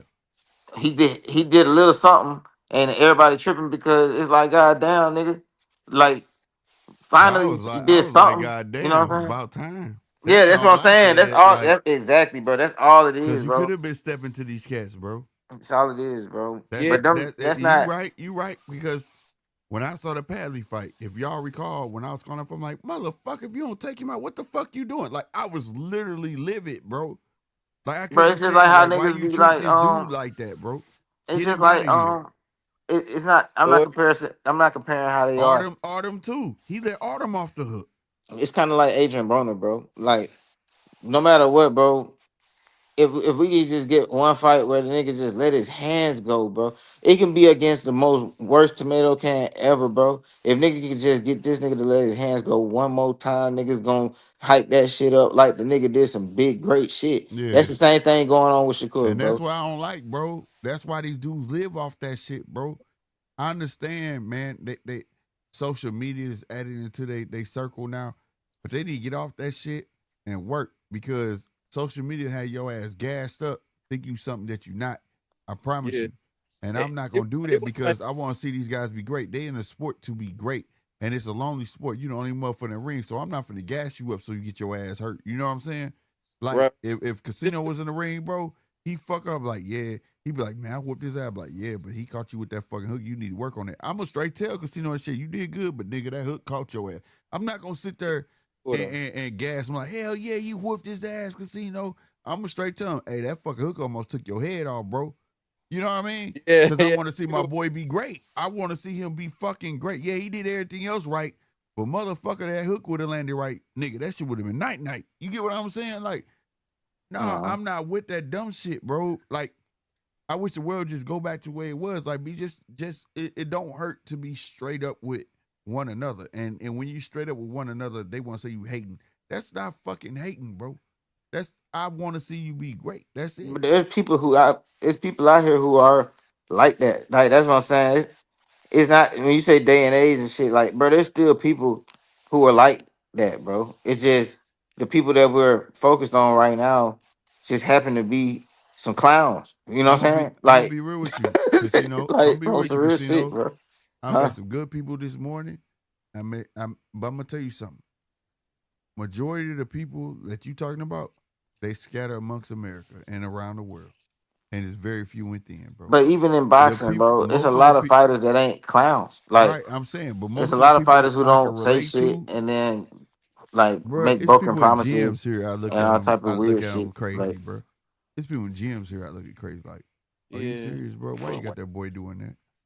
Yeah, and I did want to chime in on the You Shakur thing. I know, will say, like seriously, bro. Like I feel like it's not enough realism in the world, and people fear it, and they shouldn't, bro. They shouldn't, bro. Like, right? like, like I was taught, criticism is your best friend, bro. You know what I mean? they Oh fear yeah, it I because definitely The agree. mirror is your best friend, bro. You feel me? but Salute Red, bro. If you dipping or did your Yeah, phone yeah. give He out, said let in the us know, chat. bro. When y'all be leaving, bro. So I salute y'all, bro. Yeah. He said in the chat that he didn't want to interrupt, but he's tired and he's gonna catch us. He's gonna catch Oh, everybody okay, later. okay. Salute But yeah, Red, God man. bless Red. Salute Red. My bad. And I My did want to bad. chime in on the conversation. What you call with All the whole right. Shakur thing. Yeah, Shakur, he has 24 bouts, 24 bouts, 24 professional fights, and out of all those 24 professional fights, vast majority of them are very good. So I will say he is an accelerating fighter because all majority of his fights are really good. So Yeah. I will say that It's not about them being good. It's about the work rate of him right, getting better than what you saw. So right, what you saw, I'm saying that he could be better than what you saw. How most How certainly. many fights? Look up how many fights Abdullah got. Rob. He's just not. He's just not. He's just not good as Abdullah Mason, bro. You know what I'm Like saying? Oh, some oh, What niggas I'm just, saying. What I I'm will some saying say is niggas the. just not. Some What I'm. niggas just ain't. You know. What I'm saying is. What I'm saying, Casino is. You only as good. A knife only is gonna be sharp as how much you sharpen it, right? So that's why I asked him, look at how many fights Abdullah got. Yeah, Because but no, if he that's only got true. 24 fights and he went from 130 to 135, and if the number I'm thinking in my head is right, then this is why Abdullah's better No, because but he's what you trying to saying sharpen is his tool. no. All right, so I get what you're saying, but all right, so the knife is only gonna be as sharp as you sharpen it, right? Right. But there's also you can be a pocket knife and you can be a dagger. Like That's true. That's true. some niggas, you can sharpen that pocket knife up as much as you want. A nigga can goddamn not even sharpen up his dagger as much as you've been sharpening up your pocket knife, and you fucked up either way.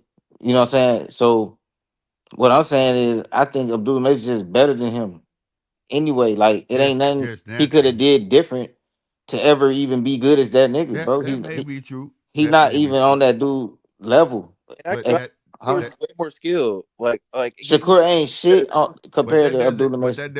That's that wrong doesn't though. What you're saying is what wrong though. But what I'm what saying is like what I'm saying is like Shakur, he got more of a bag. I'm talking about like uh look at Shakur at I his don't age. know.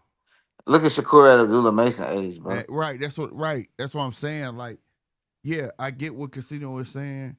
They might not be, but that still doesn't mean that Shakur couldn't be better than what he is. He might not be in Casino as talented as Abdullah, but that doesn't mean that Shakur couldn't be more talented than what he is. You get what I'm trying to Well, say? right now he's more accomplished, and I mean Abdullah Mason would have to do some things in the sport to even catch up with what Shakur has done in the sport. Facts. That's facts.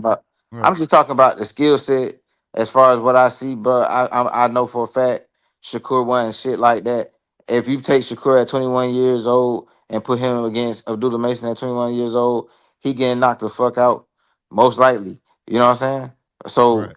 that's what I'm looking at. You know what I'm saying? Well, who did Shakur? Wait, If who did you take Shakur fight? Shakur at 21 years old and make him fight Abdullah Mason right now at 21 years old, Shakur probably getting knocked the fuck Yeah, out. yeah. Shakur's always been on a higher level. I'm not sure where you're getting this Yeah. from. Look. How many fights Shakur had? Let me see. You said 24 or something like that. How many Yeah, fights yeah. He Shakur got had? 24 fights. That's what you said. Abdullah got 19. You see what I'm Like saying? You see the difference? yeah, more experience. Abdullah is on the trajectory to pass this man, and he about to get a belt on his next fight, and he gonna keep. You understand what I'm saying? Like Oh, okay. Yeah, at 19 years, Shakur was he was making his debut. it's a You know what I'm difference, saying, bro. bro? And he's 21, bro. He 21. This dude been fighting, like say five times a year, bro. Like they keeping it, they make getting this boy sharp and ready. You know, I did a whole thing on Tank versus Shakur too about their race. The people was like, Tank fought nobodies, and I was trying to explain to everybody, like people don't understand the beginning fights are situational fights. You know what I'm saying? Let's see what we worked on. You can get off on this cat. Let's see what we worked on. You can get off on this cat. You know what I mean? And that's why Tank is as good as he is. Those situational fights in the beginning, and people don't understand that. But Shakur was fast track, but he wasn't.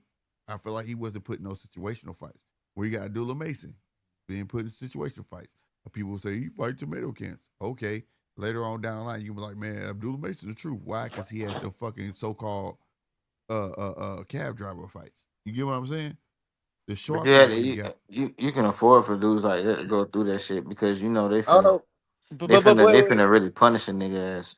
So no, but when it Shakur was ain't gonna 19, backfire on you the way that it'll backfire when you dealing with somebody like Shakur. Like I think I was talking about it one time. Somebody was saying like, like people can't lose in the sport of boxing because we throw fighters away. Nah, bro, Nah, niggas lose all the time and they don't get thrown away. It's just if you fight a certain style, you can't lose because you're gonna get thrown away because niggas damn near trying to throw you away and you didn't even lose.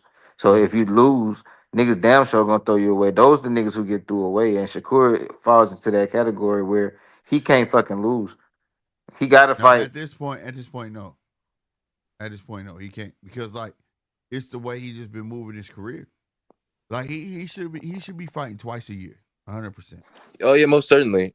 And I will say this, like Shakur, like when he was 19 in his first fight, even the commentator would say he would be doing like veteran moves. You know what I mean? Like Abdullah Mason was doing any He like do veteran moves and stuff like he that. doing veteran moves, but Like Abdul is that's like more that. You can see slicker. the skill set, He like the difference in skill levels.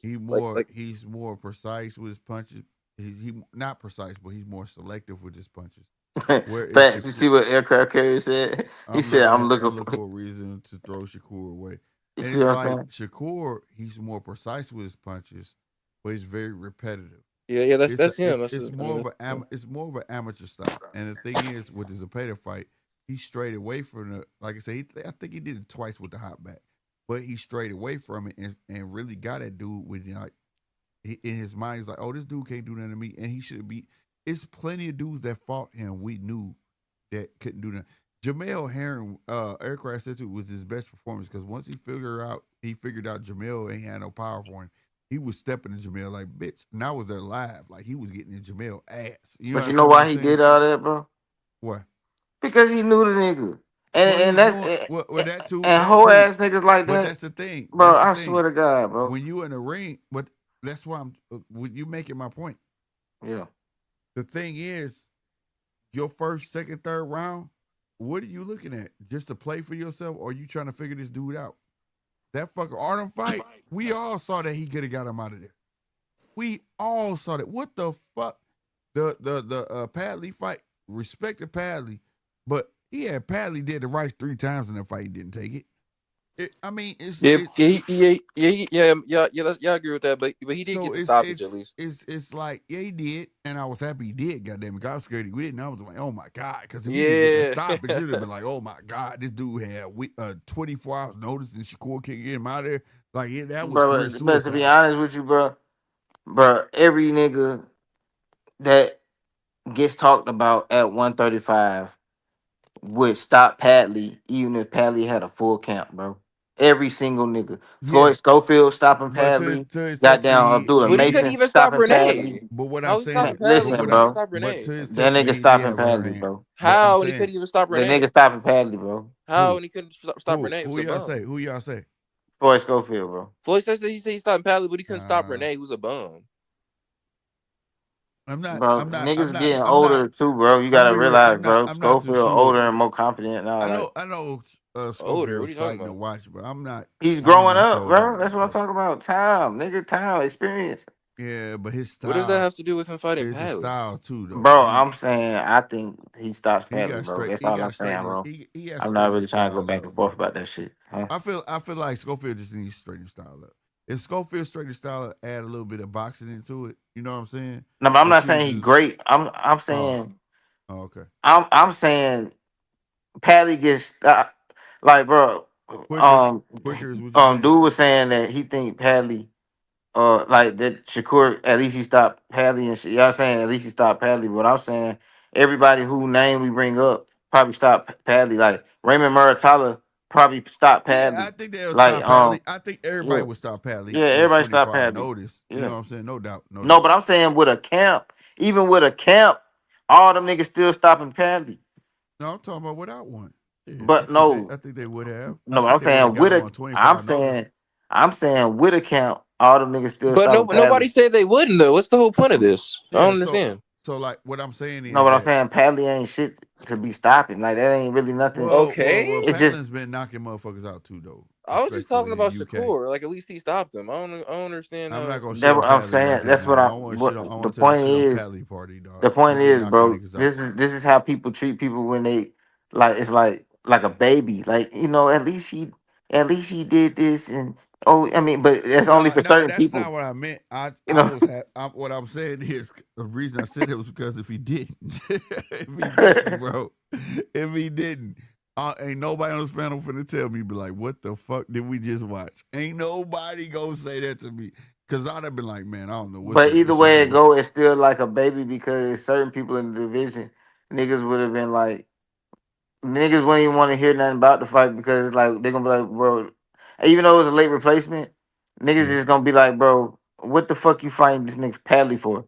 But when it's niggas that niggas treat like a baby, you be like, but it's just it was a late yeah. replacement. It was a late Nah, I replacement, didn't and say that. at least he Like, stopped him. At least he Pally stopped trained him. every day. That's how people be. It might not be because like I'm a big thing with words. I'm a big fan of words, and when people like we say Bud train every day. You get what I'm saying? If you Yeah, stay ready, you ain't gotta get fucking ready, bro. yeah. 100%. You know, when you got that mentality and you got that brain where like you can figure somebody out, you can figure them out. So like I'm not a person that be like, oh, he didn't train for him. Oh, he didn't. I'm not that. And it was plain to see that in that fight, Padley was outmatched. He just didn't pull the fucking trigger. And it was pissing me the fuck off. I was like, so yeah, I tend not to make excuses for people like that. You know what I'm saying? Like, ain't no way. If you stay ready, you ready. It don't fucking matter because one thing about boxing, when you get in there, you're gonna fight your fight. You're gonna look a little at some shit, their tendencies, but when you get in there, you're gonna fight your fight. The name of the game is make that opponent fight your fight. You know what I'm saying? You're not gonna fight to their attributes. You get what I mean? You Yeah. gotta look at their attributes to see what to avoid. It don't take much to gain that. You get what I'm saying? Uh-huh. So I don't make them type of excuses. Like I agree with you. If them guys they would got Padley, but I don't want to shit on Padley because No, Padley I'm do not knock shitting on motherfuckers Padley. out. But at the same time, I do get your point 100% because, like I said, I was looking at you like, boy, what the fuck you doing? Knock his ass the fuck out. You Nah, know what I'm that's saying? why Like, I really ain't talking to you. I'm really talking to the people who be treating Shakur like a baby. no, I'm not Like, treating but him people. like that because the No, that's why I reason say I I ain't talking to you. criticize Shakur because I know Shakur is I know better you than what did. he is. That's why I said I ain't really talking to you. I'm talking to what's brother name Rob. Mm-hmm. Oh yeah, what happened? I'm talking, but like nah, like Rob seemed like the type of person who be babying him, but like we got them criticize the fuck out of somebody for the same shit that nigga be doing, but it's like you babying that nigga, like but it's Shakur, like we don't expect for him to hurt nobody. He's just Nah, Shakur, man. he Yeah, just yeah. got How was I skills. He babying said him? he He just got skills, Shakur. and He's just he's not Shakur. he's not here to hurt nobody. He just he's Shakur. Like you got to give him a pass, I like wish I could put the you sound know. effect on your voice. He said he just It's Shakur. just a pass. Like, That you got nigga to give said, him a pass. he It's said you sound Shakur. like It's just a cool. Don't worry about it. He's just a baby. Yeah, like he just a baby. Like, what do you mean? He just got the 135. He just getting right, acclimated. right. He just getting acclimated. Why y'all rushing him? Why y'all rushing him? Oh That's how shit! y'all be with Fuck that! Shakur, man. I'm Fuck telling you. that shit. I I that shit don't be know, dog. It killing is, me, boy. but in that essence, man, that's what killed me about boxing because I rap with a lot of people about boxing and they'll say stuff like how you just said casino. Oh, it's this amount of weight, but shit, he was at 130. It's 135 now. Motherfucker's 5 pounds, but you talk about somebody else. Yeah. Man, he going up 8 pounds. What the fuck you And talking then about? You and just then said that was fine. you know how That be to fucking me up. there's a pay the performance, how they reaction, the Shakur fans reaction to that shit, it was like, Yeah. but it's like when you got like like when them teen moms, they got a sorry ass son, and then the nigga finally Great got job. down score some points and shit. Like on accident, nigga Right. scored some points You on did accident, it. and I everybody was like, saw it. "Oh my god, Right. he's going places." That's how I look at niggas when they would You talk about stupid, bro. Shakur performance. They're like, "But this was the No, man. greatest Yeah, performance this was the greatest display of the sweet I feel science in the like 21st century. I There's get nobody been fighting like this since Floyd Mayweather. He can jump a building with a single bound. He beats a hater. He beats oh a my god. hater. We need a Oh my parade. god. Like, man, god Why damn, bro. Casino just do the voice that's in my head, bro, when These I hear niggas, that man. These shit. niggas, bro. These Hey, niggas. on everything. I feel him on that because as a real Shakur fan, I am a real Shakur fan. Casino knows this. But Yeah. when people was like going in about the Zapata fight, I'm like, that dude wasn't on Shakur level in the first fucking place. Like, why are y'all? Cannot be his greatest fight. I felt like to glorify Shakur for that fight was disrespecting Shakur. And That's then he how I didn't felt. even. But I'm. That's what they go back to what I was saying, bro.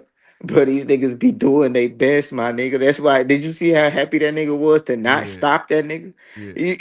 Look how happy he was to When not he stop breathed, that and, nigga. and that's what Bro, makes me mad. Like the Zip, man. That's why I had to ask a question. Who bro, that's thought all he Zapay was on got, his level? bro. Zapay was never on that dude level. Dude just wing punches, throw a shitload of punches. Man, listen, If anything, if y'all know boxing, that is a boxer's dream. He's gonna open slick. up all night. I'm finna counter the fuck out this dude all fucking night.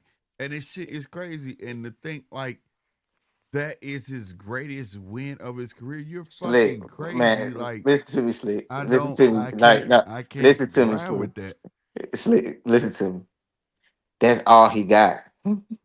Yeah, because like I say, he not active, bro. Like that's my thing. Like, That's all he got, bro. bro, What, and that's what what up? sucks. He not act because he not active.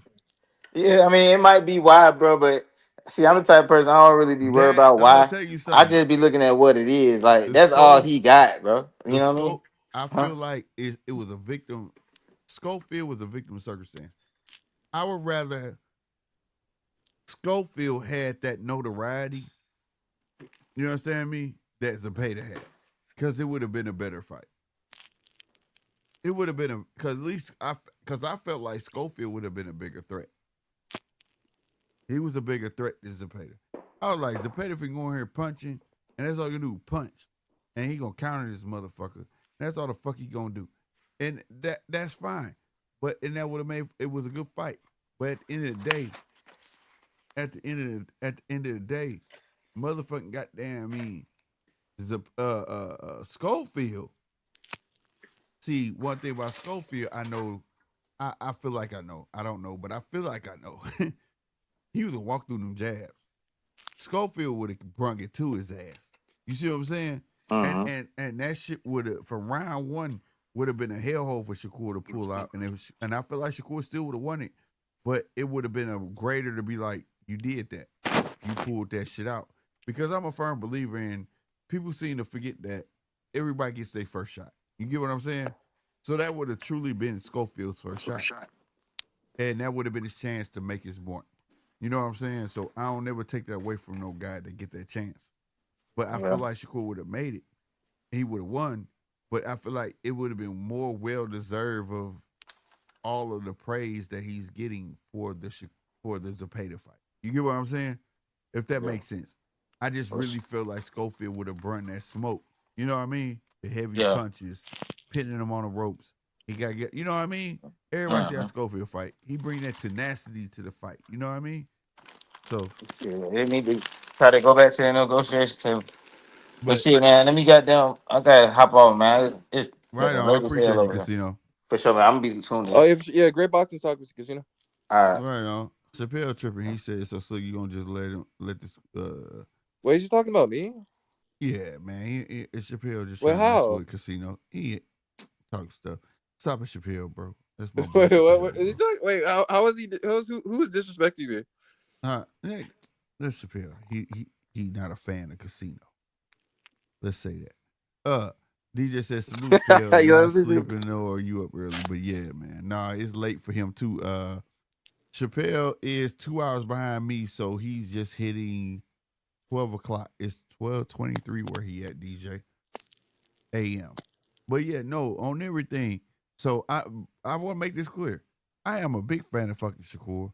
oh, for sure. I'm just not the fan that's gonna coddle him. I see the potential. I see the hand speed. I see the feet. I see all of that. But I am not gonna let nobody sit here and tell me Zapata should be his greatest win. Like, Oh heck fuck no. no. If anybody thought when this fight happened was like, oh shit, you think Zapata gonna beat Shakur? Fuck nah. I didn't have like a doubt that Shakur was gonna lose this fight. I felt if Shakur had lost against Zapata, Shakur didn't need to be fucking boxing. That's how I felt. Like, this dude just throw a shitload of fucking punches. He has no precision. He just throw fucking punches. You ever seen girls fight? Yeah, And they just windmill punches right. in the street. They just be like this. That's Zapata. No disrespect to Zapata. It's not like windmill, but I mean, he just throw that many. A girl throw 200 punches around. You get what I'm saying? Like they be like this in the street. Ah! You know what I mean? and to a boxer, you got no sense say, let me step back and counter this motherfucker. You get what I'm saying? Right. Let me do that. You know, that's I feel like you disrespected Shakur to say, oh, Zapata is his greatest win. Fuck no, I still feel like the Oscar Valdez fight is his greatest win. I ain't gonna lie. Yeah, I feel like based off performances, based off like performance quality, my top 3 are Padley, Yoshino, and Herring, and I got Padley performance at number 1. I feel like his performance. For real? Oh. Yeah. That one, yeah, that's number 1. But the one that's with the recognition, where he just showed for round 1, showed up and showed out, was that fucking Oscar Valdez fight. Oh yeah, heck yeah. So people thought like that was gonna be a fucking problem for him, and he fucking dominated the fuck out of Valdez. And I liked it. Yeah, he was taller. Yeah, he had to reach, but I don't give a fuck. Valdez was something to wreck with then. You get what I'm saying? Right. Hey, fuck that. He let it be known, like, I'm putting all you motherfuckers on notice. Fuck y'all. And that's how you do it. That was the fight. He stepped and he did his shit. And then, I don't know, like the hot back and all. That was the only thing DJ said I'm tripping. What I'm tripping off of, bro? What was his best performance, DJ? All I'm saying is that, like, I don't like that he just ain't let go of the amateur stop. Maybe, like I said, he been acting enough. He had nobody press him enough. Things like that. I just feel like if Shakur is more active, Shakur would be more loved. You know what I'm saying? Shakur, most certainly, people would be able to appreciate the skill that Shakur possesses. I think he's way better than what people see. I promise you, I really do. Like, I be paying attention to his face expressions. When he fought Artem, and he, I forget what round it was, but he's backing him down to the lower, if you watch the TV, it was the lower right-hand corner. And he put this smirk on. Like, yeah, I got you. I said, oh, it's over. He don't care about this no more. Like, I have this thing, like, every time I watch him fight, I look at his face, and it's like he don't care no more. It's like it becomes a glorified sparring match. You get what I'm saying? Right. Like, he don't care about us no more.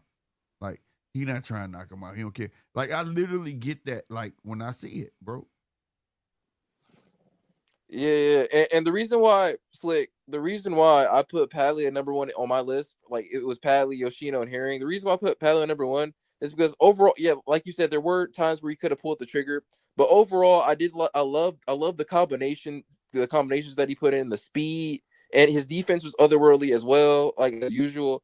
And I loved his footwork, how his like, it's like he was switch hitting, like you know how like Boots, you know how like with a combination of one hand. And he like it's a combination of one hand. Like he'll go up and then he'll go down with that same hand, but it'll be like fast. I was like, I thought that was fire. I was like, he turned into Boots for a second. That's what I'm saying. Like, I like all that. That's when he square. We throw the 1-2s, 1 up top, 2 down bottom. Yeah, that's so fire. It's like Mortal Kombat. I like it. But then what do he do after that? He take the hop back. He do this, and then he wait on them. Why wait on them if you dominating them? You see what I'm saying? That's stuff that pisses me off. Like, keep going. These motherfuckers basically submitting to you. They ain't got shit going. You know what I'm saying? Yeah. So, you know, DJ says, Slick, if an opponent don't bring trouble, you always gonna have your way with them. That is a fact. But the thing is, like I just said, he be having his way with him, and then he pull away from him. The Padley fight. How many times he was hitting Padley to the body, and Padley would literally fold over. I noticed that. And stay like that, and Shakur would stop hitting him. I was like, man, get this up. Why you stop hitting him? Beat his ass. But he would stop. So, like, that's what I'm saying. He be having his way with these guys, but I don't know, like, come on, bro. Like, I look at. Hey, I also. He's my fighter. I really like a lot, bro. It's just that I have this love-hate thing with him. Like, bro, I'm always yelling to scream at him. Shakur, what the fuck you doing? Get his motherfucking ass. I'm not asking him like, move, Shakur, he gonna get you. No. What the fuck you doing? Knock his ass out. Get him. He done. Like, I'm always yelling like, and you can see it. You can literally see it. Like, it's not no, I just want him to jump on him. You can see the defeat in these people's faces, bro. You know what I'm saying? They don't want I did anymore. Want to say, I did when you want to see say a fight, y'all want to know what defeat look like? When Arden went to that corner and he took that step back, he kept going. And wasn't even no punches coming. Wasn't even no punches coming. Wasn't even no punches coming. He just was ready to block shit because he knew he was going to get his ass whooped. But wait, I did want to say, Slick, at least, okay, so look, a cool thing about, like, when he stops hitting them and stuff, okay, it's like this. Put it in this perspective. Shakur is basically saying in those moments, he's like, if I wanted it, you'd be dead already. Like, I'm about to let you live until I finally kill you. He's basically doing that. He's basically doing that, bro. He got to be more convincing than it, damn it. Because I'll be like, just, God damn, you finna get the same pay whether you go 1 or 12 rounds, motherfucker. Just get his ass out of here. You doing too much. You know what I'm saying? DJ said no one has actually put more pressure on Shakur than Zepeda. I don't love Zepeda or Shakur, but eyesight don't lie. I mean, I get it. It's just that I hate that people talk bad about Shakur because I see the boxing skill and the IQ of him. My thing is, he has that part down pat. The killer instinct is what I want him to jump on. Like when Bud will box your head off, but when he smell blood, oh, he on you. He get you the fuck up out of there. Fuck that. I want to go home really. You get what I'm saying? Shakur, he will box your ass for 12 fucking rounds when he could have got your ass out in the 5th round. And the Zepeda fight, I felt like he was trying to prove something that did not need proving. Right. Because people felt like Shakur don't step to nobody. Shakur don't do this. Right?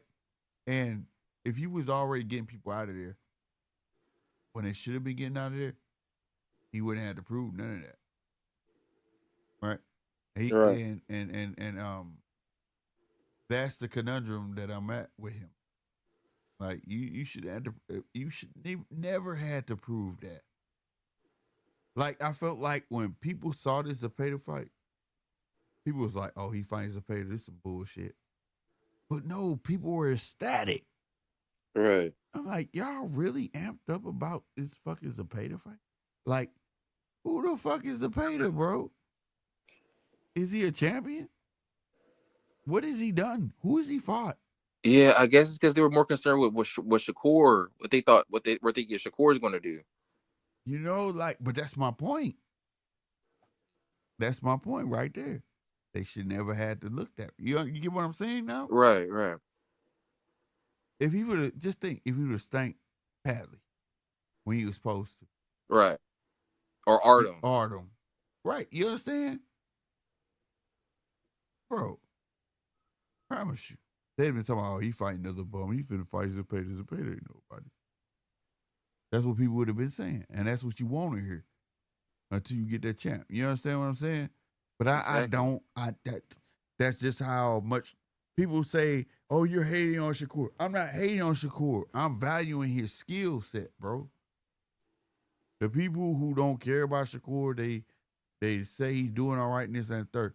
But when I see greatness, bro, Shakur has to be the potential to be greatness, but I want to be more active, and I want him, like, I may not understand the business side of it, maybe some of that, but Shakur is one of those guys that, like, there's tons of guys in history, right, that I can name that didn't get that name recognition, but they were the shit.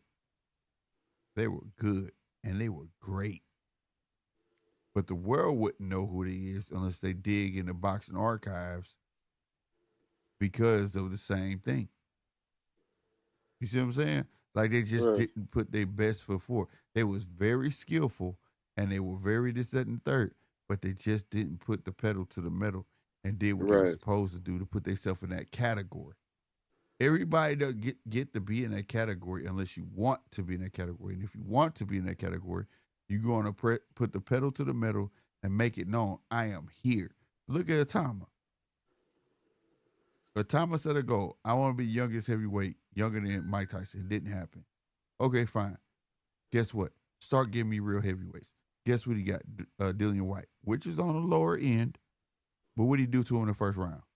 Knocked him out. Right? How many heavyweights can you say in the history of boxing that took the lower end heavyweight and got him out in the first round the way he did? You can't. Right. So it still count for something.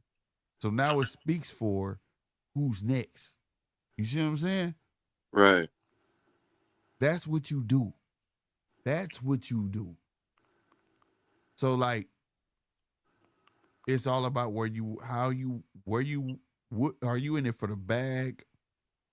And like what you in it for, the bag automatically or legacy. And if you would, and I tell everybody, anything that you do, if you in it for legacy, the bag gonna come. It's gonna come. You're gonna get recognized. You're gonna get recognized, you're gonna start making that money. I don't give a fuck what profession you are in. If you're good at what you do and you hone your skills, the bag gonna fucking come. But if you sit there and lollygag and say, well, I know I could do this, but I choose not to, are you gonna get paid for it? Fuck no. Right. So that's just how I look at it, bro. And I get a lot outside of YouTube. They be like, man, you be talking like you don't like Shakur. I be like, no, they don't like him. It's just that I expect more from him because I see the greatness in him.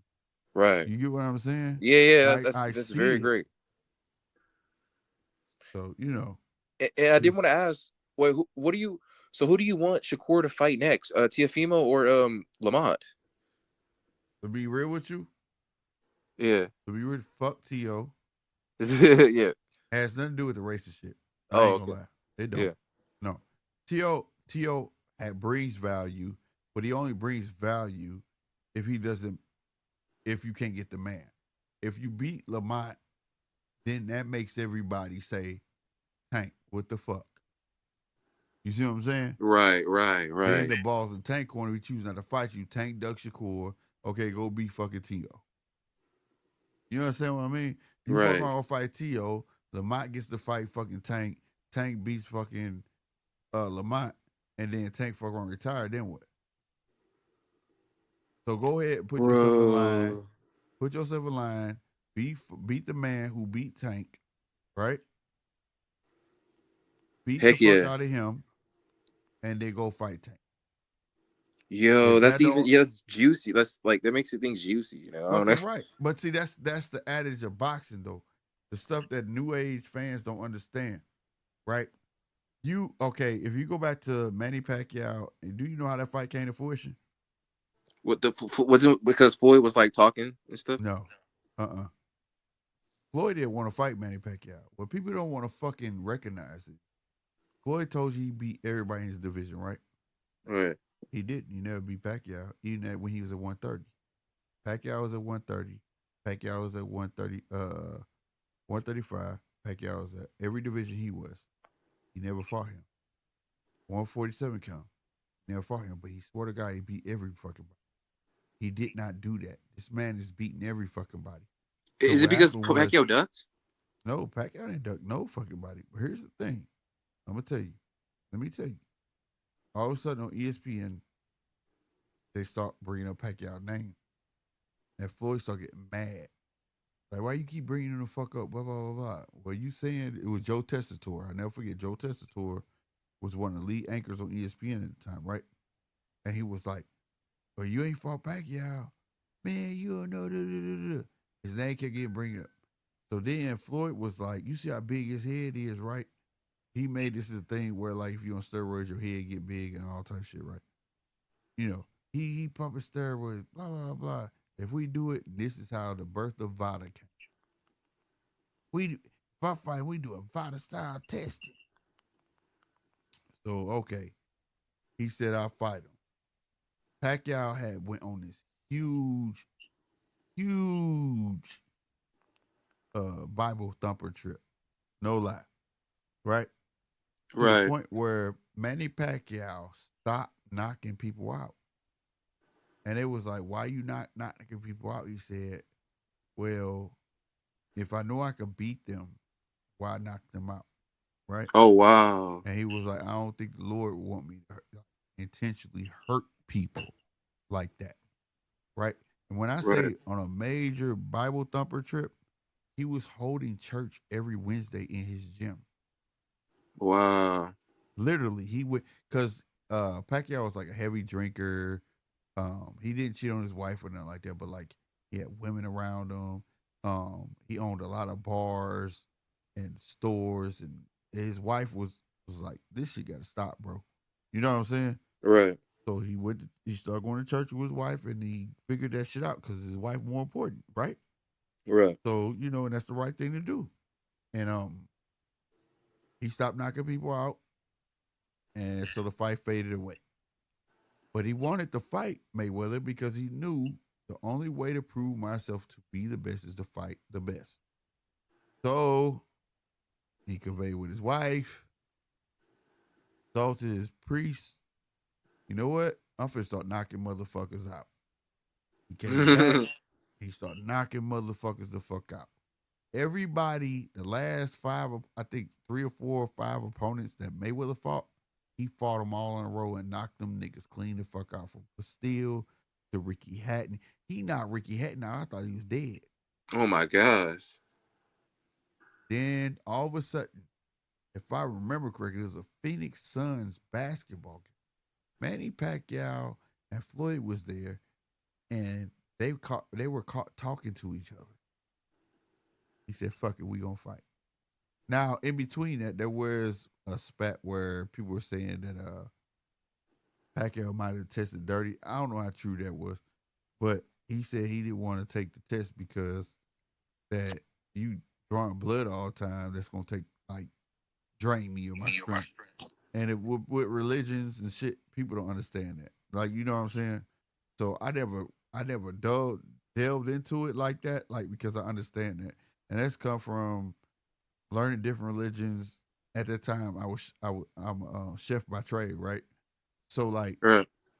I had to understand certain things. So I'm like, that could be true. Like, his religion might, he went with that, and this and the third. But either way, the fight happens, and it happened too late, because I firmly believe, I'm gonna be real with you, if he would have fought Pacquiao in his prime and Floyd in his prime, Pacquiao might have got him. You know what I'm saying? You think Pacquiao might have got Floyd. Yeah. Yeah. No doubt. Even then when they fought, if you go back watch when they fought, it was more of a wrestling match, because Mayweather would hit him with a jab or something, and he hurry up and tie him up. He would let him get off. He also came in heavier than Pacquiao. He was hooked up to IVs, and the night of the fight, go watch the fight from the entire beginning. They tell you during the fight, it was like reported that Mayweather was in the back hooked up to IVs, and then they be like, that shit was crazy. And then they showed the weight of the fight, right? Pacquiao came in like 151 or some shit like that, and it was a question mark on how much Floyd Mayweather was gonna weigh. And Right. then during that time, I think it was a rotator cuff or something like that, that it was an injury that Pacquiao had. And it was already documented before the fight, right?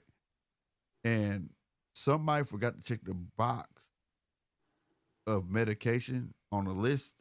So Pacquiao wasn't able to take the shot, like to numb his shoulder for the injury. But Pacquiao still did what he did and made it a close ass fight. So that tell me maybe when they was in their prime, the fight would have fucked up rotator cuff. Wait, you know what I mean? Wait, but Slick, I don't understand. Like So you think a prime Pacquiao would beat a prime Floyd, but Yeah. but you agree you also agree that a prime Bud would beat Pacquiao in his prime? No. Okay. When Bud was trying to fight Pacquiao, he was a prime Pacquiao. He wasn't? No. No, that was after the Floyd and all that. If Bud would have fought Pacquiao in his prime, Bud would have got. Really? Yeah, because Bud. Okay, let me tell you something. Bud's style, right? You gotta mind yourself for this.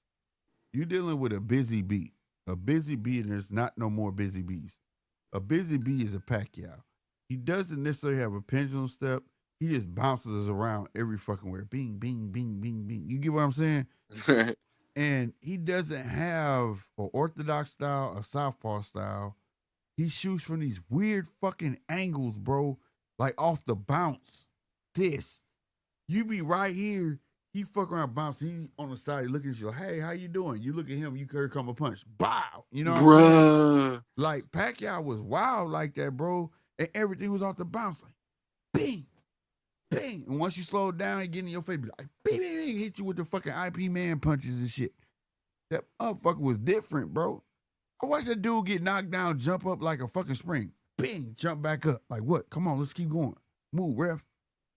Like, Pacquiao was that dude. He was that dude, so it's kind of like, yeah, I think Bud would got beat.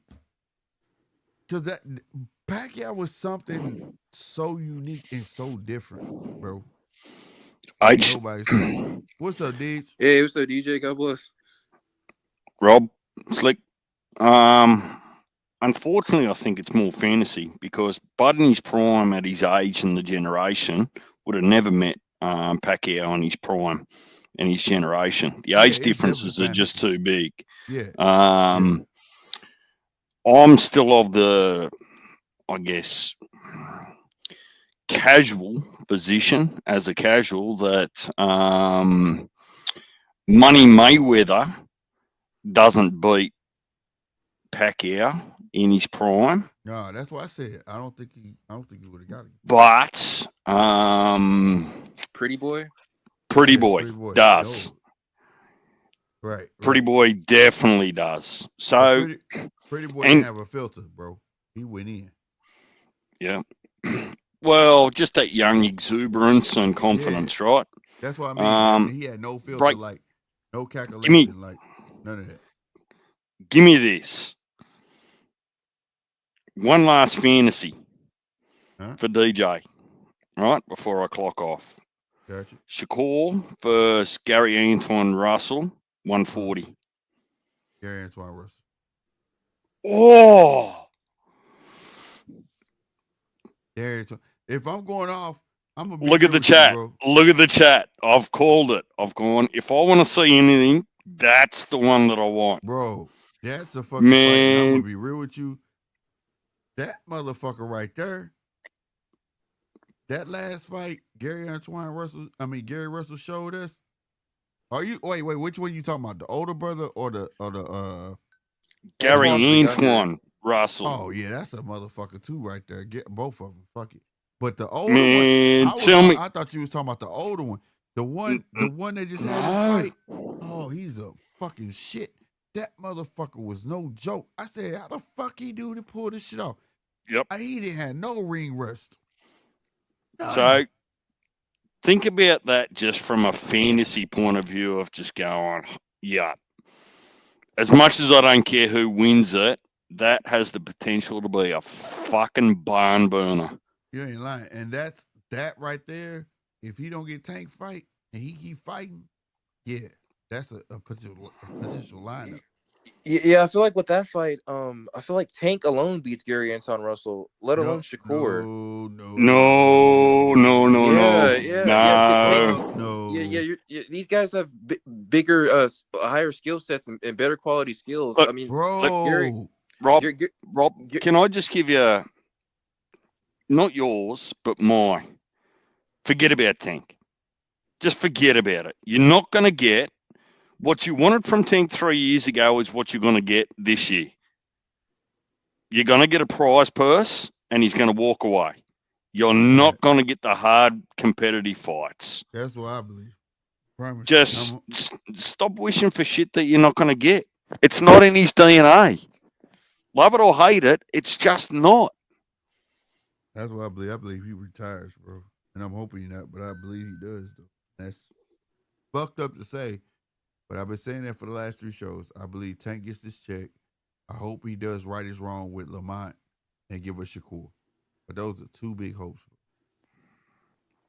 Well, depending on what you believe, apparently, Roach is going to sue Tank for breach of contract. Yeah. Man. I don't think you're wrong for it. Well, just whether he does or not, right? Believe what you want. No, you know what I mean? Just if you think that a Harvard graduate lawyer in Al Heyman is going to let one of his fighters sue another one of his fighters in the same umbrella, man, I think people have lost their collective fucking mind. Yeah. And if Roach does do it, you won't see that dude for another 6 years. He's on the shelf. How dare you do that in my stable? Yeah, that'd be crazy. But, hey, he breached the contract. Somebody going to give him some money. I don't think you're wrong for it. You ain't finna just walk past me, motherfucker. Well, where's the contract that's signed, Slick? Where's the rematch contract that is actually signed? Where's the proof? They're not going to show that, but they're saying that it was signed. That's why they had the date, and that the rematch, if it ended in a draw, it was agreed and signed are 2 different things. Well, they're saying. Well, the father said it was signed, that they had a contract. That's what. That's what I. And Floyd Schofield Senior. If it's true, then he has every right, because like I pulled the evidence out with the Deontay Wilder and Tyson Fury.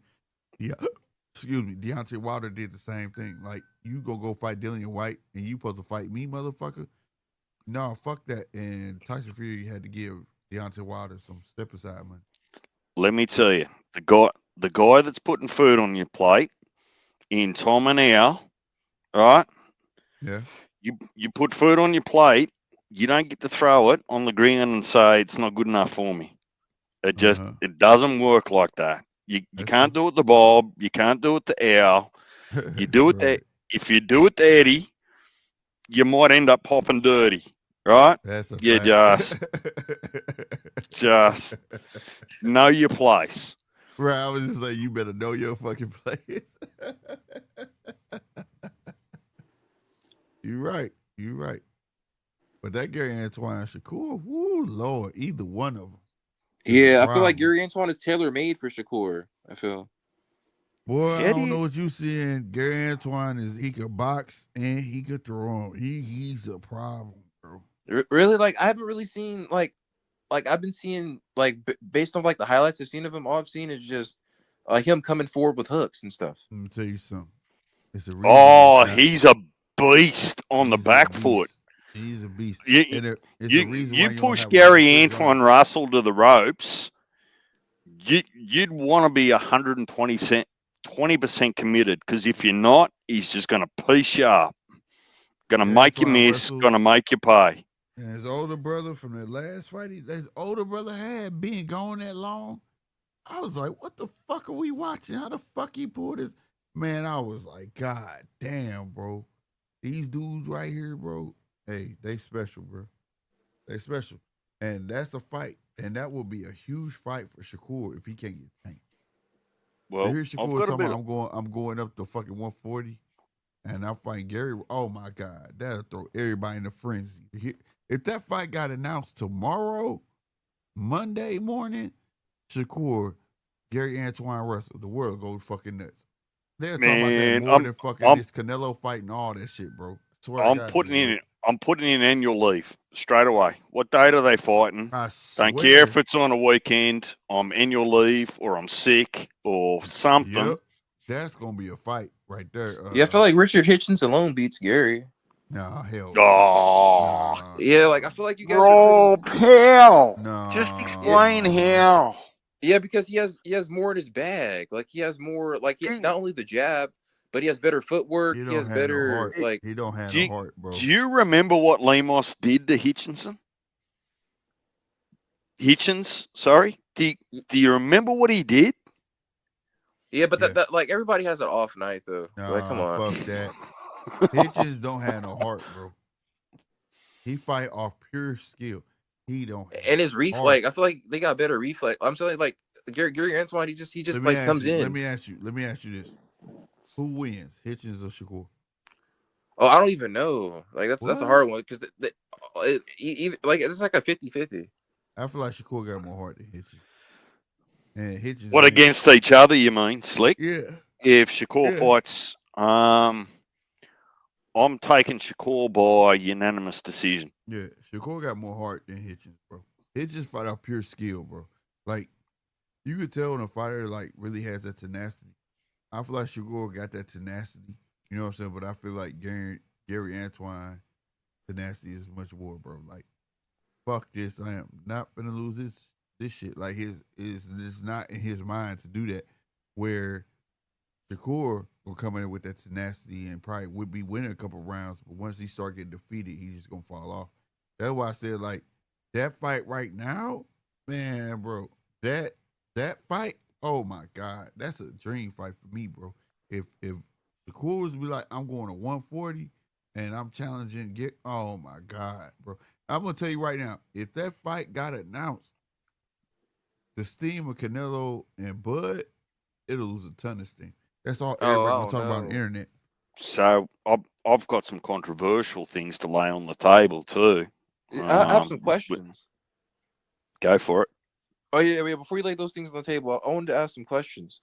So, like, can you guys give me like some fights that I could go see with the Gary Antoine? Because like based off what I've seen so far, like just his last one. Go on BoxRec, put Gary Antoine Russell in there, and just go watch his last one because he's been out of the game for different reasons. We don't need to get into his personal life, but just go watch his last fight.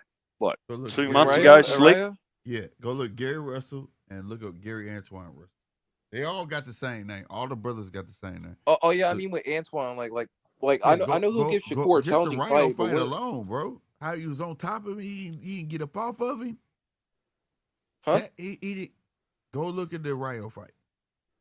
Yeah. And then look at how Rayo moved. When you look at Rayo, right? Look how Rayo tried to jab. Rayo tried to piece him up with the boxing work. And look how Gary Antoine Russell null and voided all of that shit. And to keep it in context, off the boxing lesson that El Rayo gave Pitbull the fight beforehand. So that's where you see levels. Like you go, well, El Rayo gave Pitbull a boxing lesson, but then he stepped in with Gary Antoine Russell and got a lesson of his own. Like just got absolutely schooled. It's like what DJ said, it's levels, bro. Like Shakur would be beating somebody on his level, bro. Like legit on his and I think Gary Antoine could give a 10% in that motherfucker. It's gonna be a clash. Shakur win that, he getting all fucking props. Like, bro, the props that he want now, if he took that fight, he would definitely get them props. Yeah, I feel like Gary Antoine, like he'll give Shakur a challenging fight, but winning, I feel like that's a little too far fetched. Man, bro, I promise you, I'm just being honest with you. That might be one of the most 50-50 fights in recent history. 50-50? Yeah, 50-50. That's like Shakur 60-40. Come on, guys. Well, look, that's okay if you feel that way, but look, go and watch his last fight against El Rayo before you decide on what percentage you're going to bet on Shakur. Because I did ask this to AI. I did ask this question: who would win Shakur versus Gary Antoine Russell in AI? And the AI said 60-40 Shakur. Guess what? AI lying because AI still lying. AI don't know fucking boxing. I'm gonna tell you right now. I'm gonna tell you right now, bro. Who hit harder between the two? Gary Antoine Russell. Who the fuck feet more swifter? Gary Antoine Russell.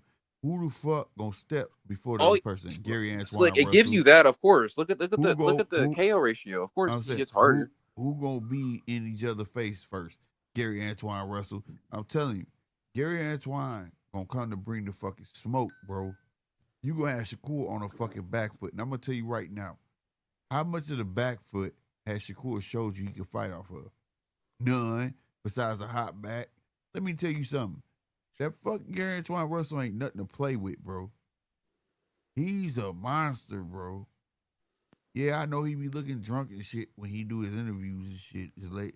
He be woo back. Let me tell you something. That motherfucker ain't no joke. He's not no joke. And the other one, Gary Russell, the older brother, his little ass ain't no joke neither. And he there at his weight class. They ain't no joke, bro. Look, bro. I've just got my own personal preference. I don't like to get suckered into this whole fantasy fight sort of thing, but if I just wanted to actually put my hands in a hat with a whole heap of names, I wouldn't hate pulling out Shakur and Gary Antoine Russell at 140. Fantasy, but that's not fantasy. That fight can happen. Like, that's not far. Yeah, Gary said he'll move down to 135 for the fight. Yeah, that's what I'm saying. That's not far, bro. And that can actually happen, bro. Real talk. And I know people say fantasy fight, but that's what boxing made of, man. That's how these big, giant, go through history fights happen. You know what I'm saying? The fans want it gets demanded, and it happened. And I'm going to tell you right now, don't fall in that trap. If it's a fight you want to see, fuck it. Now, of course, we ain't going to be talking about 135 pounder. I wish he could fight a heavyweight, but they're close enough to make the shit happen, bro. That's not no, somebody either go up or catch weight or they can make that shit happen. But I'm going to tell you right now, that fight is so skillful right there. Oh, my Lord. They talking about, Shakur can't do a pay-per-view. I bet you that motherfucker. So why haven't you spoken about it already, Slick? Because you're always on that. Because I'm going to tell you, maybe subliminally, I want Shakur to be so great. I never thought to pair him right now. If you pair, bruh, if Shakur, let's say this fight get made this week, I'm not gonna lie, bro. I'm picking Gary Antoine, and if Shakur lose, it's like career suicide. It's a wrap, bro. It's one of those fights where, like, I just don't think Shakur's ready for that. There's nobody in Shakur's career that he's even absorbed that type of fucking pressure. That pressure that, bro. They've already sparred. They can spar, and guess what? Have you seen the sparring tape? No, but Wally Moses already said it wasn't even close. Yeah, Wally said that shit. You ain't. But you know, Wally always keep it real though. Yeah, no shit. That's his granddaddy. That's his granddaddy. That's so. Look, that's one of my misplaced fantasy ideas. Ooh, my God, and I've got some others in other divisions, but you know that's for a different day, I guess. I'm gonna tell you something. I never thought of like this weight in the weight class, like when it comes to Javatai, when it comes to Janabek. You know, I got fights I want them to have. Like, I hope they actually clash. I never thought about Shakur fighting a Gary Antoine Russell. Does Gary even beat Keyshawn? Are you fucking serious? Come on, man. Stop with that. Serious? Yeah, because like this, doesn't he Let's pray Keyshawn will go to 140 talking about Gary, I want you. Slick, give the man a hug and just tell him to sit on the bench for 10 minutes and think about what he's just said. Bro. I swear to God, so the sound effect like this dude tripping, bro. Like, what? I was he caught my ear with that shit. He said, "You think you'll be Keyshawn?" You hear that? That's what's gonna happen to Keyshawn. Keyshawn don't want that. No, not an entry to 140. No, don't do that, Keyshawn. No, don't do that. No. You gotta get your fucking feet wet, bro. Like. I'll ask AI and I'll see it. I was like, no. AI, a lot of y'all, man. AI is not y'all friend, bro. I'm telling you, don't quit asking AI shit, man. That's fucking shit. That's Skynet. Them niggas gonna turn on us in a minute, bro. I know, bro. Fuck AI, bro. I told my daughter that shit today. AI said, fuck AI. Fuck. Y'all say AI like this. He got a name. It's a he and he got a name and shit. No. Yeah. Y'all watch, hey, they need to put Terminator in schools. All right. So y'all gonna learn who Skynet is.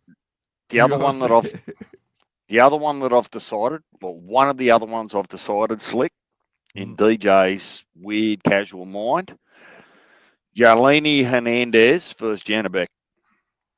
Ooh.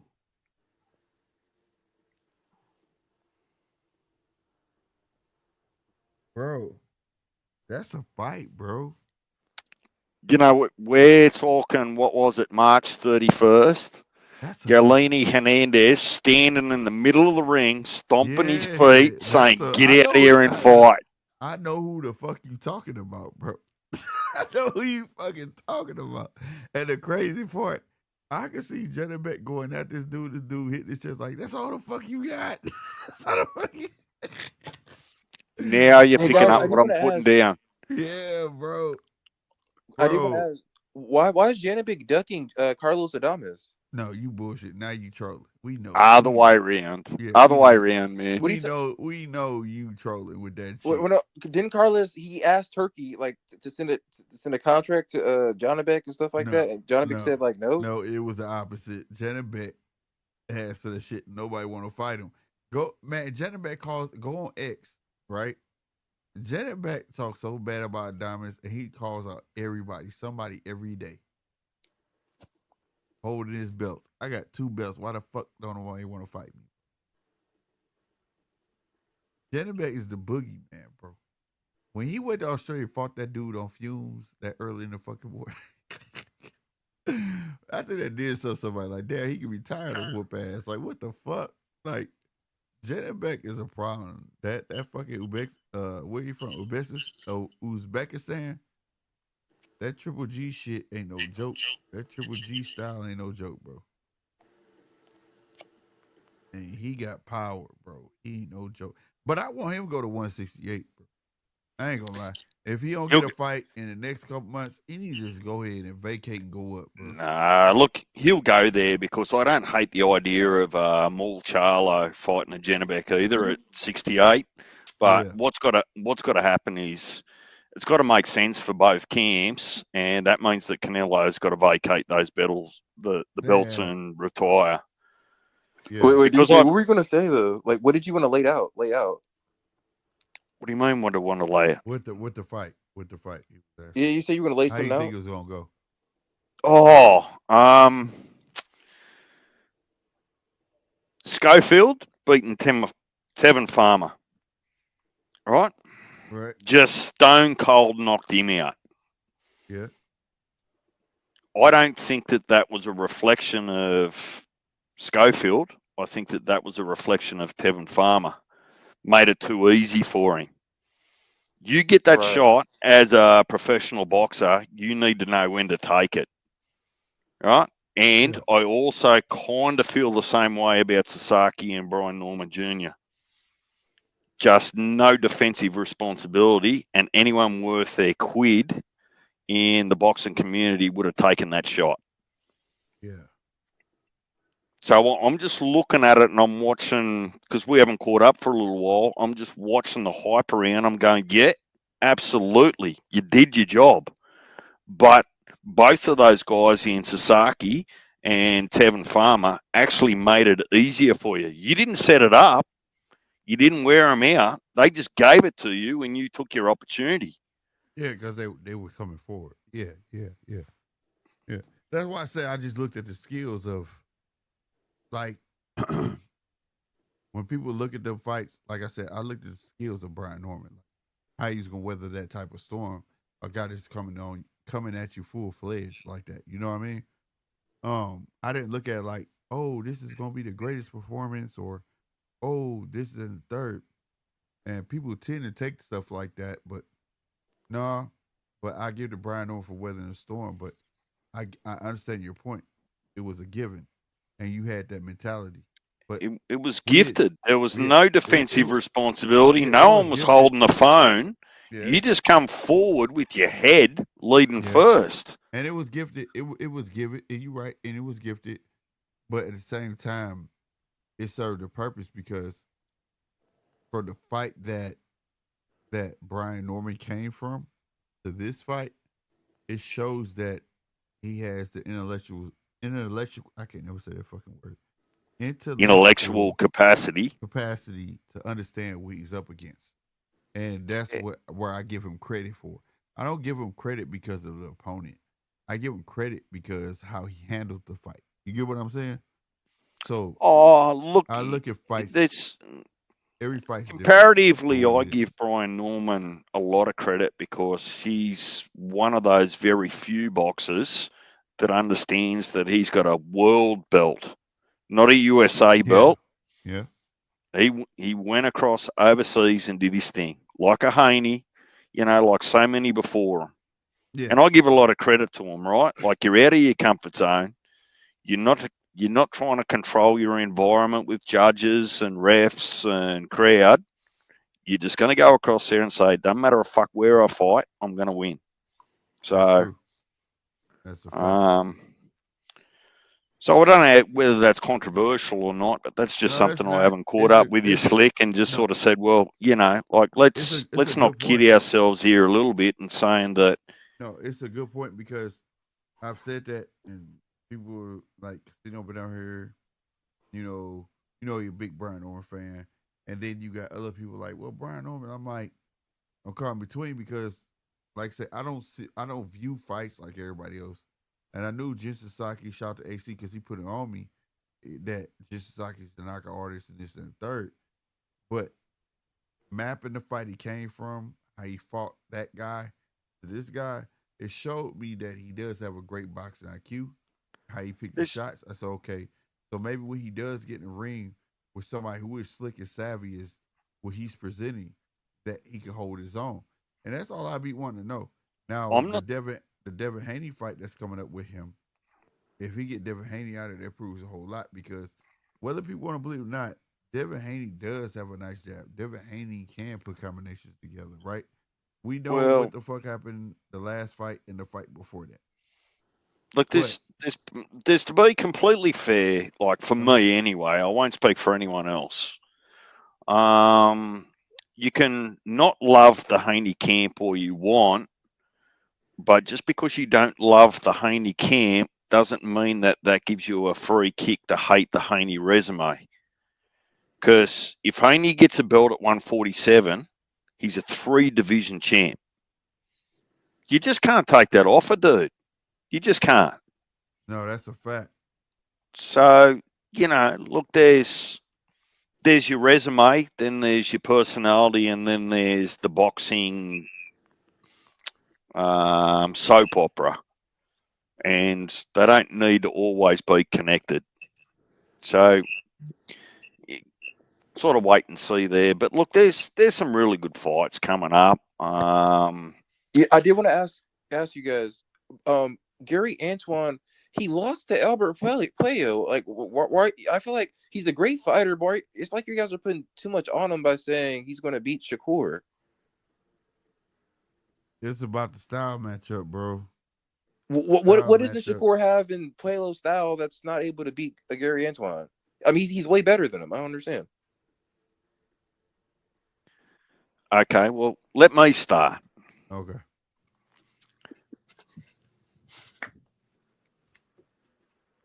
How would I best put this? There's two ways you beat a Gary Antoine Russell, in my mind. You've either got power that bothers him, and I don't think that's Shakur, right? Oh my gosh! Oh my god! No. Look, I'm not shitting on Shakur. I can appreciate what he does in the ring.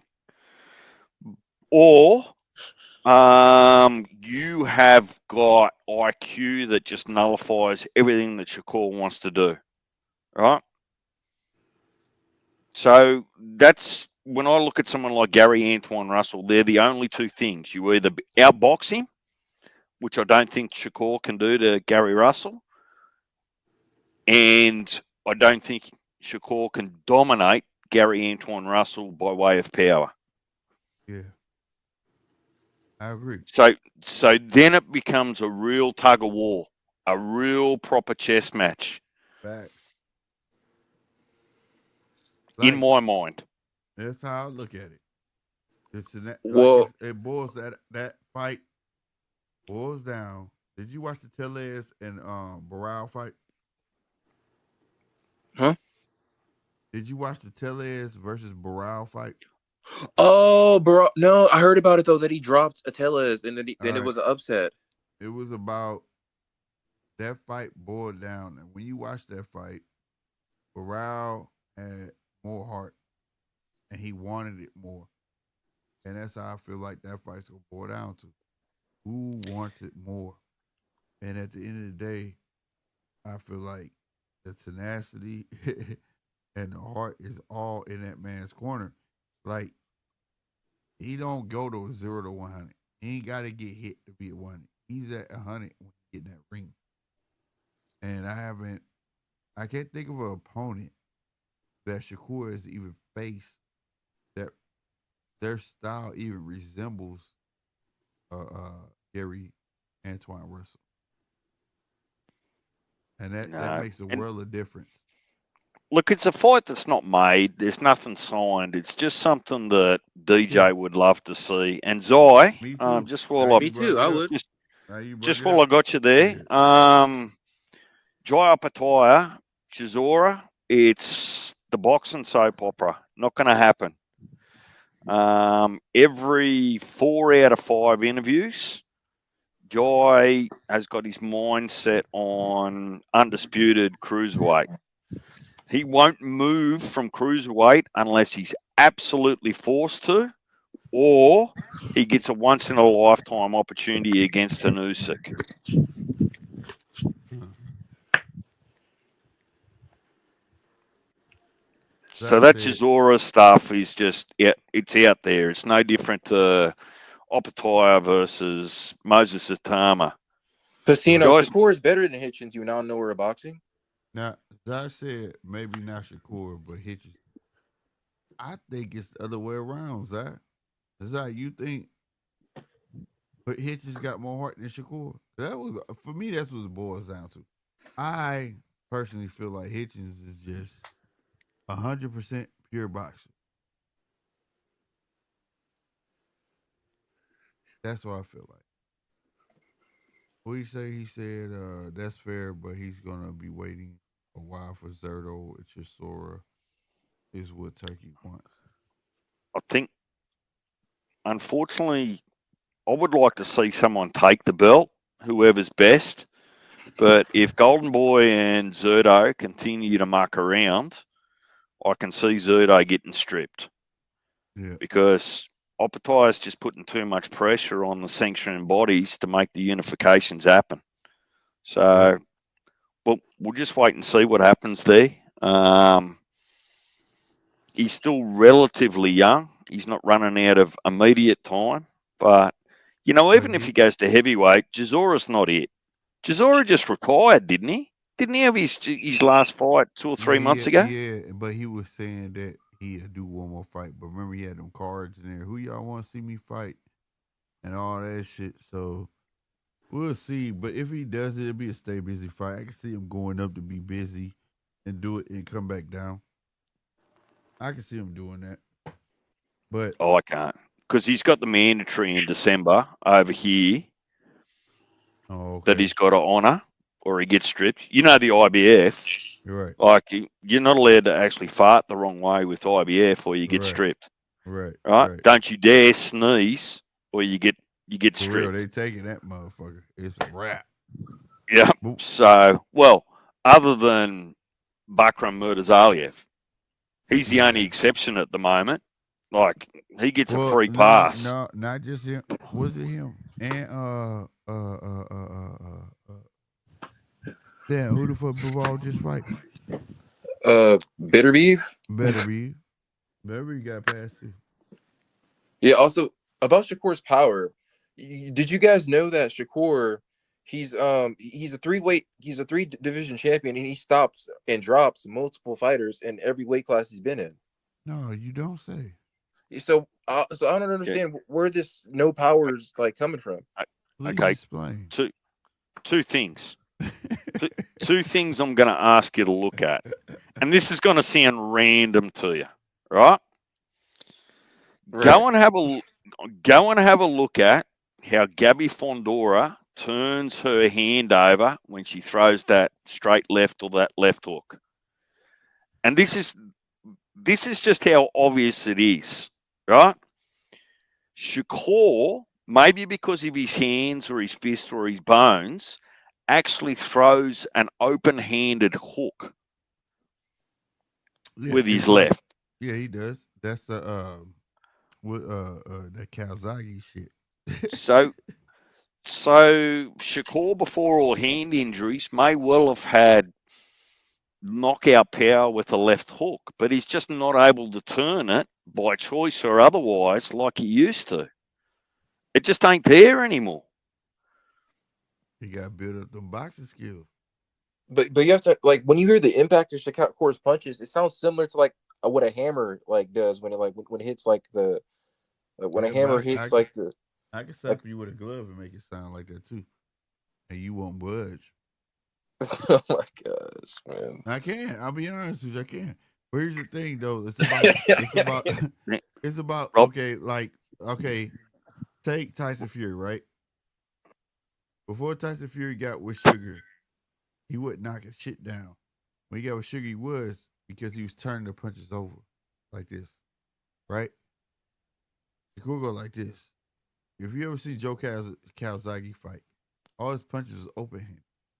What the heck? Yeah, it's an open hand. Like Man, it's all on video. Yeah, bro. It's all there. Bro.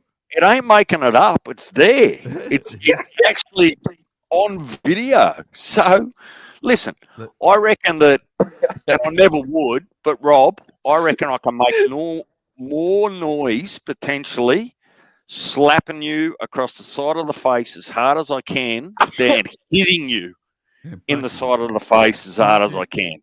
Punch is more like a thud, right? Right. It's not as loud. Like this had a treble. It's like a low bearing bass, like a. Let me see if I got something like something like that. If you heard that, it's like a low bearing bass. It's just. You know what? Like as like best that. as I can remember,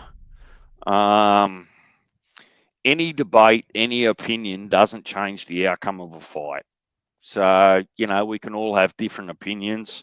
Shakur, Gary, Antoine, Russell. I just come up here and just said, hey, has anyone thought about this matchup? Because me personally, I don't care if the rest of the world hate it. I love that matchup. Yeah. I'd be down for it. Yeah. I'm doing nothing else that day. I'm down for that matchup. I'm with you, bro. I'd have been hitting you up like, yo, you take off? Yep, me too. Hey, get your popcorn ready. We finna do this shit. I'm telling you, that's a fight. That's a fight, bro. That's not nothing to take lightly. That's nothing. And granted, Gary Antoine don't have the name recognition of a Shakur. But I'll tell you about that night over with right now. Oh my God. Let me tell you something. He would have to leave his granddaddy, and go get a BoMac. You understand me? I would have to be hearing Bud Crawford is his coach in the corner before I pick Shakur. Because I already know what the fuck Gary Antoine's bringing. I already know. And that just speaks to what we was talking about earlier, like having them fights where I know what you about and goddamn me, just being active. Where a Zapata wouldn't be your greatest victory. You understand what I'm saying? Right. Where you got Gary Antoine, he beat Ryo, bro. Ryo who beat Pitbull. Ryo that came back from victory being knocked down from, who is that? I can't think of the name. Chris Colbert? Chris Colbert. You get what I'm saying? Yeah, I like it. Right. He's a great fighter. What adversity and triumph of an opponent has Shakur fought on that level besides old boy that I just said. What was my guy? Oscar Valdez. Oscar Valdez. Well, Edwin knocked out Arroyo, and Shakur beat him with one hand. Who, Edwin? Yeah, Shakur beat him with one hand, and Edwin knocked out Arroyo. To be honest, just be honest. This is moment. I know you don't like to do it when it comes to that fight. How much did he really fight that fight? I mean, that's a testimony to how good he is. So. No. See, like I said, I know you don't like it, but I'm asking you. I'm just asking you for this moment. You can go back to it. How much did he fight that fight? I mean, it was one of the lowest outputs in history. So, but he was injured. He was injured. At the end of the fucking day, I'm just letting you know that don't fucking count. That's all I'm saying, bro. That's all I'm trying to tell you, my guy. It's not easy as it seems to say that. Context matters. Now, I will allow you to go back to what you would normally say, but I'm glad you're being honest. For real, bro. You know, there ain't no slight on support, look, facts are facts. You know what I'm saying? Facts are facts. Rob, I'm putting that comment in the same one, the same bag, the same pigeonhole as Bud winning by TKO against Canelo. Wait, what comment? I just can't. Well, hey, man, you're on record on the whole internet of coming in.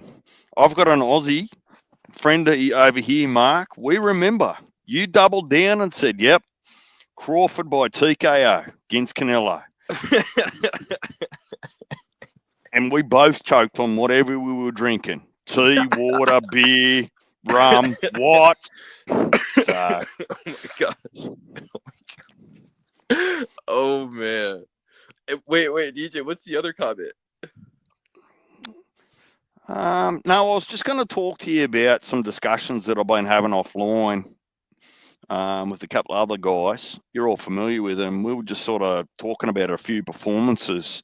And the other thing, well, for me particularly, is that it's really easy to get too sucked into early performances with prospects that are now contenders and those sorts of things, because the last 18 months to 2 years have actually shown you that people have just been found out, right?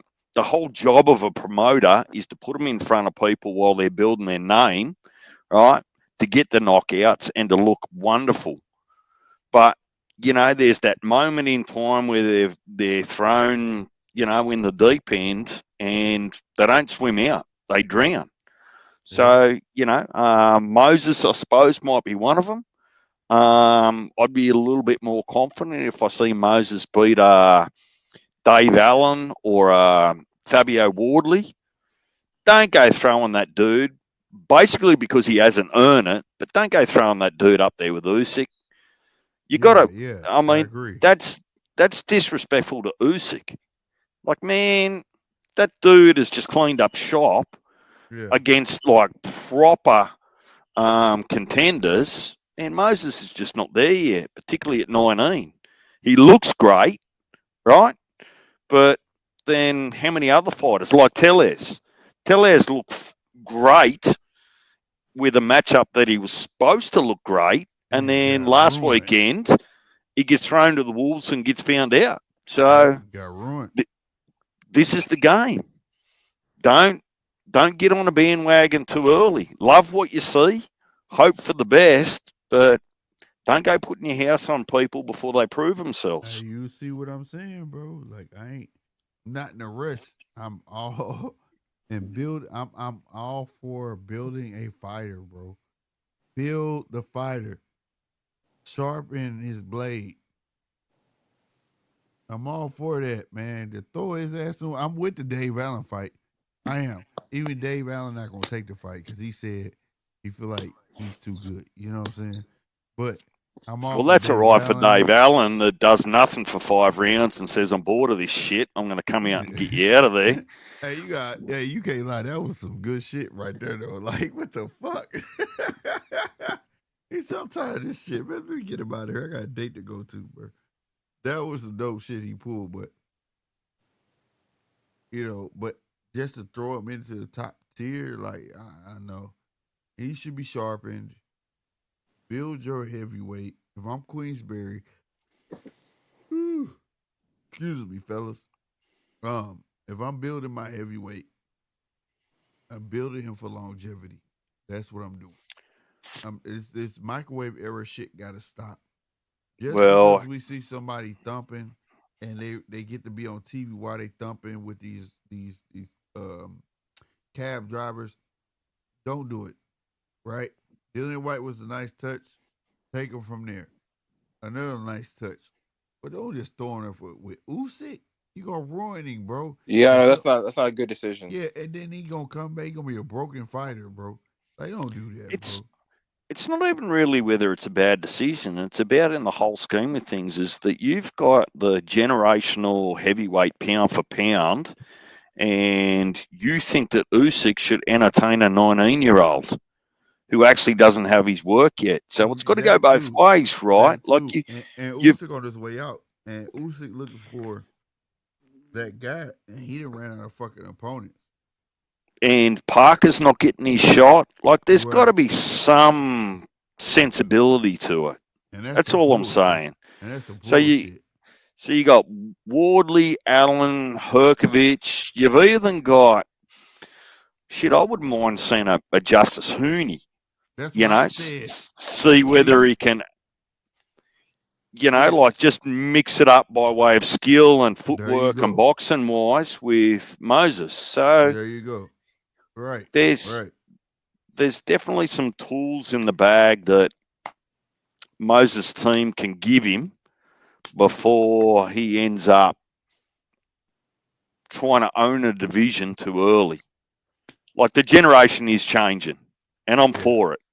Yeah. I'm sick of the heavyweight musical chairs. Yeah. If I hear or see an Usyk Fury #3, man, I'm paying money not to watch it rather than watch it. I'm like, I'm just, I'm, he said he stop with paid that. money not to watch it, bro. Yeah, that's facts. That's hilarious, bro. Swear to God, bro. And I did want But to ask you all, who at 168 is beating Osley? I feel like Osley's the boogeyman in boxing right now. who? Beating who? Sorry, Osley and Glacius. Glacius. at He sound like a new 68. dude. Wait a minute. Yeah, who's beating him? I He's know like that the name. boogeyman. I know that fucking Well, name, bro. Hold on, I gotta look him up. I know that fucking name, bro. Hold on. Yeah, he You could got, probably knock Canelo out with that power, man. Like a you got, KO. yeah, but bro. how many fights he How had? many fights he got? He a new dude, right? Yeah, he has probably like 15 fights or something like that. Yeah, yeah, Yeah, yeah, see, yeah, yeah, this yeah, is what yeah, we're yeah, just yeah, talking yeah, about. yeah, Like, yeah, yeah. if Nah, your he shouldn't be jumped up if your like that. promoter's But I crafting know, an yeah, image like you're all that, right? Don't get excited. I tell you what, I'll make a deal for you.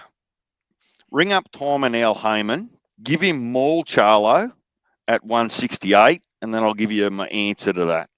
right. But Monchallo isn't the same. I feel like majority of everybody in the weight class go through him. I mean, No, it don't matter. Nah, If not everyone. Maul Nah. still possesses skills though. I The said thing is, he majority. 15 fights in. Maul should be hit at Maul's skill level. He should be able to. He should be able to handle a 15-0 I fight. don't. Maul will probably get. Maul's defense isn't the best. He'd probably get caught and get knocked out. Probably. Well, that's a problem, but you gotta admit, at his skill level, he should be able to handle a 15-0 fighter, right? How many losses has Maul Charlo That's why got? I was just thank you. Rob? You just took the other question out of my mouth. How many losses has Maul Charlo got on his record? One if he fights Osley. No, He doesn't have not if. Right now, If. what's his record show? Right. If what he a got 0 undefeated. exactly, and if he can, And how many fights has he had? Like yeah, motherfucking 30 something. Yeah, he's in the 30 30s. something.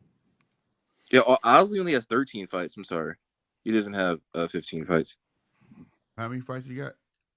Osley has 13. Jamal, exactly, bro. I know that name too. I'm just trying to put his face to it, but I know that fucking name, bro. He sparred David Morrell and like I don't know this one. Oh, he has 34. Jamal has 34. Yeah, I know you got 30 something. I think you guys have got another guy at one. I think he's 168. Maybe he's 160. Who did we watch there a few weeks ago? Slick. Let me just have a think about it. But he actually did look good. But I'll say this: 15-0, 13-0. If Jamel can't handle him, he don't deserve to be where the fuck he at. On everything, bro. On everything. But I know who you talking about, Rob. Yeah, I just you can't do. put his face. Yeah, I just can't put his face. I just can't put his face to the motherfucking name, bro. Yeah, I feel See, like I he has too reckon much there's. power. Well, I reckon you're going to watch. I won't call it a mass exodus, but I think that I'm pretty much comfortable in predicting that there's going to be maybe round figure at least 4 guys from 160 go straight to 168 when Canelo retires. Yeah. Hold on. That 168 division is just going to open right up and give people opportunities. That's the fact. But we got a message from Zy Pacino. He said Iglesias fights Vladimir Shishkin. We know who that is for a eliminator next week. IBF, yeah. But at 13, you say 13-0? Yeah, 13, 12 knockouts. And he getting that? He's getting fast track, yeah. Salute to Zy Pacino for the message. Real talk. We like that. So, Rob, how did Dave Morrell end up after 13-0?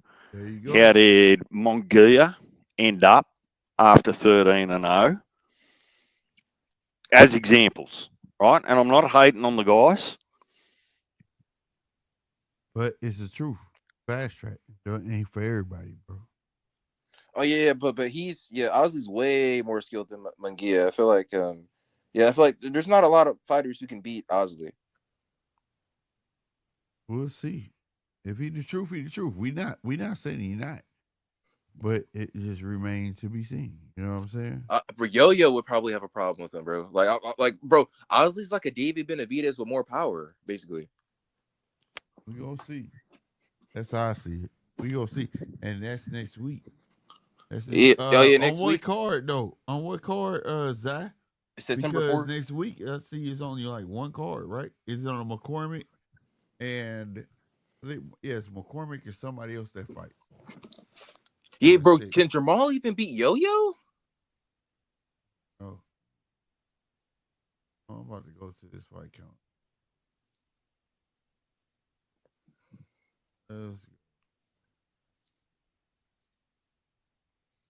Well, Yo-Yo's at 168, right? Not sure. What's the full name? You said Yo-Yo.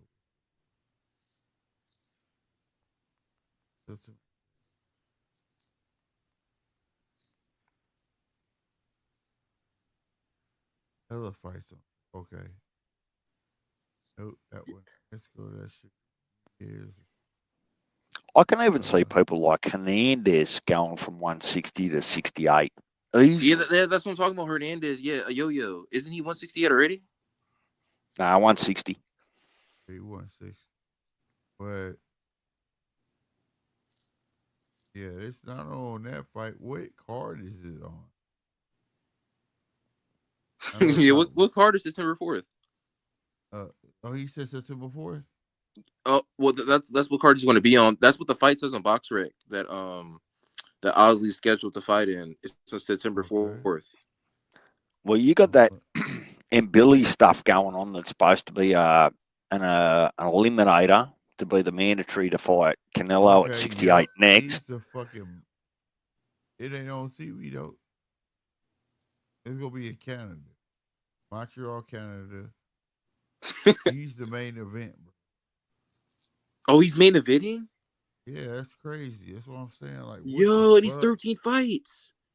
He main eventing on September 4th. Yeah, okay. See, this guy like Montreal, 7 p.m. That would be Yes, no, that's not my time. 7 p.m. their time, but 6 p.m. Eastern, which means that'd be 5 o'clock my time.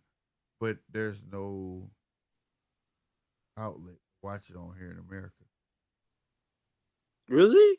Really? Swear to God. I'm looking at it It's not now, gonna be on bro. the zone or anything.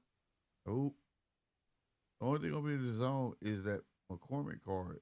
That's that Saturday. That's crazy. It's not gonna be televised, but he Yeah. is main eventing. Speaking of which, Slick, if you've got any, what's your Huh? latest upgrade? Your latest update on Top Rank? Do they have a broadcaster yet?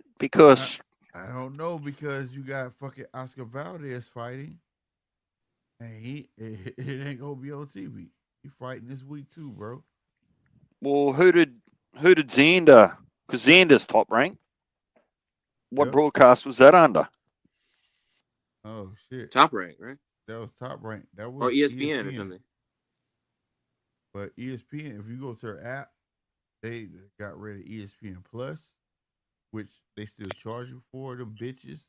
How you get rid of it and you charge me for it, and then motherfucking goddamn me when you search boxing, you don't see shit Top Rank on that.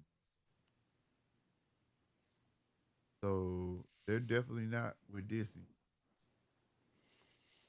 Is there a local Las Vegas broadcaster that's affiliated over there since Bob owns Vegas? It's probably the fights gonna probably be showed in Vegas. Like you hit the right spot, like the sports books. They'll definitely have a spot for you to watch it. But like, yeah, this is crazy, man. That's why I said earlier in this telecast, I was like, maybe we'll learn something this week where the fuck Top Rank finna go because I can't imagine, but Oscar Valdez on TV. I mean, have him have a fight and not have it televised. How are you gonna build him? No, How are it's you because televised. like I've seen it. I've seen it. Let me just have a quick look. Oscar Valdez is definitely televised. Let me September just 5th we got fucking Pro Box. Where that Oscar fight? Oscar fights on the 6th of September. Right, okay. Against who? I haven't heard any Rick, advertisement for it. Ricky It's a guy. Medina. Yeah, it's a guy we Who's don't know. that? What we go with? So that's in Mexico. All right, Oscar Valdez, right there, Ricky Medina. There's no broadcaster, bro. I don't see it.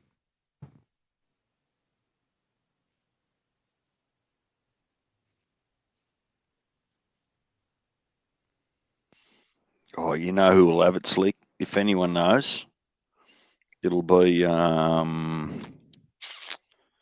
it'll be on boxing scene.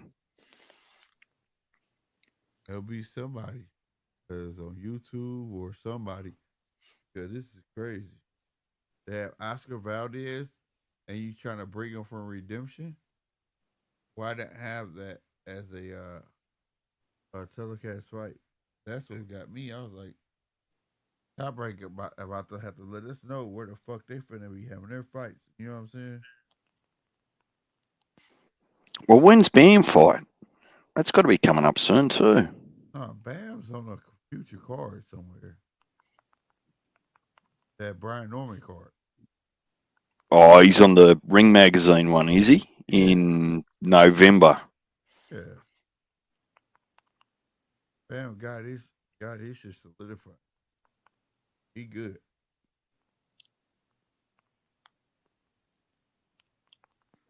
He didn't fail the assignment. He want to get that bag. Look, there's a bit going on, and believe it or not, what was the last thing I heard? I heard that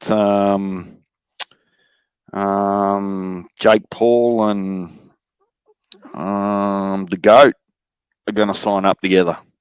Oh my Who? gosh, Women's. Tank. Clarissa Shields. Yeah, Oh, yeah, yeah, yeah, yeah, yeah, yeah.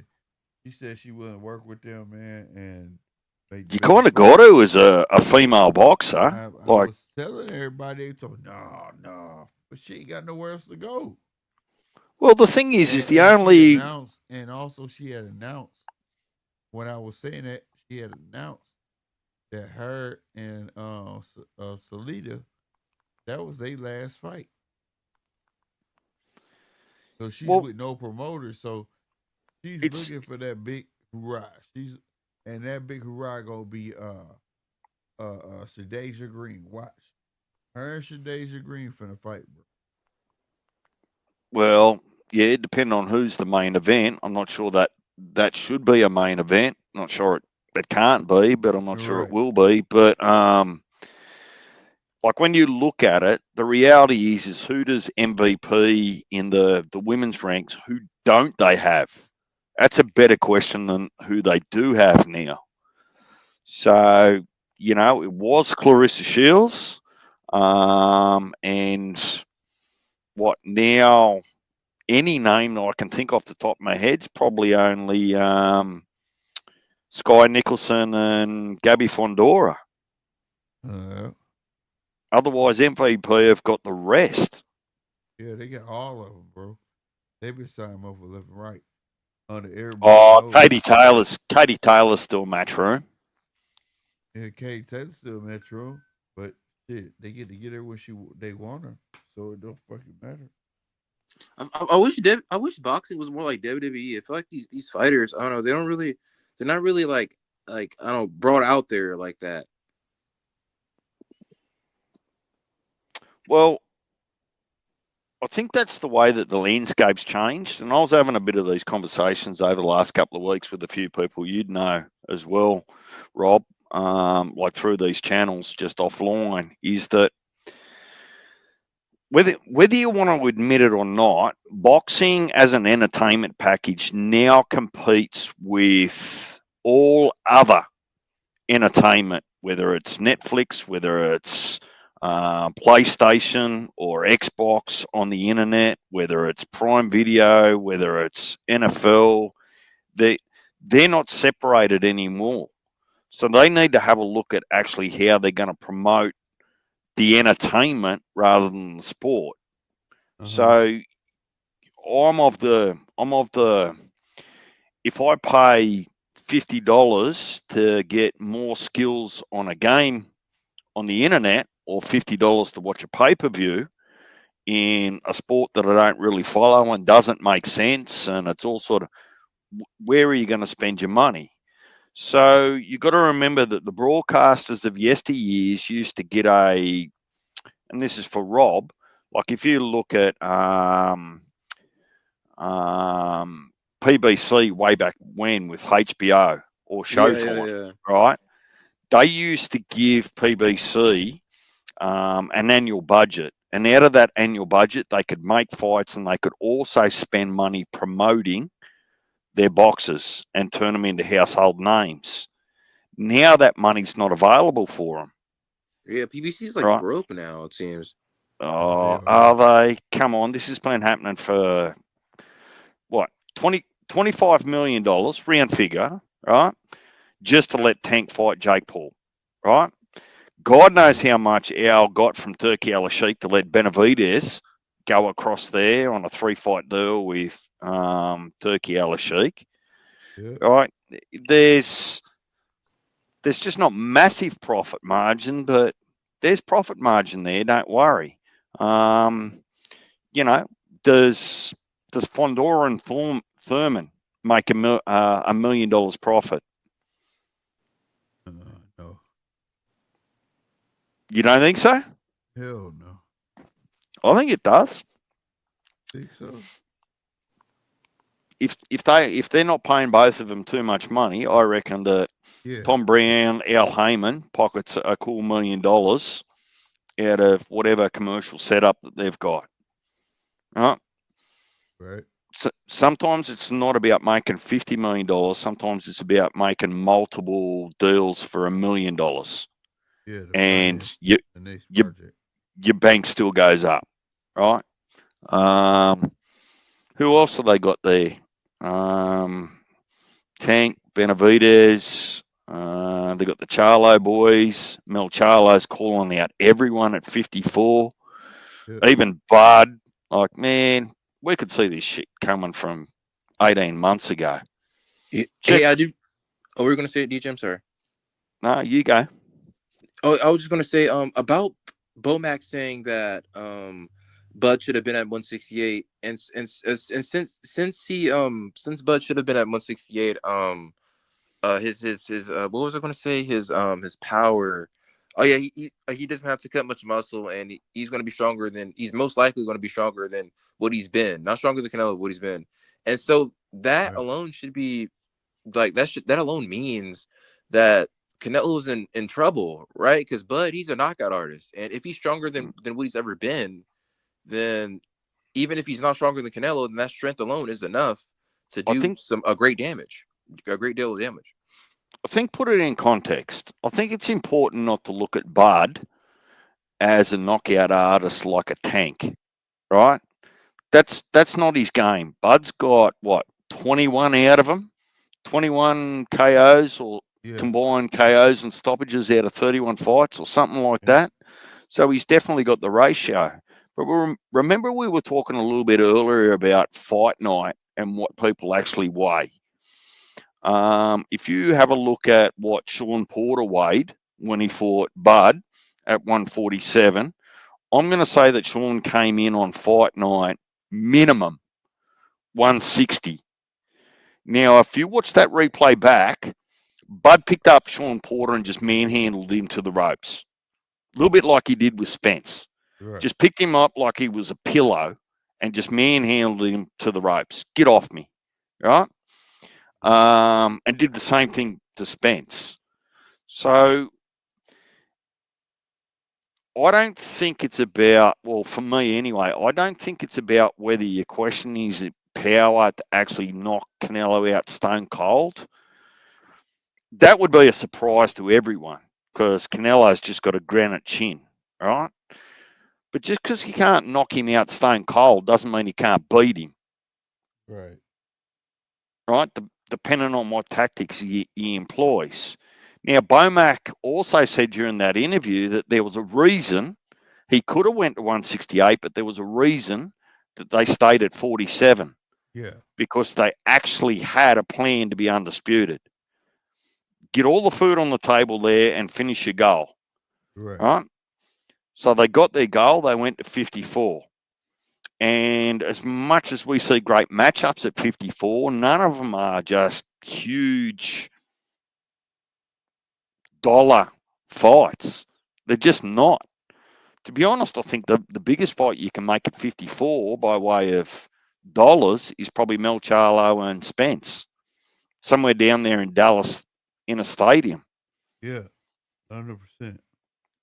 Like financially, look, the other Fondora might make something of himself, Virgil might, whatever the deal is, but they're just not out and out pay-per-view superstars at 54 yet.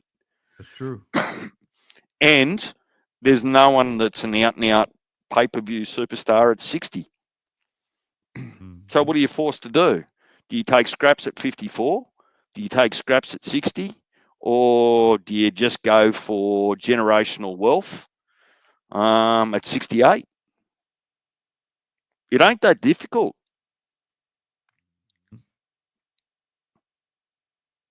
That's a fact. It ain't What's your that thoughts simple. there, Rob?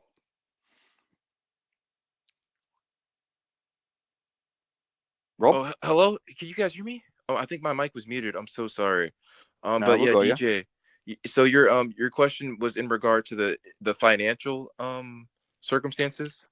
No, I guess I was telling a long-winded story about how it works in my mind. Not everyone else's, just in my mind, I go that I don't want to overcomplicate the issue when it doesn't actually have to be that complicated, right? If you look at the way, for example, Fondora destroyed Erickson Lubin's face, Oh didn't yeah. knock Oh him yeah. out cold, right? But absolutely owned him. Now, that's a Right. non-questionable win, right?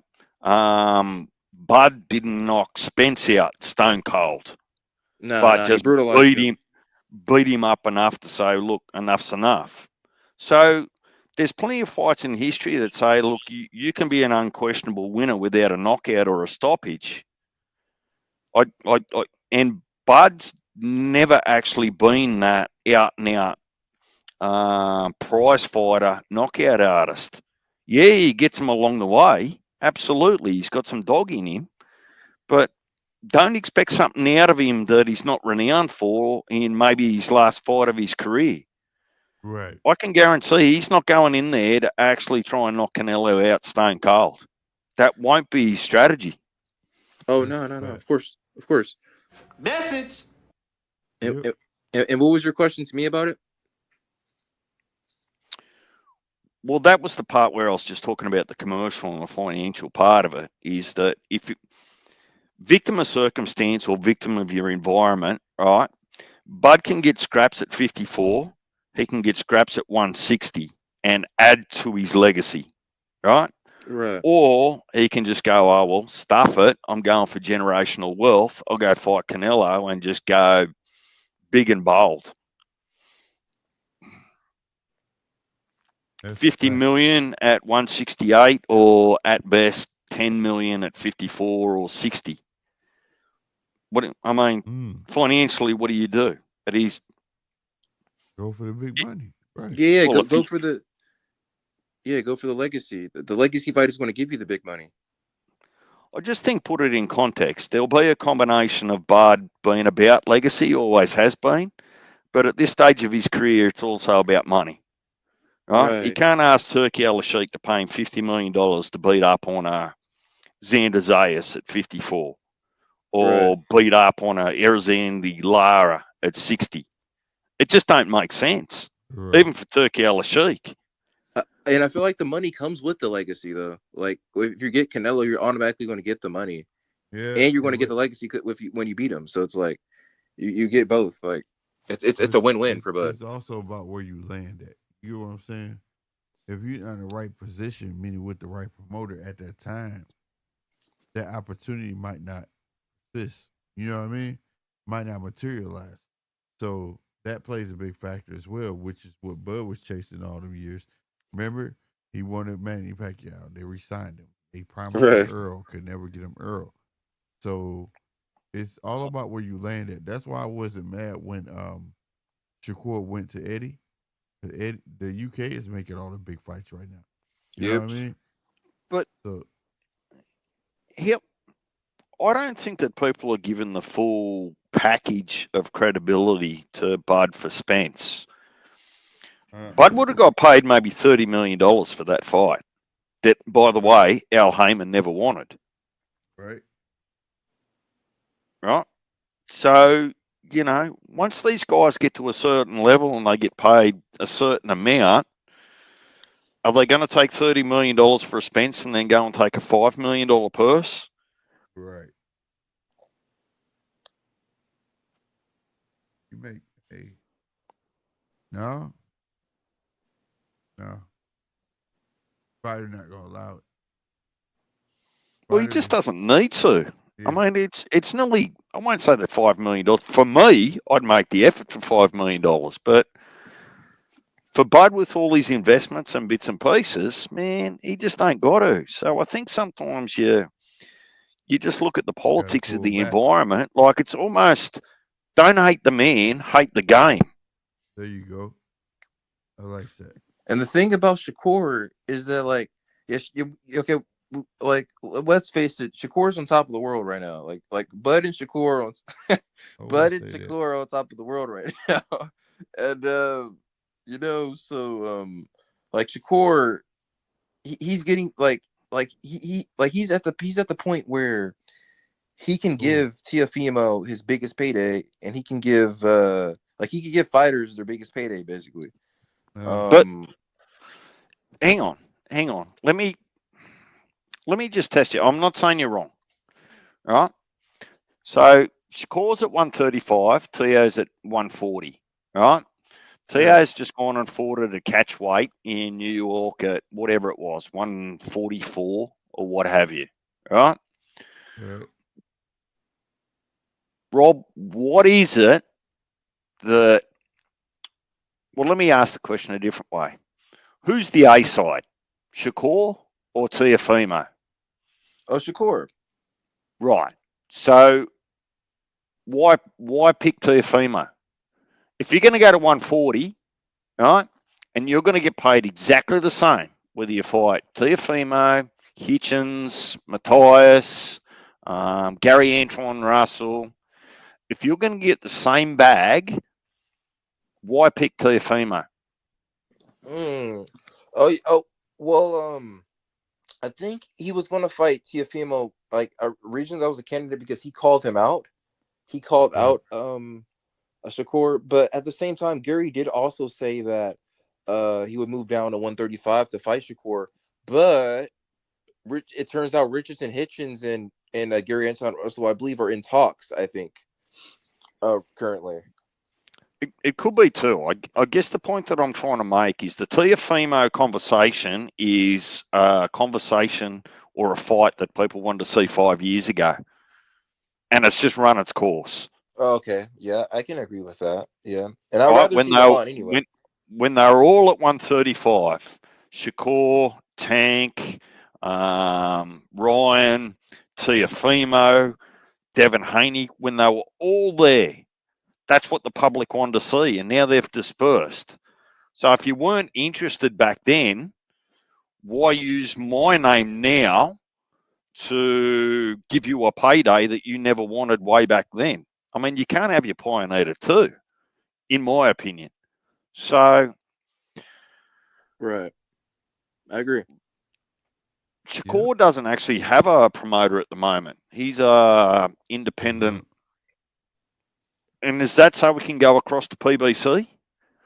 That's kind of the half rumor gossip that I'm hearing. He's got a disconnect from Matchroom because Eddie and Al historically don't do great business together. So if he has to sign a one-off contract with Al Heyman to get the fight that he wants, is that why he had to disconnect? Well, honestly, I think it's more likely that his plan, Shakur's plan, is to do what Bud's doing right now, and that's just working with Turkey. Because Turkey likes Bud, he likes Shakur, and he can give them, he can match make for them. Honestly, like whatever Shakur wants, he can just go with Turkey, and they make a deal, and voila, he gets who he wants. I want the Shakur and Lamont. I would prefer Lamont and Shakur over the Teofimo fight anyway. Or like you said, I would like Lamont or Gary Antoine Russell. Honestly, I want to shut you guys up. I want to shut you and a slick up. I'm joking. No, I'm joking. No. But I can see how that happens from a competitive point of view, but when you look at it from the boxing business point of view, Lamar Roach actually doesn't have anything for Shakur that he needs. He hasn't got a belt. Unless Shakur goes down to 130 to get Roach's belt, Roach actually doesn't have anything. The only reason it would make sense to fight Lamar Roach is to try and entice a Tank fight. I beat Lamar Roach better than you did. Well, Tank didn't beat Lamont Roach. He actually arguably got beat and got a draw. But yeah, I know what you mean. There you go. So there's even less. Lamar's got nothing that Shakur needs or wants. Nothing.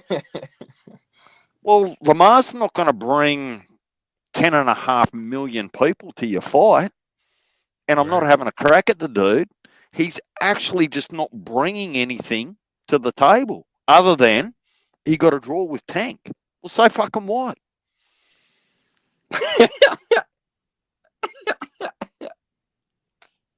You're funny, DJ. But yeah, that's true. Well, true. hang on. Tell me I'm wrong. Yeah. I mean, I said that's true, but I mean, Lamont. Yeah, I mean, he did wobble him and make him take a knee. So it's like, yeah, that's it. I mean, it's just what he did to Tank. That's why they want to see Shakur and Lamont. That's about it. But like you said, how many seats is that going to, like, how many people in seats is that going to bring to the table? Probably a lot, because I don't know. I don't even think you can make it a main event.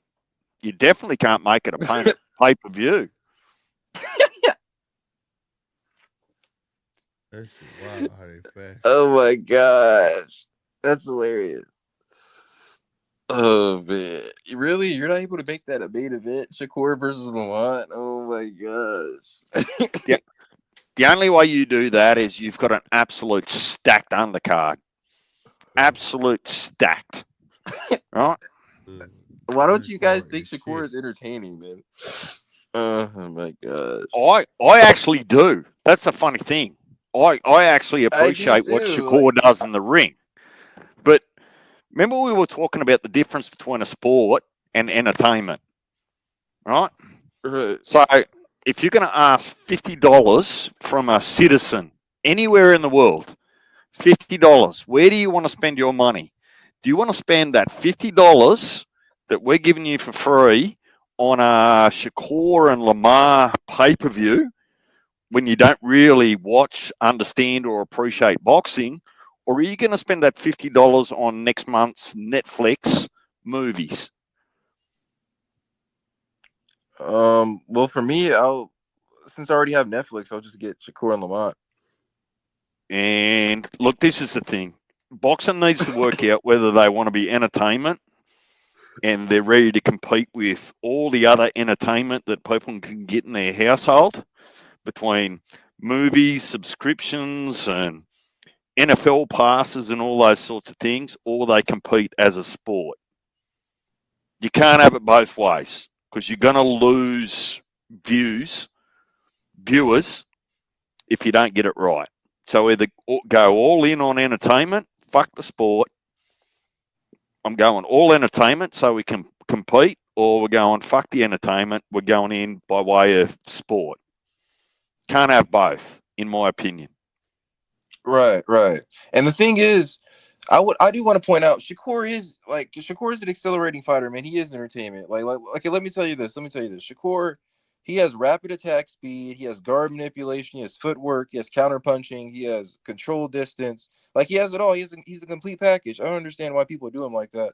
And Zai, you're talking about an actual boring fighter. You're talking about Oshaki Foster. I wouldn't I don't care for Oshaki Foster at all. He's very boring. Like that's an actual boring fighter. Like I think Ryan Garcia is a boring fighter too. Like he's a one dimensional fighter. He just has like a left hook power. Like he doesn't really have much to bring to the table. Like you guys disrespect Shakur. I feel like the people who disrespect Shakur have a mental disorder, or they just No, go off of what other people say.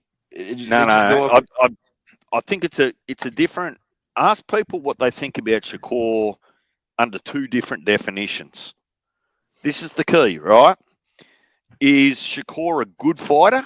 Definition A, right? Skills, all those sorts of things. Definition A. Or is Shakur a good entertainment? Definition B. Okay, okay. Get where I'm going now, Yeah, right? yeah, I get what you're going. And me personally, I would say A and B. I mean, a Yeah. random person.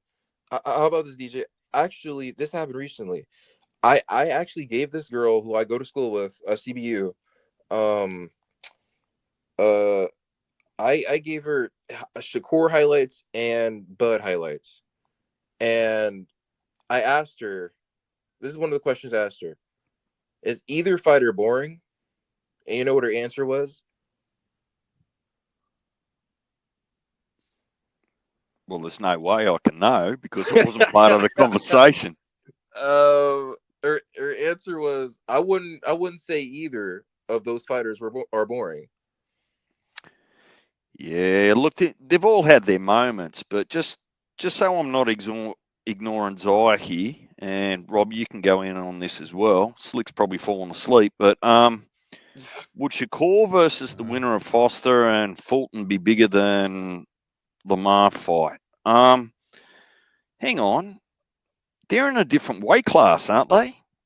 O'Shaki and Steph Shakur? Fulton, aren't they like 126? But Oshaki's a boring fighter, Zai. Like, why would you want to see Oshaki? Like come on, Zai. Look, for everyone involved, it doesn't matter which way you flip it or turn it. If they don't actually put their egos aside and put Ryan, Shakur, Haney, Tank, um, who else might I have missed in that? Tiafimo. If they'd actually pitted themselves, like all of them, against each other 4 or 5 years ago, people would be super rich. Right. So it's just a hangover. And now it's just a simple case of, well, who makes sense now?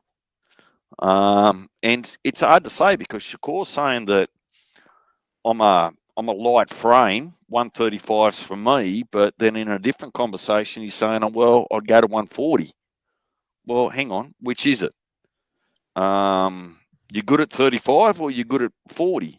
You know, like make your mind up. Right. Stop telling everyone, confusing the world. Exactly. And and I would say okay, wait, okay, Zai, he did answer. And it just to answer you, Zai, um I know you asked the question, but it's just that the question wasn't is it was boring, because you put Foster in it. And Foster's a boring fighter. So like as I don't know, ask exciting question. No, But it's okay, it's it's fair enough. Like what's I's answering because everyone just jumps divisions like they change their underwear these days. right, and he Like is 130. Foster is is it? 130. Well, thanks for clarifying. So, I guess well the real question is what's Roach going to do? Because you'd have to think now that even though he went up and fought Tank, that someone's mandating that he actually defends his title at 130. So I think he's probably going to be forced to make a decision to stay at 135, drop his belt, or go back down and defend, I guess, or unify. Right. And I did want to say DJ about because recently Ryan and Zai, you could have brought this up. Ryan and Shakur were talking about we're going back and forth with each other for a little bit, so you could have talked about that instead of Oshaki Foster but Foster's boring though. You don't bring up Foster at all. You don't bring up Foster at all. But yeah, about Shakur and Ryan, I think Shakur would TKO Ryan. Honestly, I think that I think that Ryan doesn't really have anything to I mean, but power to really beat Shakur. So I And would which Ryan say you talking about? Ryan Garcia? yeah, Ryan Garcia. Oh, look, Ryan's going to have that speed power with the left hook against anyone that he fights. Anyone that he fights, right? The the difference I personally have with Ryan is I don't put Ryan in an elite boxing class. The reason that Ryan gets the opportunity is he brings his social media population to the fight, which generates money. Right. So, take it or leave it. That's just my opinion, and that's not hating on Ryan. Man, he's built wealth away from boxing, and when he does do his thing in boxing, it just compounds for him. So it's not silly. Yeah. But we'll wait and see. No, don't go Zai. Rob's just speaking his mind, and He's like, I'm out we to do tripping. well, I'm tripping or you're tripping. No, look, I'm just speaking my opinion. I'm not hating, man. Oh, that's what I was just reading what Zai said. He said, I'm out. This is just Is tripping. Slick with us, or is he going to sleep? I'm here. He said he's here. Yeah, I'm here. Well, make sure you call it when you need to call it. If you got to go and get horizontal and get some shut eye, otherwise Yeah, we can and he come. agrees We with can, me. Yeah, we Slick can come agrees with up. me. Me and Rob will come up with all sorts of weird and wonderful fantasies in the world of boxing for the next 8 hours. Yeah, So call Hey, it hit when you me. need to, Slick. because Slick agrees that Shakur would TKO Ryan Garcia. Yeah, believe that. Really? Give me At that. what weight? Give At me that. 135. Oh, that's 35. Because Yeah, all he 35. has, He probably does. all he has to Not at give is 47 that. though. I don't think it was. It would be definitely at 135. And the fight Ryan Garcia is almost like the guy just time at time tells you in for the money. You for legacy. Home now. Yo, JG Whitworth, give me my money now. So look what it Give is. Bigger me, fight. give me Give me Yolandi, Hernandez, and Janabek at 60. Give me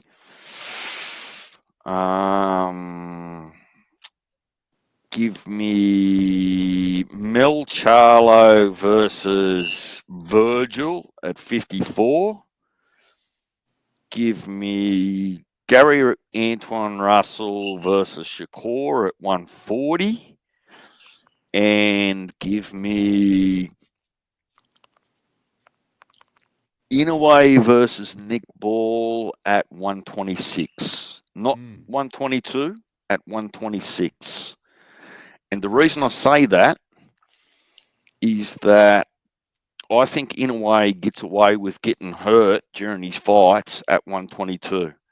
I don't think he gets away with it so easily at 126.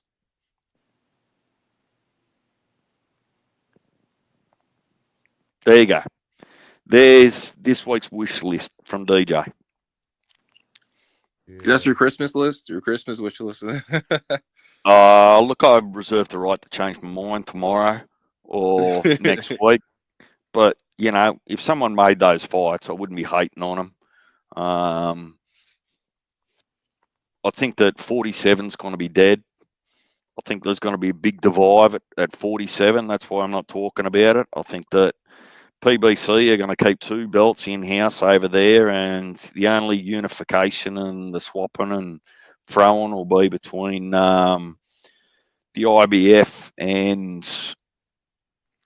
WBO.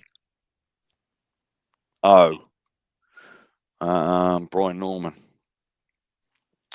There's just going to be a divide there for a long time until people retire. That's the way it looks kind of set up to me, which is a little bit disappointing. Hang on. I need to talk about Boots. Boots isn't at 54 until he fights someone credible at 54. Really? No, he's fighting October. Come on now. I didn't say technically what you haven't formally entered the division to me until such time that you fight someone of some credibility in the division. Otherwise, you're just fluffing around. So Shakur wasn't in 135 until he fought Padley? No, I'm not talking about everyone else. Look, history tells you. Well, history says that if you leave a division as a world champion or a unified or an undisputed, that you go from that and demand a title shot in the next division you move into. And that actually just hasn't happened with Boots. He could have called out Mel Charlo, WBA champion in recess, knowing that Bud was going to go and vacate for Canelo, or he could have called out Buckram at the IBF. That's what most champions would do, and why they move from one sanctioning world title holder to the next division. You've never ever really seen in history that I can remember anyway, a unified champion leave a division and play around in the next division. I've not ever seen it. It's normally for a title shot. Well, don't you think that Jermell Charlo and Boots is a one-sided fight in Boots' favor? No. No? Oh, well, no.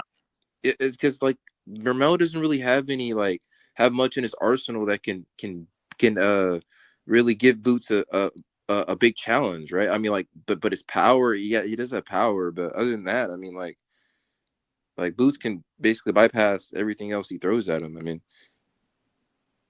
maybe, but we've got to see it, man. We've got to see it. That's all. Who do you have winning that fight? Who? Mel and Boots? Yeah. Old Mel or Mel after a couple of years off? I mean, I guess when they fight, if they let's say they fight next, I guess. I don't know. They won't fight next, but no, they won't. Like let's say after I don't know. Like, I'll be Boots will come back. I guess I don't know. Here's the thing, and I want to remain consistent, right?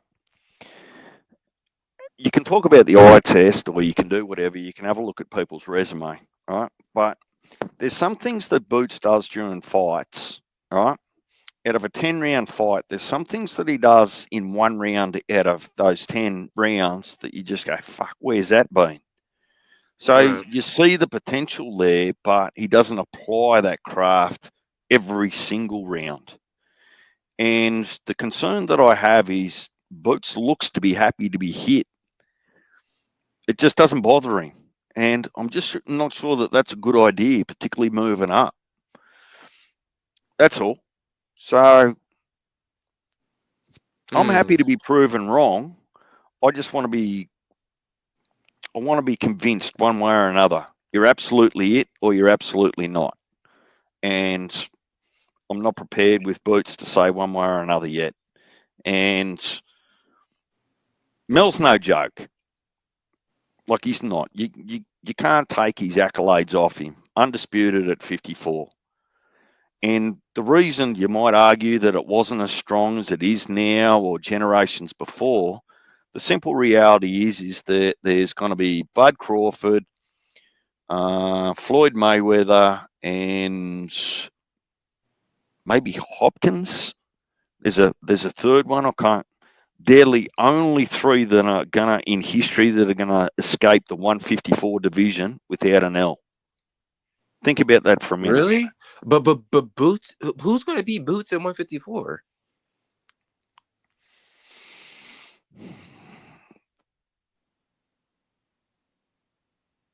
I think Boots would too, right? I mean, Belichick, he probably gets stopped. Look, Belichick and Madrimov have been fed to the dogs. Like, think about Paul Madrimov will probably beat Boots. Okay, I'll say that because Madrimov. No. No, Madrimov wasn't. He wasn't 100% when he fought Virgil, and he was winning in the beginning. Like, come on, DJ, you got to give him a little, cut him some slack. Who?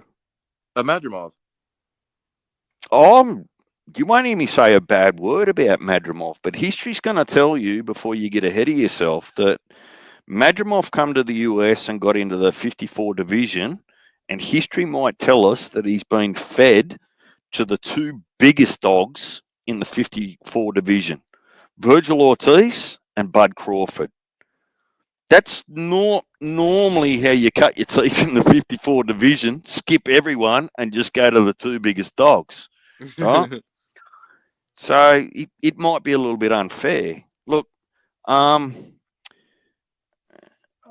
just let Boots show us. Put a question mark there and just say, look, come show us. If you're it, show us you're it. It doesn't have to be any more complicated than that. All I'm saying is that the history of the 54 division says that hardly anyone gets to come in and go out of the 54 division without a loss. That's not my opinion. That's just history. Wow. Yeah, I mean, and it looks like, I mean, it's true because it's the deepest division in boxing. Mel's got a loss. Fondora's got a loss. But Mel, he unified at 154. He actually cleaned out the division. He only lost against Canelo, but that wasn't at 154, right?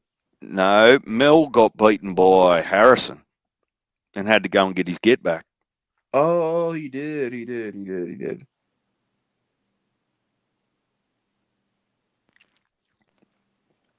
It ain't the division. Put it this way. It's not the division to try and protect your O.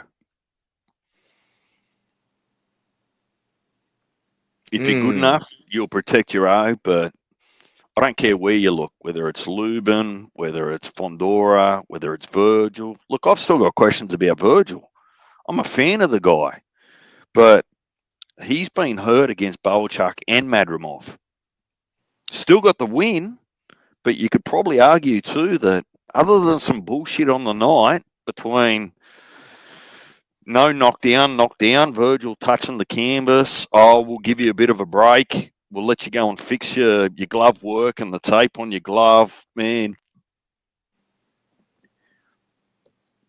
Yeah, that was a good fight though. That was a great. Yeah. There was Yeah, that's crazy. He got dropped and he still won. Like that's so crazy to me. Well, the thing is they didn't officially call it a knockdown, right? But it, it's nearly along those lines of the whole drop a knee, tank, I got grease in my eye thing. Like sometimes rules have just got to be rules, right? You know, you put your glove on the canvas, that's a knockdown. Yep. Like it's written in the rule book. So that then becomes a 10-8 round to the other guy, not you. So Well, it does say if the ref, because there can be some trips and stuff like that. I guess like if the ref deems it a knockdown, I don't know. no, what actually happened is it's right in my mind. They went to the corner. They've come out to start the next round, and then the ref has stopped it, paused it, spoke to the judges to confirm. Didn't confirm with the judges in between rounds, had to wait for them to come back out, give them both another break while they had the discussion about whether it was a knockdown or not. Man, there was some weird shit. So look, look, I'm okay. I don't care if people take an L, right? I really don't. Look at Parker. He got his L and he's come back up and he's demanded to get his second shot. So I don't write people off with an L. I just reserve the right to say, well, yep, you still look good, but I'm not convinced. That's all. And that's where I'm at with Boots. Yep, you look good, but I'm not convinced. Wow. If you convince me, fair enough. Because remember, I'm not sitting here and just saying he's crap or he's a hype job. All I'm just saying is, me personally, I'm just not yet convinced fully. Yeah, and the thing is, who do you think like? Do you think who has the highest potential of staying undefeated at 154? Oh, that depends. Actually, none of them. If none of them move up, Oh but wow. well, see, I reckon that Buckram will move to 160. No question. Wait, why? Didn't he just He's come with 54? No, he's been in 54 division for a while, and Buckram was actually the mandatory for Mel Charlo back in 2022 or 23, right? So he's been applying his craft, but he's actually just too big now to stay at 54. Mm. And I'm of the belief that the only reason he's not going to 60 is because 60 is a little bit packed up as well. So if I look at the chain reaction, Canelo retires, people from 160, Janabek and a few others move from 60 to 68, and then you'll see people from 54 move from 54 to 60. Oh wow. And Yeah. that's Canelo retiring. That's the chain reaction I see as soon as Canelo retires on his own terms. Wow. And I don't know. Hopefully, Canelo doesn't retire after Bud TKOs him. Hopefully, that'll be pretty sad. Look, No. it's man, the dude's not enough. Like, let's be fair, he's got a 3-fight deal there with Turkey Al Sheikh, but come on, man. Like, Canelo's done enough now to retire on his own terms. When he decides enough's enough, just go. Just go, man. You don't owe anyone anything. Just go. Go and enjoy life. But the only hard fights he's fought is with Floyd Mayweather and Bivol. Like, Yeah, but is that a reflection of Canelo, or is that a reflection of how deep the divisions were that he actually just marched through? well, no, because he could have fought Demetrius Andrade, he could have fought Jamal Charlo, he could have fought David Benavidez, but he just, I don't know, just cherry picked his career. Like, Yeah, but why be harder on Canelo than you're going to be on every other boxer that actually hasn't fought everyone possible in history? Boxing just doesn't work like that anymore. Politics doesn't allow the best to always fight the best. There's always in someone's resume, even when they're in the Hall of Fame, that there's someone that they could have fought and didn't for whatever reason. Yeah, that's why I'm glad that there's like people like Shakur. Like Shakur, he'd fight anybody, anytime, anywhere. Oh Listen, man. I'm going to have to love yous and leave yous. It's probably late as hell over there or early morning. Thanks, Slick, if you're still awake. I'll catch everyone later. And Zoi, thanks for hanging around. Wow, DJ, you're leaving after I said that thing about Shakur? No, man. Look, here's one thing. I'll tell you. I tend not to get emotional about other people's opinions because in the morning, your opinion actually doesn't affect my world. The sun still comes up. I go to work. I eat. And your opinion doesn't actually change that. True. But the fact that like some people, okay, DJ, there's a difference between opinions and just stupidity. And some of the things that come out of like people like Casino's mouth, like that's not opinion. That's just that's just stupidity. I'm saying that. Well, look, I don't want to. That's not fair. I understand everyone's got a different personality, so they express their opinions differently. They think about things differently, and I think that's the key. It's not about stupidity or knowledge or emotion. It's just there's different personalities in the world. Let them be their own personality. If you don't like it, leave. Yeah, true.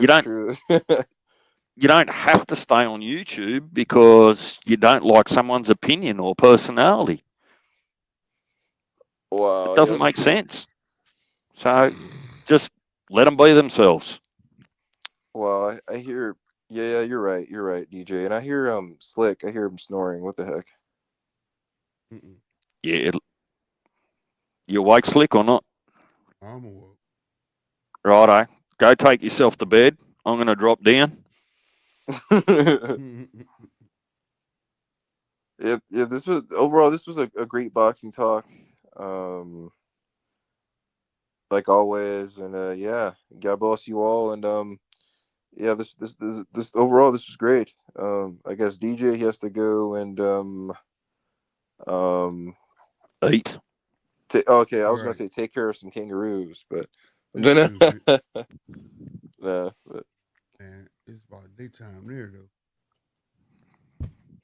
you said You enjoy it, Slick. You'd rather be nowhere else. Okay, guys. All right, man. all right. See ya. All right, but yeah, I'm gonna go ahead and exit to Slick. This was a great boxing talk, and yeah, All right, man. Y'all take it easy. yeah, God bless. Bet that. All right, y'all, man. Thank you to those who hung around, stuck it out. Appreciate it. See my Zai said, man. He said, man, don't tell me what I can bring, though. That's why I brought up Foster. Oh, okay. I heard that, but I ain't know what was going on, man. I ain't gonna lie. It's about to be 5 o'clock, 8 a.m. here in the loop. And your boy's a bit tired. But having said that, man, I'll see y'all tomorrow. We got some stuff to talk about. We didn't get to Charlo. All the hits he was putting out as of who he was going to call out. Plus, amongst a whole lot of other news. All right? On y'all way out, if y'all don't mind, please hit that like button, bro. We 3 likes away from 20. I would like for 3 of y'all to please hit that. Goddamn me, so we can get there. So to everybody who came through a shout out this morning to hitting that subscribe and that like button. Everybody came for you, not YouTube. I apologize. What is that? X. And came through and did the same thing. All right. I'm gonna go ahead and get up out of here. I am your boy, Slick 50. Y'all be easy. Deuces. All right. Out of here.